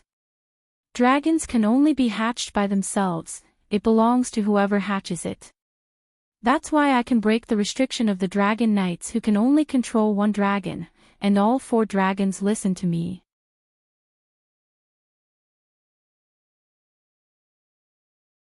Chapter 292. For Dragons. Old Yamant was shocked. Dany lifted her cloak, took out the warm red dragon egg from her pocket, and smiled at the old man. The other 2 help me guard Slaver's Bay, and soon, there will be 5. This. The old man looked at the dragon egg covered with fine red scales and was shocked beyond words. It's about to be born. Yamant's voice was dry. About a week. So fast. Barristan on the side was surprised. The last golden dragon egg was nearly 10 months old. This time, the dragon egg is hatched in less than 20 days. We have to wait for 10 months. Old Yamant smiled bitterly. Igo directly took the dragon egg and put it into the wildfire without delay. While Yamant's younger brother Igo, Aegon V, Dany and Ryza's grandfather, was the perpetrator of the Midsummer Hall tragedy. Igo prepared 7 dragon eggs, a number of 7 gods, alchemists, fire wizards, and a large number of wildfire jars to hatch the dragon in the Midsummer Hall. What exactly happened at that time, even Shueching didn't figure out. Some doctors thought that there was a rebellion, and some history doctors characterized it as a wildfire out of control. In short, except for the loss of the 7 precious dragon eggs, Igo, his eldest son, and eldest daughter-in-law, Prince Long Fu Lai and Jenny of the Barren Stone City, all died in the fire. Coincidentally, on the day of the tragic death of the first generation's man was the day of the birth of the second generation's man, Riga. That's right, Riga was born on the night of the fire in the Midsummer Hall, and he was even born in the Midsummer Hall. Queen Layla also participated in the dragon hatching ceremony. Even more coincidentally, not long after the death of the second-generation Riga, the third-generation's man, Rob, was born. Are they having a relay race? Or, like the reincarnation of Indra and Ajura's chakra, the soul of the violation of the sacred marriage contract is also constantly reincarnating. Then, who can take over as the fourth-generation's man? Well, the man who broke off the engagement must have a prominent background, at least at the level of the 7 great dukes. The Northern Pass, the Targaryen Pass, Dany Lys was born before Rob's death, the Hajin Pass. Wait, it seems that Ardmore Tully, Lord of Riverrun, Duke of Hajin, Rob's uncle, currently imprisoned in Casterly Rock by Jaime, just happened to give birth to a son after Rob's death. Shaking her head, Dany threw away these strange thoughts and said, the previous 4 dragon eggs all came from Asha. They were all fossilized eggs. This red egg once belonged to Targaryen. It was a dragon egg that was lost 2.5 centuries ago. The embryo inside is still partially alive. While Aemon was deep in thought, she asked again, Old Master, do you know how the Braavosi obtained this dragon egg? Bravos? Yes, they are planning to give the dragon eggs to the Volantis people, which means the Bravos must have more than one egg. 2.5 centuries ago. Old Ymont pondered. That Braavosi person said it himself. I see, I understand now. The wind blew snowflakes in front of the door. The old scholar could not help but tremble as he pulled the cloak on his shoulders. Dany immediately got up from the stone steps and led the old man to the fireplace in the king's tower. After drinking the warm milk that Barristan handed over, the old scholar sighed and said, Sigh, I am old now. Back then, I was immersed in stargazing on the Great Wall. I did not even realize that a night had passed. Do you know Princess Rhaenyra? There are many people named Rhaenyra. Which one are you talking about? The granddaughter of Aegon the Conqueror, the eldest daughter of Aerys I, and the elder sister of the king of Rhaenyra, Jaehaerys I. So it is her. Dany suddenly understood. Rhaenyra was also a legendary, weird, princess, a fanatic social butterfly. The number of husbands, bestie, and friends she had was staggering. Princess Rhaenyra had a good friend named Eliza from the Farman family on Fairy Island. The two of them were very close, but Eliza loved sailing and hoped to become a navigator to explore the Sunset Sea. However, Princess Rhaenyra was unwilling to let her leave, thinking that it would tear their relationship apart. Not long after, Eliza chose to leave. Before she left, she stole 3 dragon eggs from Princess Rhaenyra. Now that I think about it, Miss Eliza must have sold the dragon eggs to the Braavosi and used the money to buy a ship to explore the Sunset Sea. At that time, His Majesty Jaehaerys even secretly mobilized all forces, waiting for any force other than the Targaryen family to hatch a dragon before he immediately launched the War of Dragons. This matter was even recorded in the Targaryen family history in the Royal Library. After Jaehaerys I, a few kings had been wary of this matter. The old man let out a long sigh and smiled bitterly. As expected, what will come will come. After waiting for 250 years, Your Majesty has finally arrived. 3 dragon eggs in exchange for a ship, there is nothing more extravagant than this. Dany's eyes flashed and she sneered. I am afraid that Eliza was also used by someone. The Braavosi's desire for dragons is beyond your imagination. In the City of Knowledge, I met a faceless one who came to the Westeros at least 3 years ago. At that time, I had not even hatched a dragon yet. That guy stole the key of the head doctor and sneaked into the City of Knowledge's library to look for information related to dragons, especially information related to hatching dragons. I even suspect that he had already explored the Alchemist Guild and the Royal Library. This. Old Yamont's face wrinkled and he said worriedly, even a faceless one was involved. The Braavosi were determined to get it. I guessed that everyone in the world had a desire for dragons, but I did not expect that the Braavosi had already made their move 200 years ago. At that time, the Targaryens had more than a dozen dragons. Dany shook her head and sighed. It was probably because the Targaryens had hatched Megalosaurus one after another. In just a few decades, they had multiplied from 3 Megalosaurus to 18 Megalosaurus. I can even understand their concerns. Not to mention 18 Megalosaurus, as long as half of the Megalosaurus formed a team of dragon knights, it would be enough to wipe out the 9 free trade city-states and restore Valeglia's heyday when it dominated the world.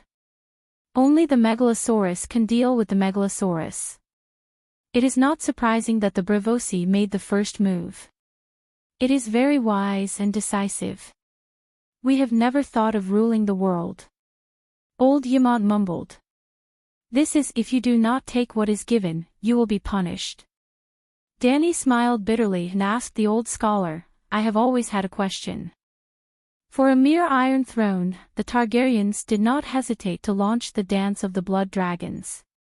But why did those stupid ancestors never think of riding the dragons to the neighboring continent of Ursos to take over a piece of land and build their own Iron Throne? I don't know. Maybe we have been assimilated into this continent and have completely regarded ourselves as Westeros, unwilling to leave our homeland. The old man looked at Dany meaningfully. They are different from you. You have been wandering around since you were young.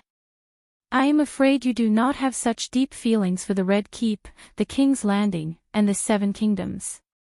This is not a matter of deep feelings. Dany shook her head. For the family, the Iron Throne can only support 3 dragons at most, one for the king and one for the queen, and another for the crown prince. If the extra Megalosaurus is not exported, it will inevitably lead to internal friction. On the contrary, if the Targaryens are allowed to spread throughout the world, even if usurpers inevitably occur, the Targaryens will not have to bear the threat of extinction. For the Westeros themselves, the less games there are for the Iron Throne, the better.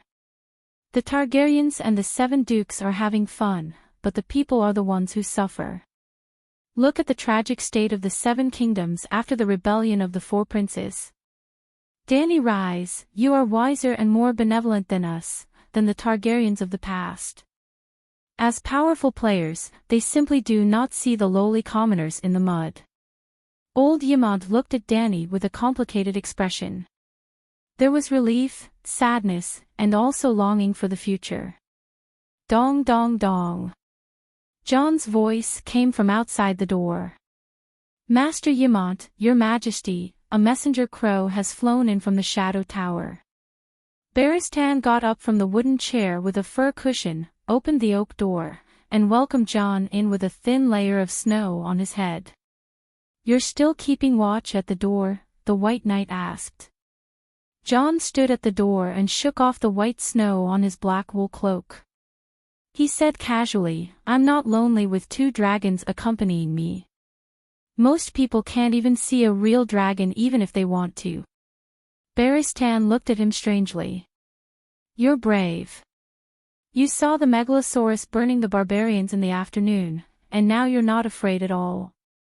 Jon smiled and did not say that not only was he not afraid, but he was also excited.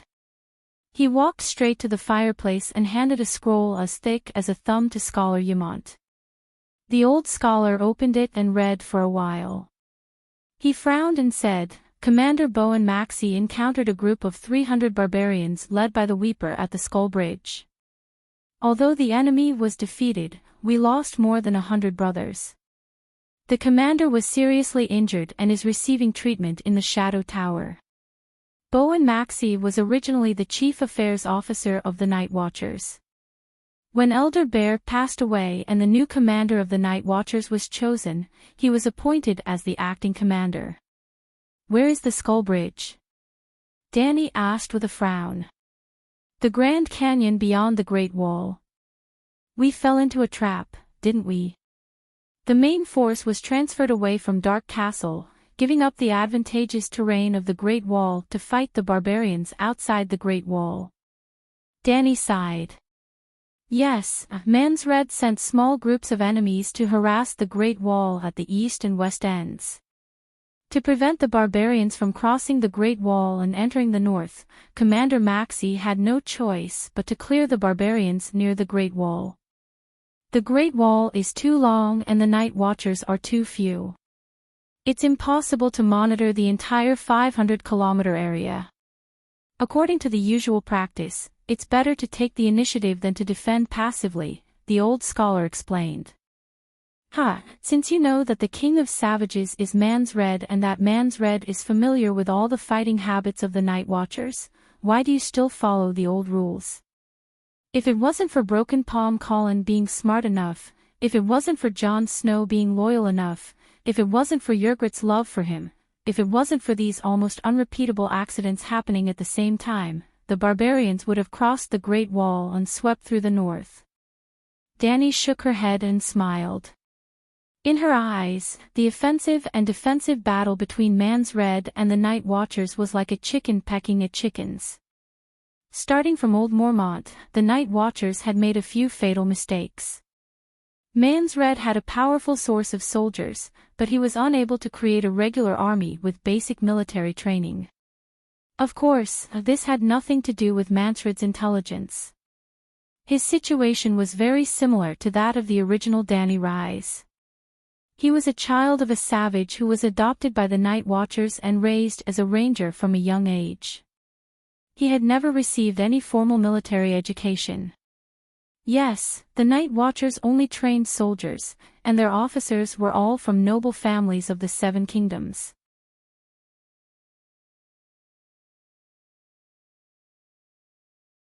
Chapter 293. Jon, do you know why I chased after that goshawk in the afternoon? Shapeshifter. Jon nodded and stroked the scar on his cheek with a complicated expression. In fact, I know it. It used to belong to Oriol. I killed him and his hawk scratched my face. I heard that the sixth-form man, Valamir, inherited that hawk. The sixth-form man, Valamir. Does he have 5 pets? Dany asked in surprise. Plus Oriol's hawk, maybe we should call him the 7th-form man. 3 wolves, a shadow lynx, and a snow bear the size of a cottage. He is almost the strongest shapeshifter among the barbarians. Dany was speechless. Not only was he the strongest shapeshifter among the barbarians, but even in the whole world, that guy named Valamir had few opponents. Well, before the bug in Stark's family was born. Like Bran, he was definitely stronger than the 6th-form man. Not to mention Bran, even Jon was afraid of the 6th-form man, Valamir, because his talent was not even half of Jon's. How many shapeshifters are there among the barbarians? Barristan asked. At least 20, but they are not as strong as Valamir and can only control 1 pet. The strong ones can tame the shadow lynx, and the weak ones can only find a goat or a wild boar as companions. White Knight's expression changed drastically and she exclaimed, 20. 7 gods above, even a shadow lynx or a sparrow, if used flexibly, can change the final direction of a war.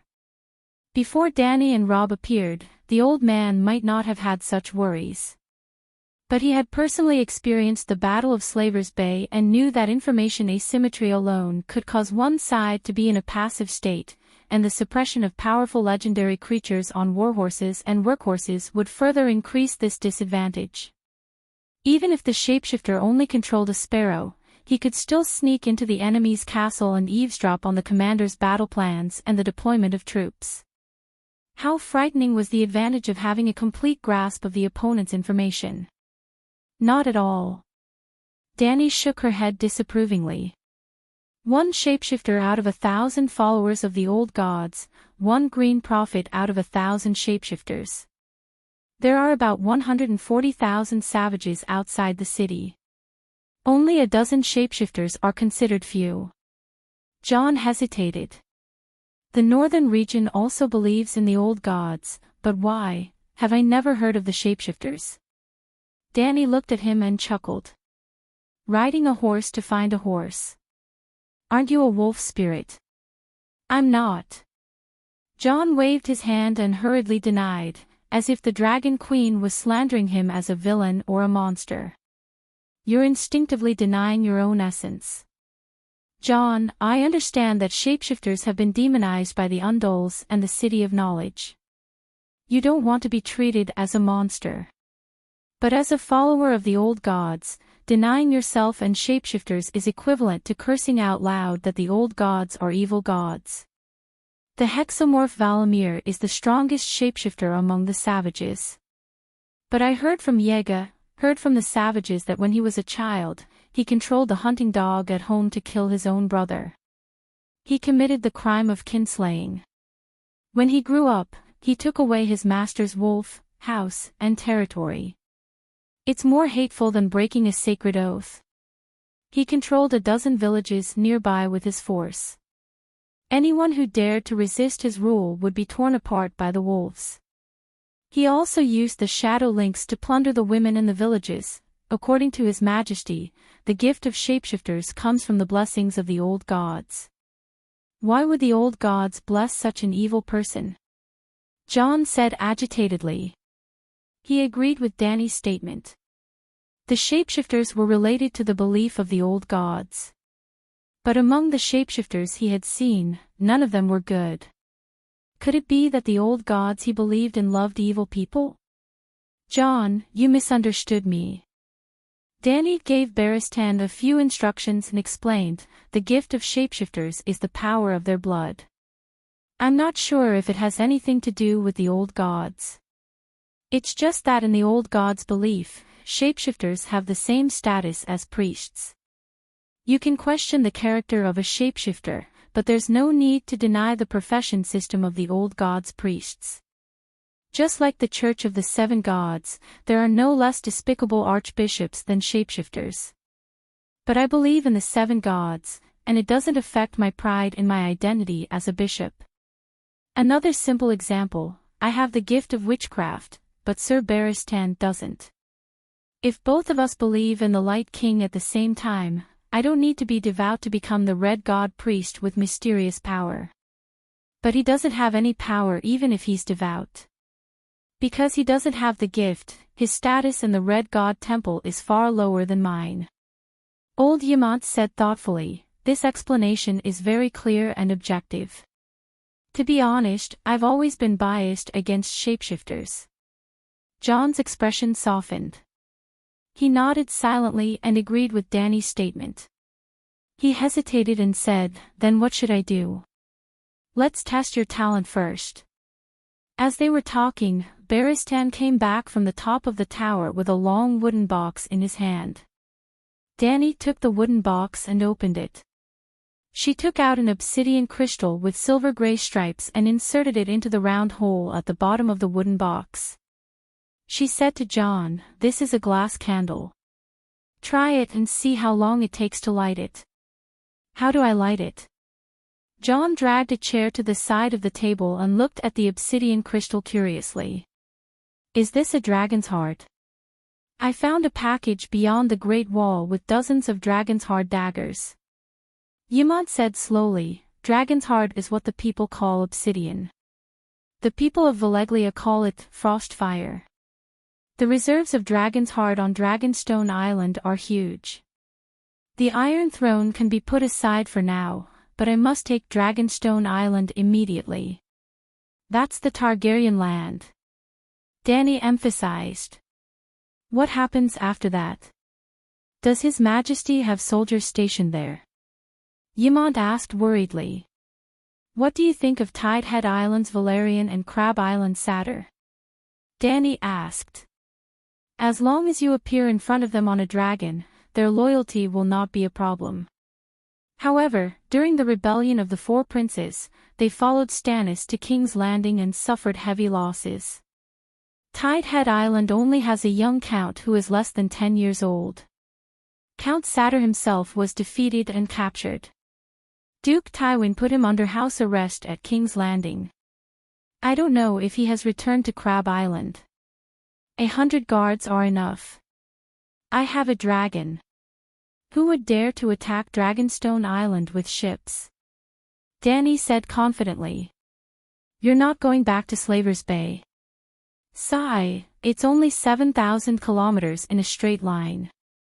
With Dragonstone Island's strategic location, it can't even last 3 days, right? Old Yamant was stunned and asked doubtfully, you're communicating with Dragonstone Island through magic? Yes, glass candle. Professor Marwin has already pledged his loyalty to me. Not only is he a professor of the City of Knowledge, he's also a magician. Magician Marwin. Old Yamant had a strange expression. I know. He has a bad reputation in the City of Knowledge. Right, what's up with Professor Peristan? I noticed that your relationship with him is a little complicated. The old scholar asked again. Just as Danny was about to explain the City of Knowledge's conspiracy to the old scholar, a silver-gray ball of light suddenly filled her vision. Then, it suddenly exploded and the light was extinguished. John shouted in a daze. He rubbed his eyes and said in a daze, I. The obsidian lit up. I didn't touch it and it suddenly lit up. The legend is true. Glass candles can really light up out of thin air. Old Yamant said in disbelief. Danny looked at John seriously for a while and said slowly, you lit up the candle in less than half an hour. Jon Snow, you are very talented. The faster you light up the glass candle, the more talented you are. John was proud and could not help but grin. He asked, Your Majesty, how long did it take you?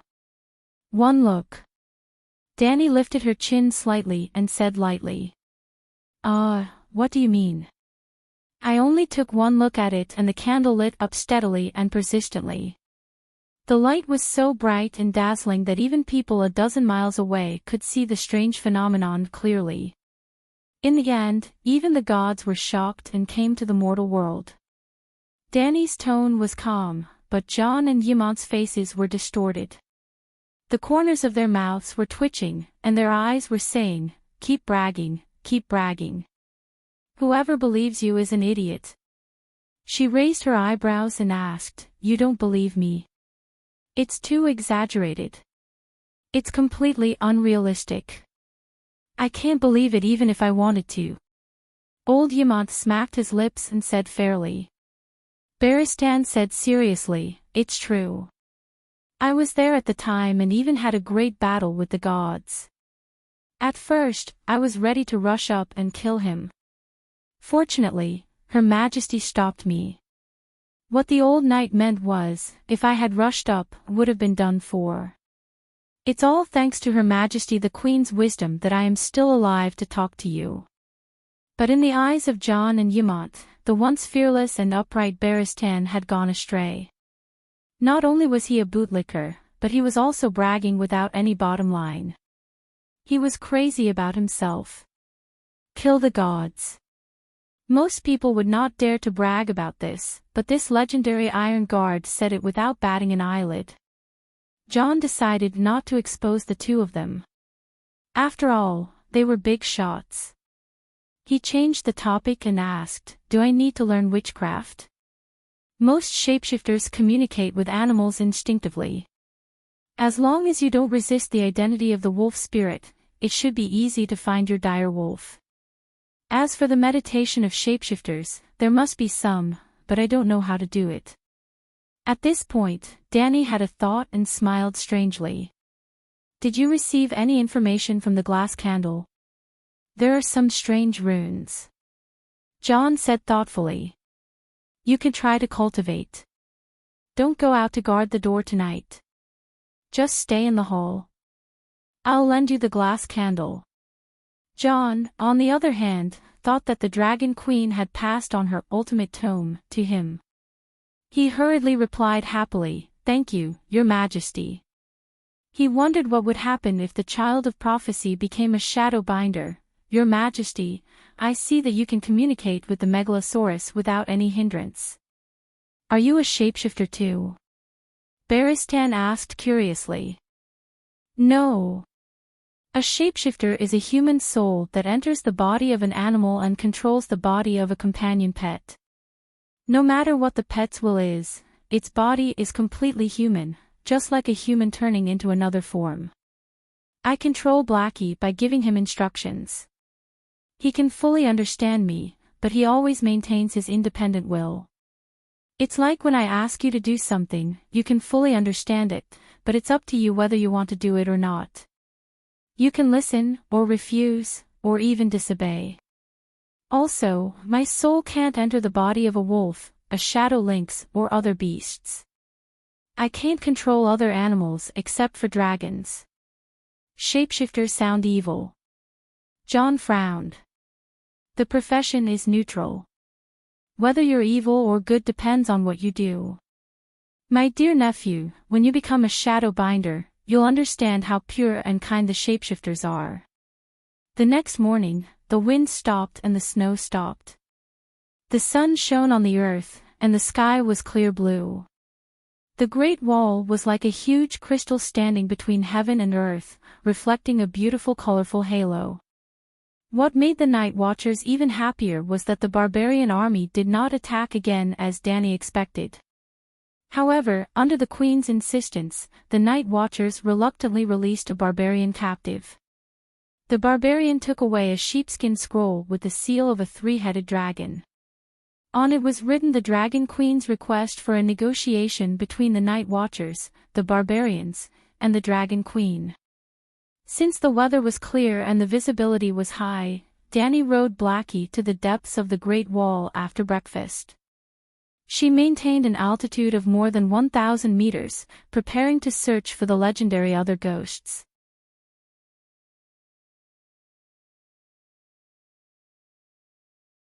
Chapter 294. Screech, Blackie whizzed over the savages' tents, blocking the golden sunlight and casting a huge shadow. Ah, the devil dragon is here. A spear-wielding woman milking a goat, a man in animal skin chopping firewood, a butcher slaughtering fat pigs. Even Man's Red, who had walked out of his tent to ponder over the contents of the Dragon Queen's letter, looked up and saw the black dragon circling in the blue sky. His expression changed drastically. There were children wailing and crying, mothers calling for them urgently, barbarians swearing and pulling their bows with all their might, shooting arrows into the sky that were as fast as shooting stars but were weak and powerless. There were giants beating their chests and roaring into the sky with their spears, and there were mammoths letting out long howls that were as loud and clear as a siren, but none of these affected Danny under the blue sky. The golden fingers of the rising sun reached into the hazy white fog in the early morning. The vast ghost forest was in full view in front of her. In addition to the tall oaks, soldier pines, and iron trees, there were also many rivers and lakes embedded in the forest. The surface of the rivers was covered with a layer of ice and snow, reflecting golden light under the sun. In the silent forest, there were few birds and beasts, and there was no sound of flowing water. Except for the whistling of the wind caused by high-speed movement, Danny could not hear anything. She could not help but pat Blackie's back. Their minds were connected. The black dragon drew an arc downward and brushed past the treetops lightly. Gotcha, gotcha. The sharp treetops bent and bounced up again, shaking off the snow, but there was still no sound of animals below. Are all the animals hiding? Are they all dead? Danny murmured. But she did not dare to continue. If the Night King threw an ice crystal javelin out of the forest, she would be in big trouble. Blackie quickly pulled up and once again entered the safe altitude of 1,000 meters. After circling the ghost forest, Danny did not find any deviant ghosts or zombies. She continued north.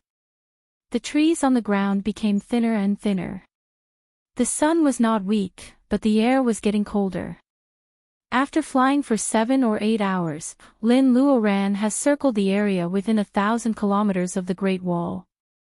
Deviant ghosts seem to be afraid of sunlight and hide. Danny doesn't find any of them. However, she did not come out empty-handed. The snowy scenery beyond the Great Wall was magnificent, and the terrain was complex and changeable. She swam freely in the undulating valleys, slid across the freezing lake, raced with the shadow lynx in the snowfield, and competed with the white-headed goshawk in the sky. Danny had a sense of freedom, as if a divine dragon was roaming the ninth heaven. Especially in the Windy Sound Gorge, the gorge was deep and narrow. Sometimes, Blackie would turn its body sideways, its wings scraping the rocks on both sides of the gorge, causing snow to swirl in the air. Sometimes, it would lower its altitude to avoid the thick and long sparkling icicles above its head. Sometimes, it would spit out dragon flames to clean up the vines and rock trees that were hanging on the ice. Sometimes, the space was too small, so Blackie had no choice but to leap out of the gorge and fly parallel to the mountain ridge. Danny clenched the bone spurs on the dragon's back tightly. Sometimes, she would cry out nervously. It was her first time playing with such a complicated flight path, and it was especially exciting.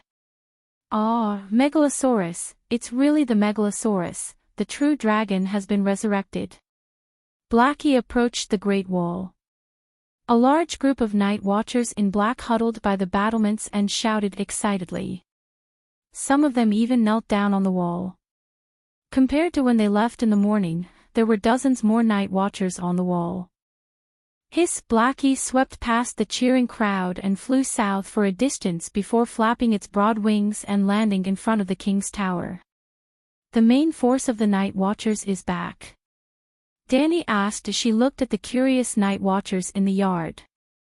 Beristan came over and said, "The night watchers of the Shadow Tower sent Bo and Maxie back. The night watchers who were patrolling the east are also back. This is Her Majesty Danny Liz Targaryen." Old Yamant shouted to the night watchers in the yard. Danny jumped off the dragon's back and came to the stone steps. Nearly 200 night watchers in black either put down their work or came out of the tower, the stable, the smithy, and the main hall after hearing the noise.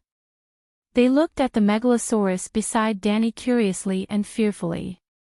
After a moment of hesitation, some of them knelt down and saluted.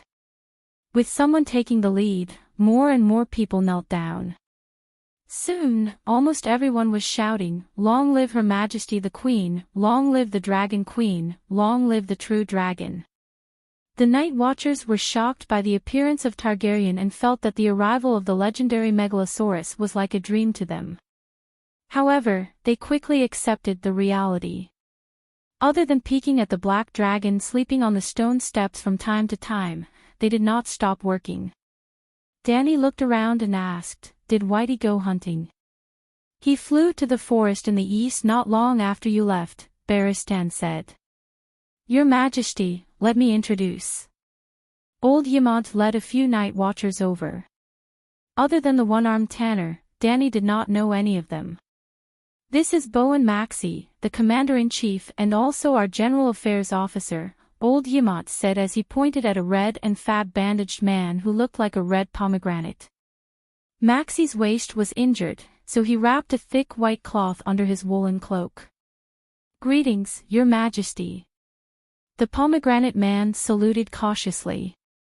"Sir Dennis Mallister, the Commander-in-Chief of the Shadow Tower. Thank you for coming to the wall's aid, Your Majesty." He was a man in his 60s with a white beard. He was tall and strong, with a red face and a loud voice. His eyes shone brightly. He was similar to Beristan. Count Janos Slint.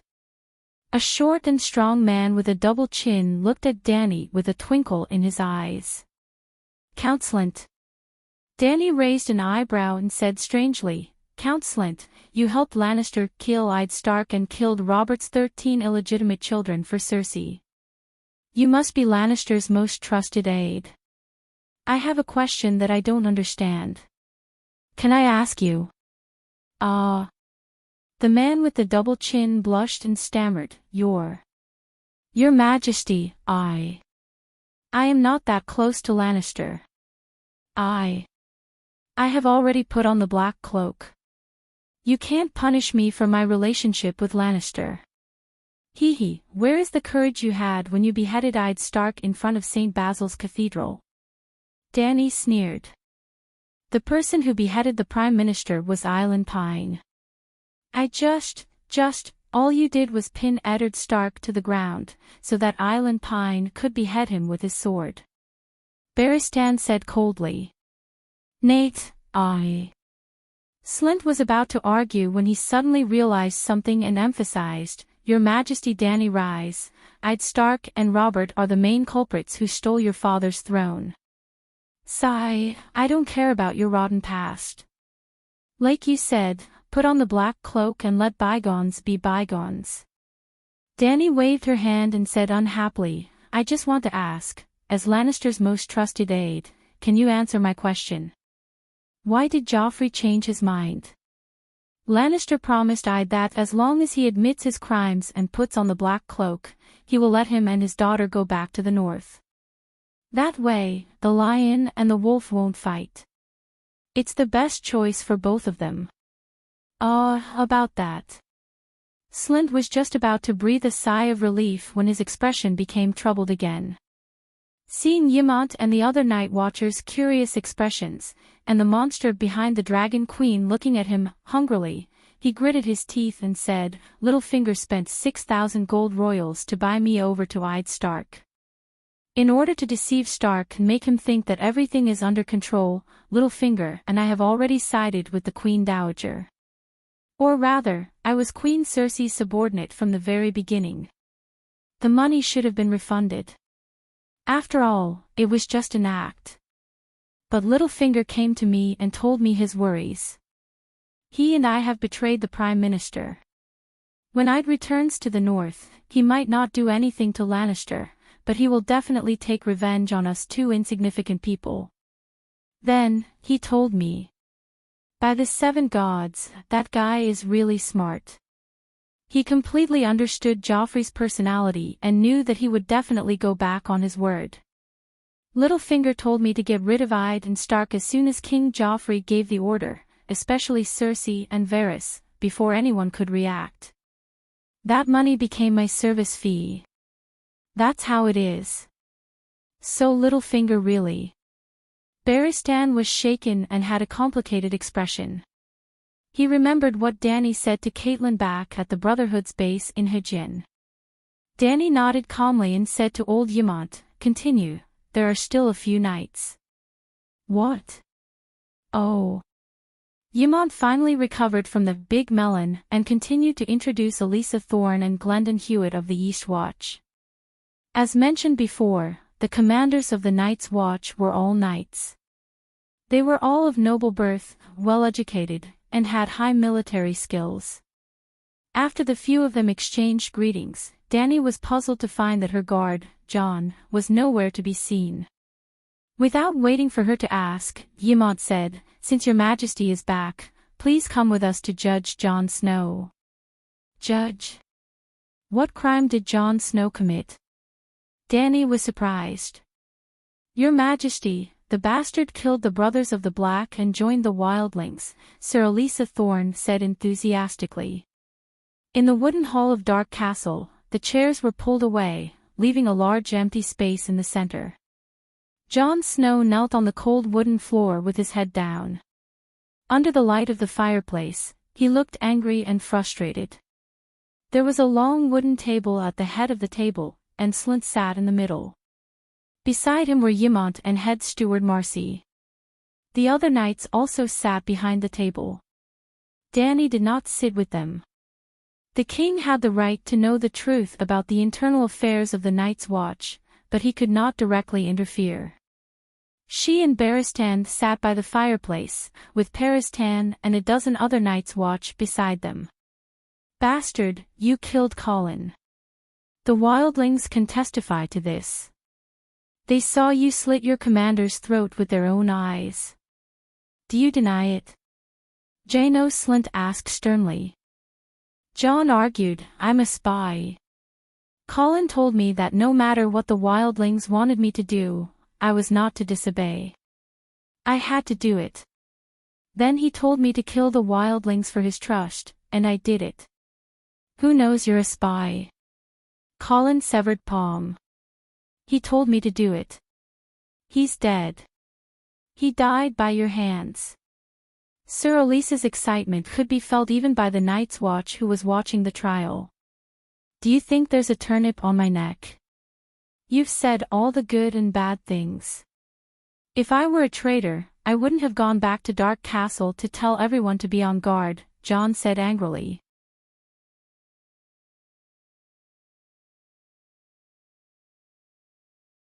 Chapter 295. I told everyone to be on high alert. I killed countless barbarians with my own hands. I am not a traitor. Yes, thanks to John's reminder. He fought bravely and never showed mercy to the barbarians. One-armed Tanner nodded. Sir Alistair shook his head and pointed at John. That is because Her Majesty the Queen is here. Even a fool would not surrender to the barbarians after seeing the Megalosaurus. You know that the barbarians have been exposed. With so many villagers escaping to Dark Castle, Scholar Yamont and Master Tanner are not stupid. They must have been alerted. You pretended to be a spy for the Night Watchman, but you were actually planning to help the barbarians infiltrate Dark Castle. When the time was right, you would deal the fatal blow to the Black-Clothed brothers. Unfortunately, the gods protected the Westeros.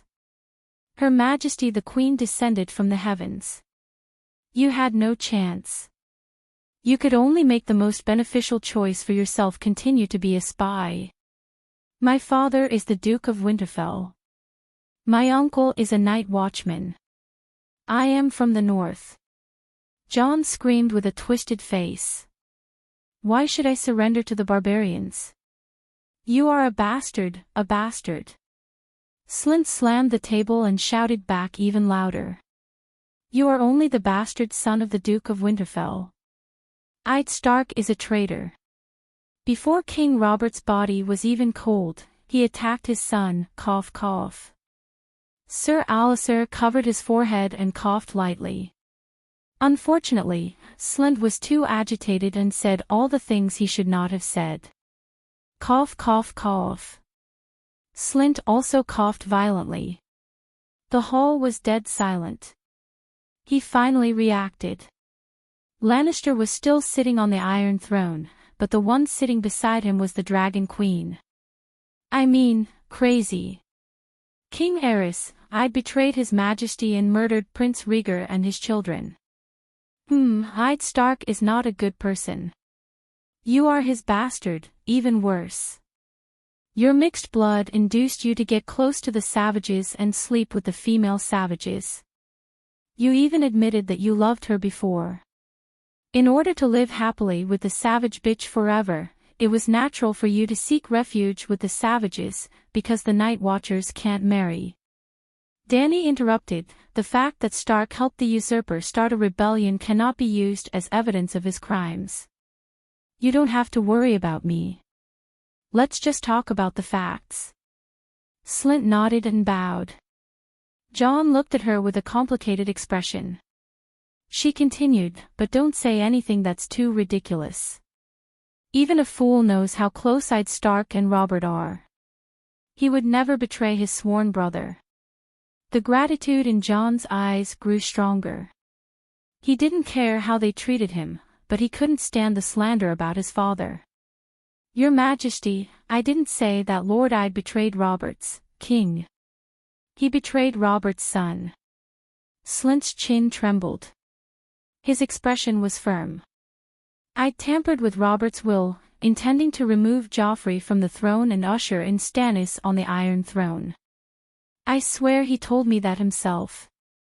Eddard was also pitiful. He supported Stannis' succession to the throne and didn't hesitate to break off relations with Cersei. But how did Erlu repay Stark?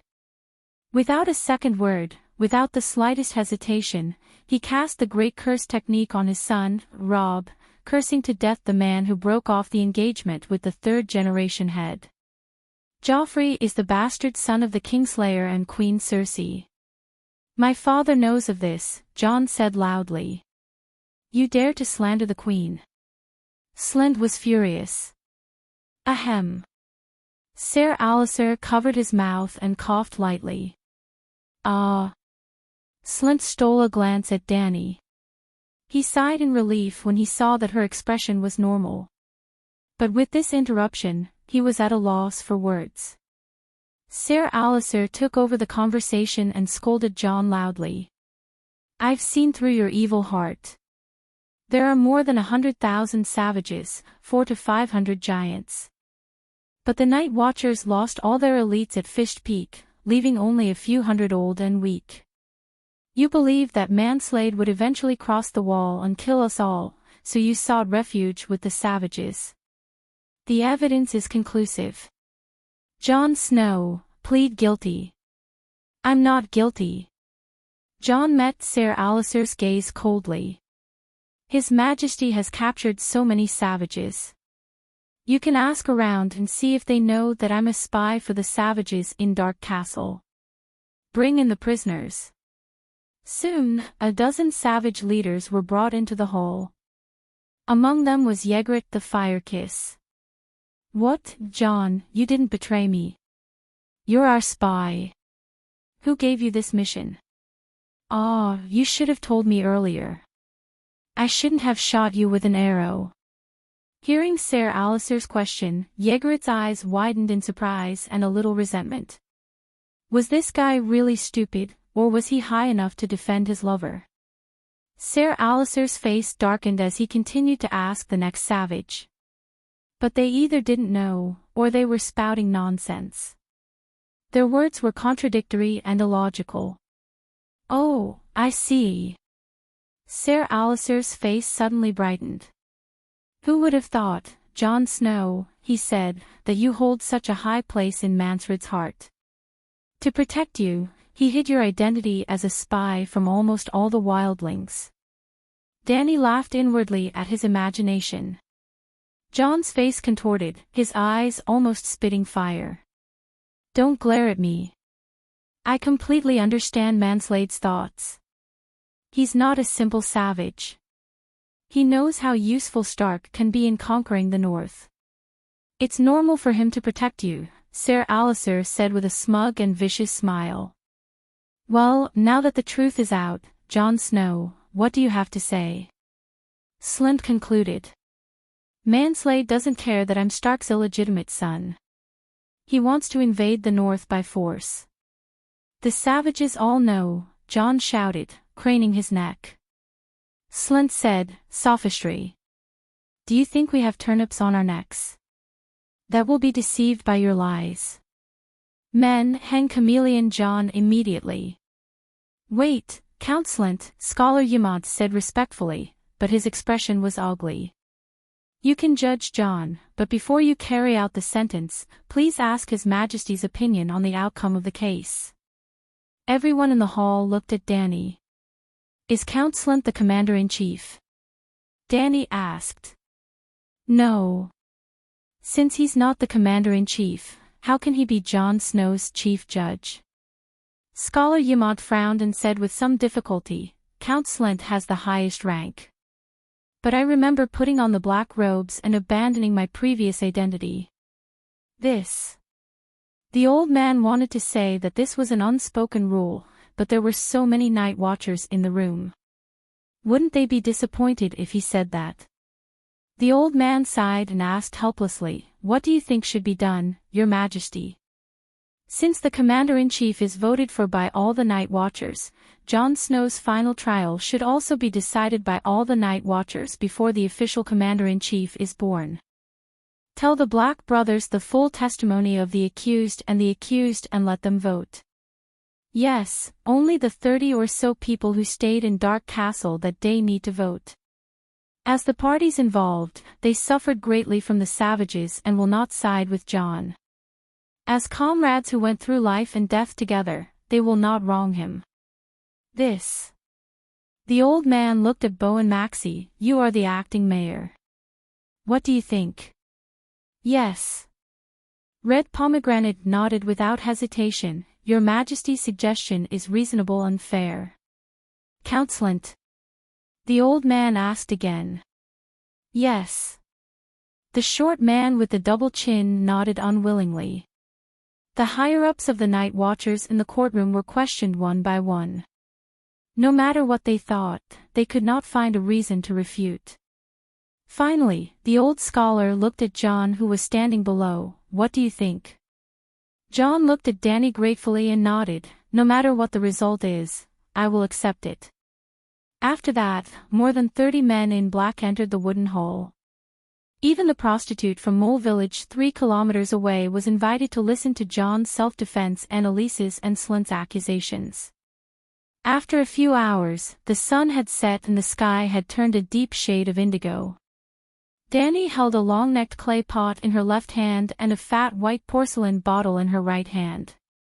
She turned them upside down for everyone to see before placing them on the table in front of her. One by one, the night watchers stepped forward and tossed the coins in their hands into the bottles. Yes, everyone was given a copper coin and a silver coin. They put their hands into the pot and threw in a coin. A copper coin meant that John was guilty. A white silver coin meant that he was innocent. Air could also be thrown in for abstention. Finally, the rest of the coins were thrown into the bottle. Even old Yamant lined up and threw a coin into the pot. The voting process was completed quickly. Danny did not let John wait. Under his nervous gaze, she poured the coins out of the pot on the table. With just a glance, John let out a sigh of relief and smiled.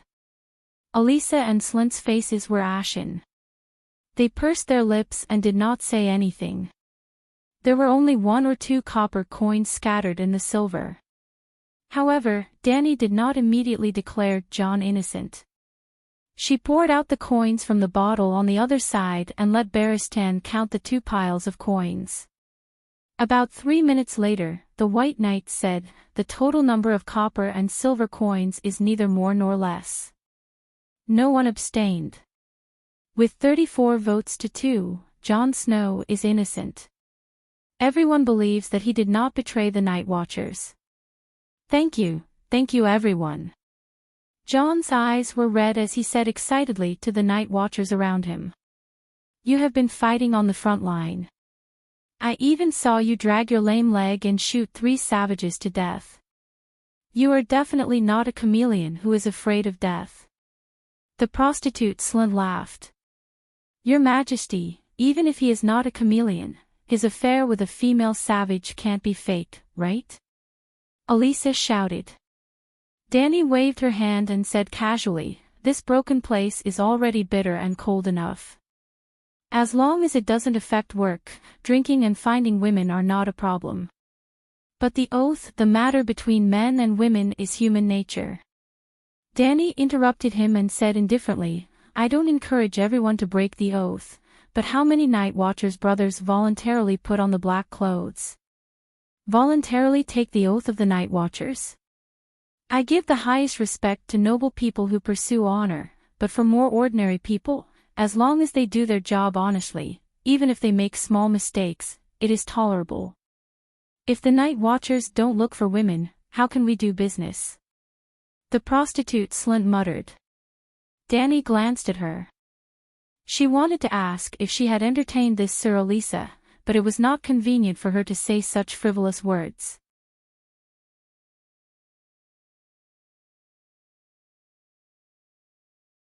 Chapter 296. Knight, how many gold royals do we still have? Danny looked at the old knight. More than 30. Leave it all to Maxie. Winter is coming, and the days are getting harder. From today onwards, all Night Watchers can receive a silver deer every month until next summer. If we run out of money, I'll send a few more sacks over next time. 1 gold royal could be exchanged for 210 silver deer. More than 30 gold royals were almost a year's salary for all the Night Watchers. A few sacks, Your Majesty, you're not talking nonsense, are you? Toad could not help but shout. A silver coin. Oh my God, I've never seen a silver deer before. A small night watcher said excitedly. A silver deer a month, 12 a year. 7 gods above, the Tennessee Knights at the entrance of the village only have about 200 acres of land, and they don't even have such a high income. An old night watchman with missing front teeth counted with his fingers. Isn't that a bit too much? Scholar Yamant frowned. What's so much? If it weren't for the lack of resources here and the fact that we have too much money to spend, I would have given everyone a gold royal, Danny said generously. Gulp. Old Eamon swallowed his saliva with difficulty and almost fainted. A gold dragon. Gasps could be heard in the hall. Danny smiled faintly and said to everyone, "Don't doubt me. You can send messenger crows to the 7 kingdoms and tell all the Westeros that as long as they wear black clothes and survive the winter, when spring comes, I will give each night watcher 50 gold royals. It's equivalent to 4 years of winter, 1 gold royal every month." How much would that be? Yamant said in a daze. Your Majesty, you're not joking. Red Pomegranate asked in disbelief. Targaryen, your words are like a mountain. Thump, thump. 7 or 8 black-clothed men's faces turned red as blood rushed to their heads. They were so excited that they fainted. Your Majesty, I'm afraid that once this news spreads, countless civilians who can't survive will come to the Great Wall to join the Night Watchers. If you can't fulfill your promise. The old scholar reminded her worriedly. Ha ha ha, not to mention 10,000, even if 100,000 people came, it would only cost 5 million gold royals. Danny raised her head and laughed. Only 5 million gold royals. Elisa and Slint stuttered and looked at each other. Paris hand, Danny called out to the red-nosed old man who was standing at the side with a look of disdain on his face, "Tell everyone if I can fulfill my promise." The old man glanced at everyone in the hall as if he were looking at a country bumpkin. He raised his chin slightly and said, "If Her Majesty hasn't been defeated by the Alliance after winter, she can even raise 1,000,000 night watchers, let alone 100,000. If the Alliance army is defeated by her, it wouldn't be a problem for the grown men of the 7 nations to come and defend the Great Wall. She's already the world's overlord, the greatest empress under the heavens. She has so much gold that she can build another Great Wall of gold." Thump, thump, thump.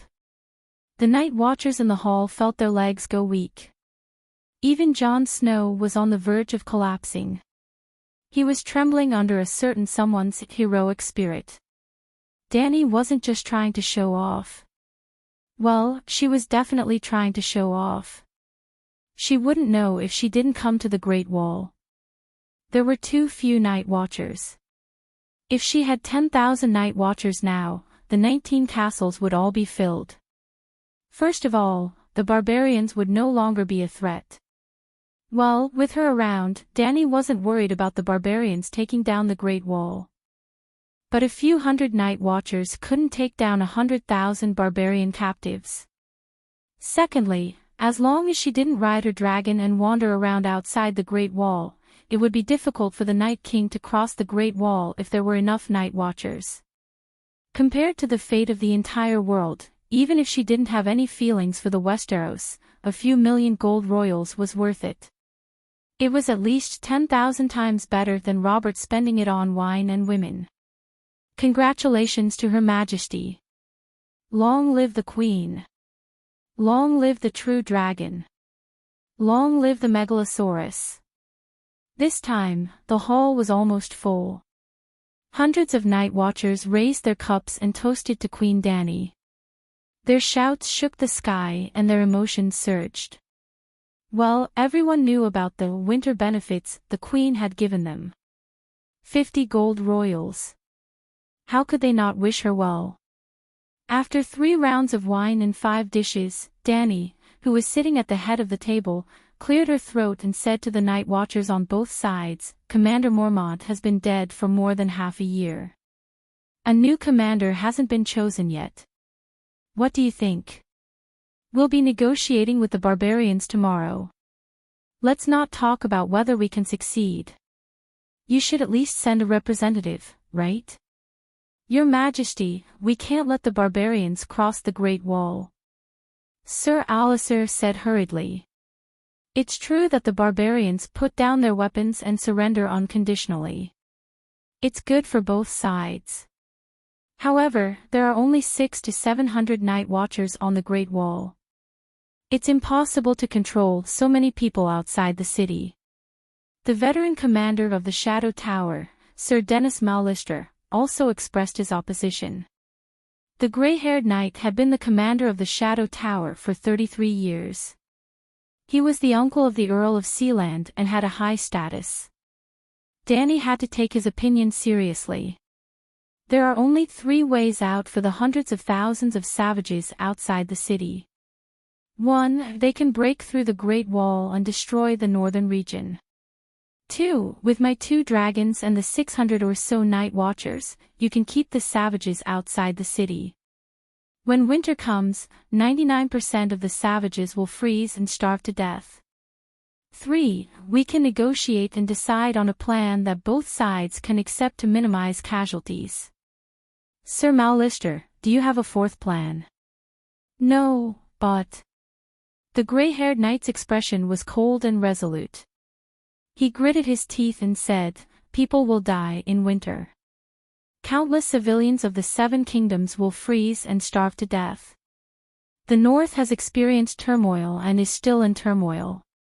Their situation is not much better than the barbarians outside the Great Wall. However, there is limited food. Even if we capture all the barbarians, there will be no food to save them. How do we deal with the deviant ghosts? John couldn't help but ask. Deviant ghosts. The old knight's cold expression cracked. He shook his head helplessly and said, I don't know. I know what you're trying to say. One barbarian fell, and a corpse ghost stood up, but... I really don't know how to solve this problem. Are there really deviant ghosts? Peristan, who was sitting opposite John, frowned. He originally believed that deviant ghosts were just a gimmick used by the Night Watchers to get sponsorship. However, after coming to the Great Wall, almost all the Night Watchers took deviant ghosts for granted. This made his belief waver. Your Majesty, you walked around the Great Wall this morning. Did you find any deviant ghosts? The old man asked. No, I didn't even see any living dead. They seem to be hiding from the sun. When we negotiate with the King of Savages tomorrow, we can ask them. Danny shook her head and said. Sigh, Slaver's Bay is too far away from here.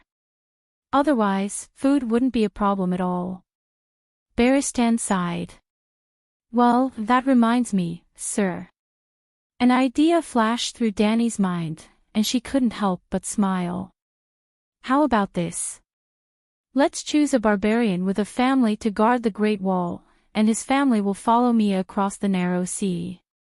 With his family as hostages, the barbarians will have to listen to the Night Watchers no matter how rebellious they are. Their family can go to the plains of the Rhone River to farm. Such a bold plan made the Night Watchers who were listening in on their conversation confused. Your Majesty, I don't quite understand. How are the barbarians going to the Urso continent? There are more than 100,000 of them. How many ships would they need? Besides, why are the free trade city-states willing to accept them? Yimon came back to his senses and asked curiously. Old man, wherever the true dragon sees, it's the king's land. Danny's lips curled into a cold smile. What does it matter if they're willing or not? Let's not talk about the barbarians. With just a few hundred giants and my Megalosaurus, who in the world can stop me? Use the barbarians to conquer the free city-states. John frowned. Attacking another country for no reason, he said unhappily. Attacking another country for no reason, okay. And how many people will die? Kid, you've got one thing wrong. The free trade city-states have already declared war on Her Majesty. The red-nosed old man shook his head and looked at Danny with a complicated expression. Her Majesty's magnanimity, vision, and wisdom are admirable. She came up with a plan to solve the barbarians, the deviant ghosts, and the allies at the same time. There's no doubt that this plan is a win-win for Her Majesty, the barbarians, and the Westeros. Maybe before winter, Her Majesty will be crowned as the first empress in the world. Silence fell in the hall. Several senior members of the Night Watchers frowned and pondered. Even the Night Watchers who were drinking and talking dirty became quiet in the strange atmosphere. The impact of this matter is too great. I can't bear the responsibility and consequences. Only the Commander-in-Chief can give you the final answer, Bo and Maxie said with a bitter face. Then let's choose the Commander-in-Chief. Danny looked around and asked curiously, who are the candidates? All the brothers of the Night Watchers are qualified to be the Commander-in-Chief and have the right to vote. As soon as Ymont finished speaking, the short man with two chins, Slint, stood up and said loudly, I used to be the Commander-in-Chief of the garrison of the capital, the commander of 3,000 golden robes, and the Count of Hellenberg. Count, your fief has changed. The red-nosed old doctor reminded him. Now, Hellenberg belongs to Duke Peter Belize. Slint's chin trembled and he forced a smile. It's good that it's changed. Everyone knows that Hellenberg is cursed. Blackheart Hall was burned to death in the city by Balerion on the day Hellenberg was built. Then, the Keholis family was wiped out by Redheart Hellenberg. The third Castellan, Haraway, was slaughtered by Cruel Meg. The fourth Castellan, Tal, had no descendants and his family was wiped out. Sigh, thinking about it, it's really scary. In just 300 years, Hellenberg had 9 Castellans, and I was the 10th. But I was unlucky before I even went to the castle. Compared to the Castellan whose 9 families were wiped out, at least I was able to wear black clothes and serve the people of the 7 kingdoms. Now that Littlefinger is the 11th Castellan, I don't know how long he can last. Danny was also stunned. She didn't know if he didn't mention it.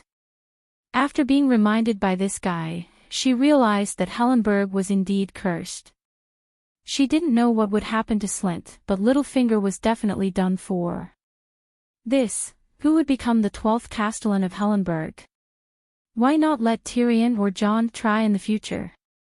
If they could survive the long night, Slint puffed out his chest and announced loudly, Brothers, I have the qualifications and the ability to become the Commander-in-Chief. Please believe in me and vote for me. You can't. Danny shook her head. Neither you nor Sir Alliser can become the Commander-in-Chief.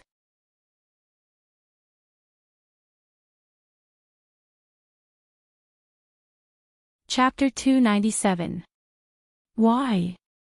Slint and Elisa cried out in shock. Your Majesty, you can't interfere with the election of the Night Watchman. Since the birth of the Night Watchman, no monarch has been able to appoint the Commander-in-Chief of the Night Watchman at will, old Ymont advised with a worried expression. I understand, Danny gave the old man a reassuring smile. She looked around at the Night Watchmen in the hall who were either solemn, confused, or dissatisfied, and said loudly, I don't think Slint and Elisa are suitable to be Commander-in-Chief out of selfishness. In fact, compared to old blacksmith Tanner's rudeness and vigilance when he first met me, the two of them are more respectful and polite to me. But the traces of factions on them are too obvious. When they arrived at Dark Castle this morning, they kidnapped Jon Snow with a very reluctant reason. Scholar Ymont and acting Castellan Tanner have already covered up this matter, and as a newcomer, Count Slint does not have an official position in the Night Watchman. He has never even met Jon Snow before. Why did he do that? There is only one reason. Slint belongs to Lannister, and the hatred between Lannister and Stark is as deep as the sea. Even though the Count has been exiled to the Wall, his determination to continue serving Lannister has not been extinguished. Well, everyone knows about the bad things between Targaryen and Stark. I can't speak for Jon Snow just because he has a Stark father. My thoughts are simple. The Night Watchmen belong to the Night Watchmen and the Wall. No political force can investigate your previous identity or experience, and no one has the right to do so. But when you wear the black coat, you have to strictly remain neutral. Old Yamant nodded thoughtfully. Bo and Maxie frowned. As the acting commander-in-chief, he did not have the ambition to remove the word acting. First of all, he did not have a good background. Almost all the high-ranking members of the Night Watchmen who sat at the same table as the Queen had the title of Knight, and he was the only one who was born a commoner. It was also because he was a commoner and had not received a systematic military education that he had been tricked by Mance Rayder and won a Pyrrhic victory at the Bridge of Skulls. The Night Watchers, who were already short on manpower, had lost another 100 elites. He fought bravely and was not afraid of sacrificing himself. Although he was as fat as a red pomegranate, he still charged in front of the black-clothed brothers. However, being a commander-in-chief required not only courage, but also wisdom, military experience, and temperament. Secondly, he had a sense of responsibility. He was a true man of the Night Watchman, and he believed in the profession of Night Watchman for his whole life. After understanding his shortcomings, he immediately extinguished the last hope in his heart of becoming the commander-in-chief. He was determined to spend the rest of his life assisting a wise and powerful commander-in-chief. Slynt was the one he had chosen. He was brave and good at fighting, and his military skills were excellent. Otherwise, he would not have been promoted to the commander of the garrison. He had a noble status. He was now a count with real power. He had connections with the court. He was the confidant of Cersei and Tywin. He was young and promising. He was not even 40 years old. But no matter how many merits Sir Lyntian had, there was no way he could wash away the fact that he was a loyal follower of Lannister. Before the appearance of the Dragon Queen, being a trusted follower of Lannister would have been a plus, but now, the Night Watchmen strictly adhere to neutrality. We will never participate in the struggle for power among the Westeros. Bo and Maxie said with a firm expression. The Night Watchmen in the hall nodded silently. Adhering to neutrality was one of the most important oaths of the Night Watchmen. No one could refute it. Dany did not even glance at Slynt and Elisa. She only stared at the Shadow Tower commander who was deep in thought and said, obviously, Slynt and Elisa are unable to do this. They belong to Lannister, and Lannister sits on the Iron Throne. As long as the other ghosts are proven to be real, the nobles of the Seven Kingdoms will no longer ignore the Wall. At that time, various forces will come. Not to mention how a selfish commander will convince the masses. What if the Night Watchmen side with Lannister? As Lannister's enemy, how will Targaryen deal with you? Why don't you say it out loud? I will lead by example. Dany raised her right hand.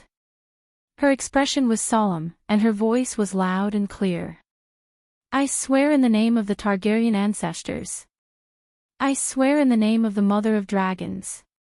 No matter how much I invest in the Night Watchmen only belong to the Wall. I will never ask the Night Watchmen to serve my personal interests. Good. Bo and Marcy, Blacksmith Tanner, Mal Lister and the other higher-ups of the Night Watchmen cheered loudly.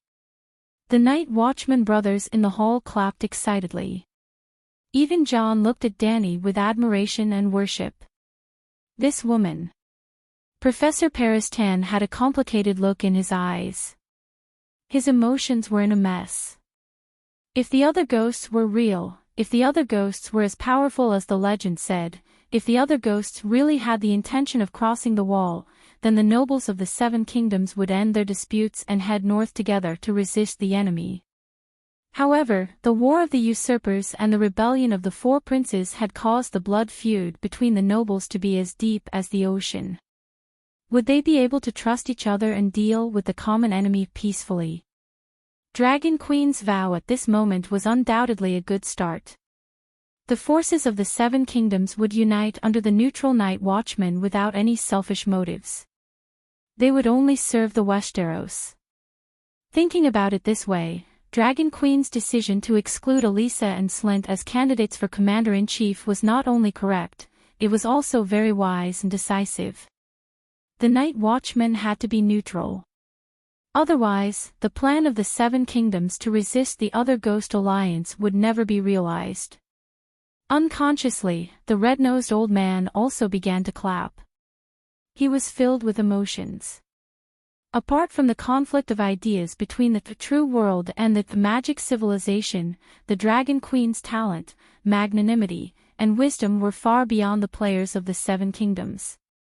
They were not even on the same level. She was truly a wise ruler of the Seven Kingdoms. Your Majesty, I think you misunderstood me. After the cheering stopped, Sir Elisa's thin and stern face turned red. He stuttered, I admit that I dislike Jon and Stark, but it's not to curry favor with Lannister. I'm different from Count Slynt. I'm not a confidant of Cersei and Tywin. In fact, it was Duke Tywin who forced me to wear the black robe. Oh, then why did you do it? Dany asked curiously. 2 drops of sparkling tears welled up in his eyes. Elisa's tall and sturdy body swayed slightly, as if he couldn't bear some kind of huge blow. He choked with sobs and said, Your Majesty, I come from the Thorne family of the royal territory. My brother and nephew both died with Prince Rhaegar at Ruby Beach. This. Dany was shocked and embarrassed. Damn, this is a loyal subject of the dragon family. She had accidentally hurt an ally. Scholar Yimont reminded her softly, the Thorne family is a direct vassal of the royal family. They fought for Targaryen until the last moment. After the fall of the King's Landing, Duke Tywin forced Sir Elisa to choose between wearing the black robe and being beheaded. Sir Elisa came here. Dany was even more embarrassed. Even after coming to the Great Wall, he did not forget his old master and wholeheartedly wanted to kill the son of the dragon family's sworn enemy. This kind of spirit, actually, she should have thought of it. The Night Watchers came from all over the Seven Kingdoms, so there would definitely be factions. For example, when she first arrived, the one-armed blacksmith Tanner was wary of her. He came from Storm's End Castle and watched the 3 Theon brothers grow up. He was definitely a stag. And an important source of Night Watchers on the Great Wall was criminal civilians, and nobles who stood on the wrong side in the game of power. The War of the Usurpers was 16 years ago. There should have been a large number of knights loyal to the dragon family sent here. Sigh, after coming to the Westeros for so long, she had broken the heart of the only loyal subject she had met. This should not have happened. Fortunately, Dany had been a queen for a few years. Although her chest was not big, she was shrewd enough. She only glanced at Scholar Yimont and said loudly, Of course I know Thorne and Sir Elisa's loyalty to Targaryen. Before coming to the Westeros, Sir Barristan had already introduced me to countless old people of the Seven Kingdoms. Among them was the loyal Thorne family. Was there? Why don't I remember? Barristan was confused, but on the surface, he nodded firmly. It must be because he was old and his memory was deteriorating. He had forgotten some of what he had said before. How could an upright, honest, noble, and upright legendary White Knight lie? Everyone believed him. But as I said before, the Commander-in-Chief of the Night Watchers cannot be selfish. He must be neutral. No matter how much Targaryen has sacrificed for the Night Watchers, he will not affect the purity of the Night Watchers for his own benefit. Dany spoke righteously. Her expression was solemn, and her words were sonorous. Targaryen, you must do what you say. You must be firm in your actions. You must be firm in your actions. Your Majesty. Scholar Yamont choked on his words.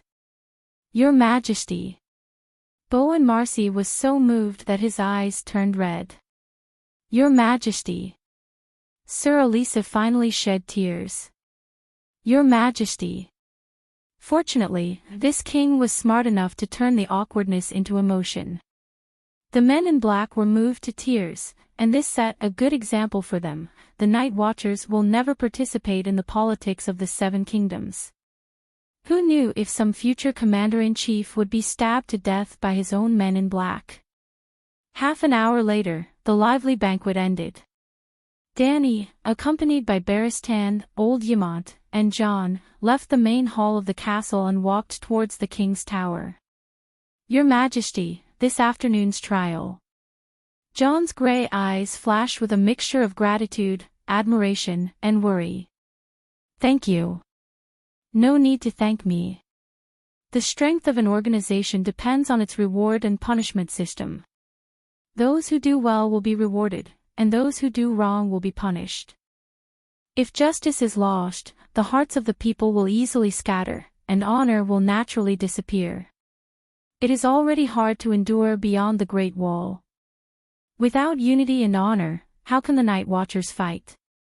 Dany shook her head. Jon was stunned, and asked hesitantly, Your Majesty, when winter is over and summer comes, after you take back the Iron Throne, what do you plan to do with Winterfell Stark? Winterfell now belongs to Rhaemys Snow, right? Dany smiled meaningfully. The people of the Northern Territory will not forget Stark. Jon said with certainty. Screech, walking up the stone steps, Whitey, who was lying at the door, stretched its neck and called out to Dany. Dany patted its chin and asked, Where have you been? I haven't seen you all day. Winter is coming, and the beasts in the forest have all hidden. It's not easy to find them.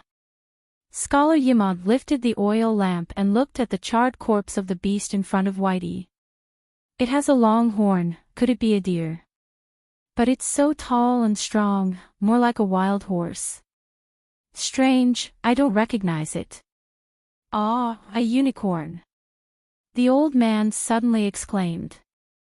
I remember now, this is a unicorn. 7 gods above, the white dragon killed a unicorn.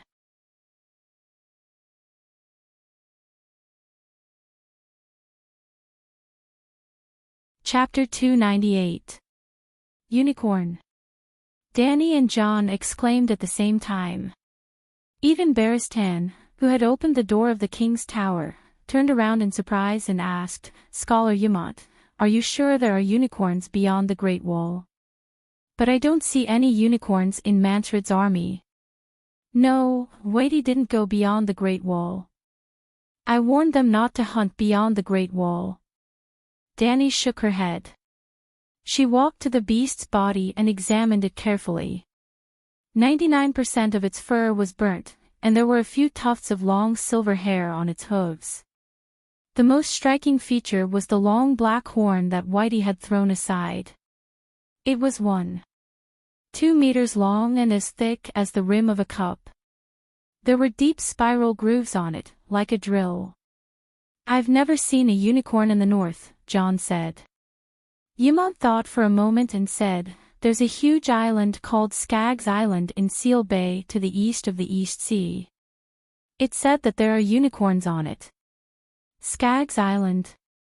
I heard that it's full of uncivilized savages, but they're still Stark's vassals in name, Jon said thoughtfully. Holding the unicorn's horn in her hand, Dany stepped into the tower, took off her cloak, and hung it on the wall. She said while drying the flesh and blood on the horn by the fireplace, Jon, let me first say that I'm actually quite happy to see Stark's family destroyed. Don't get too excited, I have a reason to be happy. Anyone who isn't happy to see their enemy in trouble must be crazy. I don't think you've forgotten the War of the Usurpers 16 years ago, have you? John's cheek muscles twitched. He pursed his lips and said, "Who does His Majesty plan to take revenge on? Now only my two sisters and I are left alive." "I met your aunt in Hejian," Danny said with a smile. "Aunt? What auntie?" John asked, confused. "Lady Caitlin Tully," said Barristan. "Impossible!"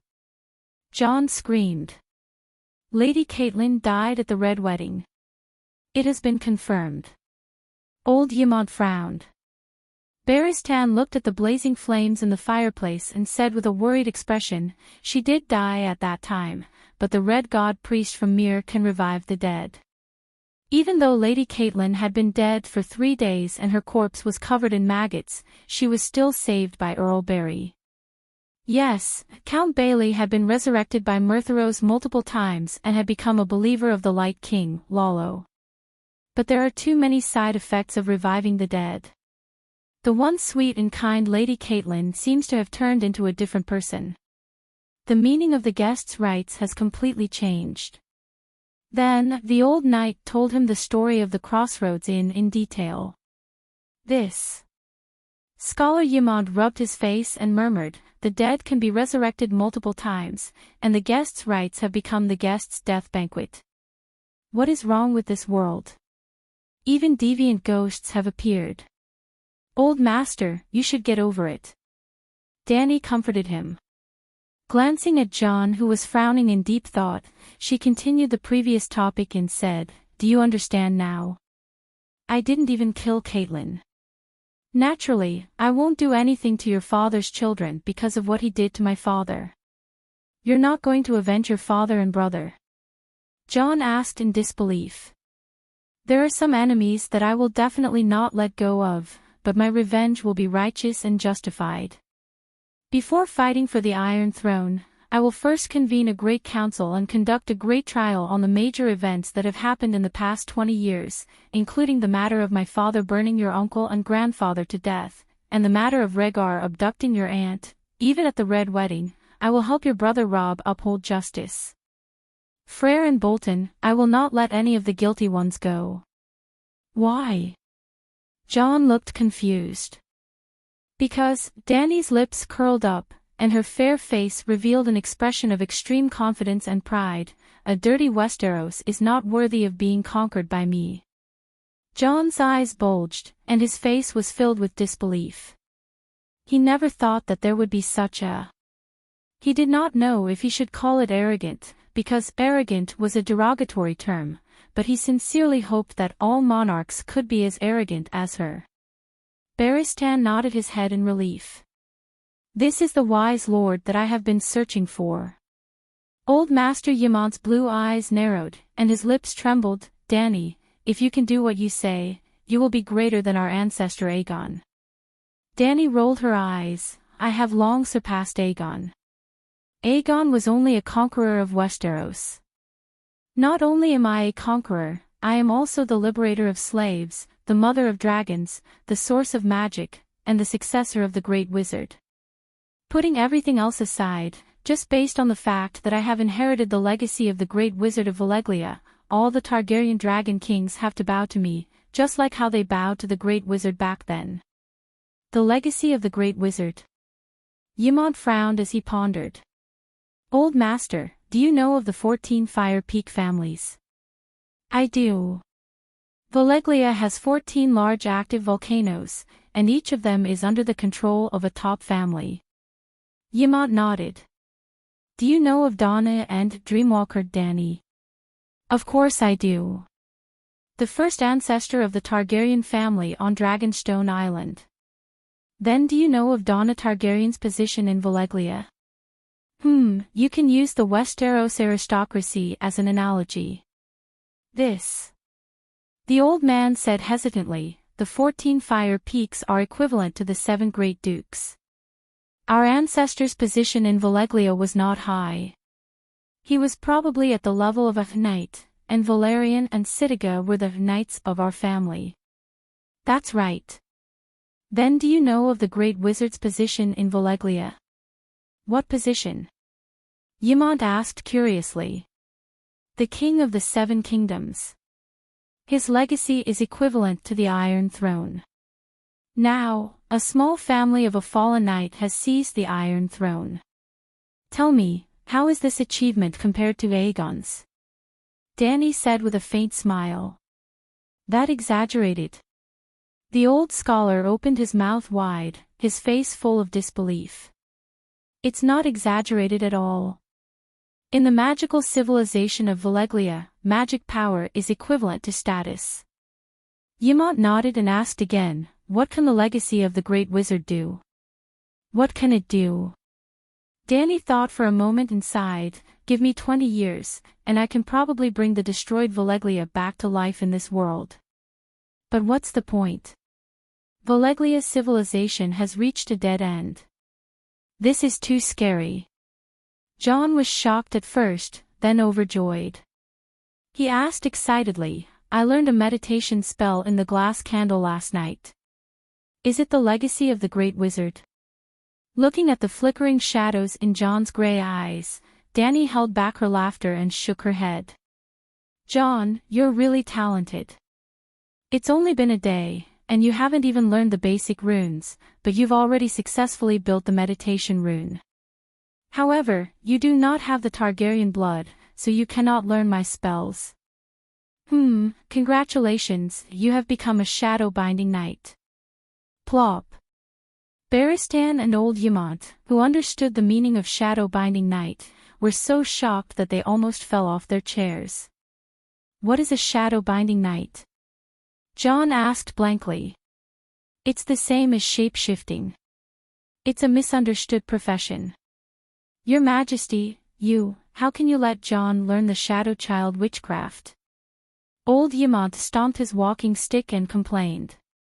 For some reason, he always had a strange fondness for this long-faced, black-haired young man and took care of him as if he was his nephew. Now that he heard that Dany had lured him into the Shadow Child witchcraft, he was very angry. It's just a meditation technique. I don't know blood witchcraft, shadow secret spell, or demon sacrifice witchcraft. What? Jon was dumbfounded. Blood witchcraft, shadow secret spell, demon sacrifice witchcraft. It sounded evil. What had he become? Think about it. What's the difference between a spirit wolf and a shadow-binding knight in the eyes of Westeros? There is no difference, but it's too scary to be both a spirit wolf and a shadow-binding knight at the same time. Barristan frowned. Sir, there's something wrong with your words. It's both murder. Is it lighter to kill someone with a machete than to kill someone with a machete in his left hand and a sword in his right hand? As long as Jon sticks to his conscience, he's still a good person even if he learns a few necromancy spells. If Jon loses his humanity and doesn't learn any witchcraft, he can still do evil with a sword. Who do you think is more evil? Tam, Queenie, or Waldfred? White Knight was silent for a long time and sighed. That's true, but the common people's opinion, Jon is just a night watcher, not a king. Does the common people's opinion matter? Old Knight was speechless. Then Dany said to Jon, who was at a loss, don't blame me. I only know 2 types of meditation spells. You can't learn the Great Wizard's legacy. The incomplete Fire Wizard's meditation spell is not as good as the complete shadow-binding knight with great potential. As she spoke, she went back to her bedroom and brought back a book and a metal plate. She handed them to Jon and said, there's a Fire Wizard spell in the metal plate. Shadow-binding knights control the power of fire, blood, and shadows. You can learn it too. There's also Tam's diary, the notes left behind by a legendary half-god wizard. You can learn it, but you must remember, hold the sword in your hand, and sit with benevolence in your heart. Do it with caution. Jon squeezed the black, cold metal plate and said in shock, Valeglia's steel. Oh, you're quite knowledgeable. Dany raised her eyebrows and nodded. It's the real Valeglia's secret spell. I learned the Fire Wizard spell from it. Thank you, John said sincerely. He felt that the queen was right. There was no evil or righteous power. As long as it was in the hands of a kind person, it should be used carefully. Danny suddenly thought of something and asked, since you've learned the meditation spell, have you found the direwolf? After hesitating for a moment, John nodded and said, I found it. Last night, I was able to enter and exit Whitey's body freely. It should be near the savage camp. When the city gates open for the negotiations tomorrow, it will be able to return home. Right, I also found Manslade's tent.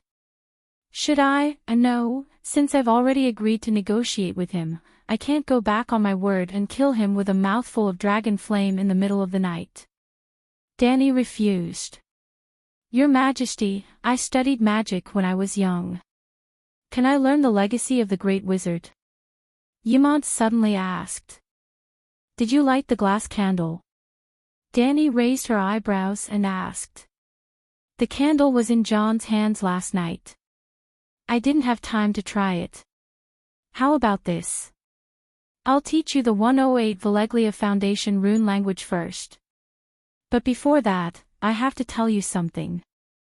The truth about the true world of the City of Knowledge and the Megalosaurus extinction.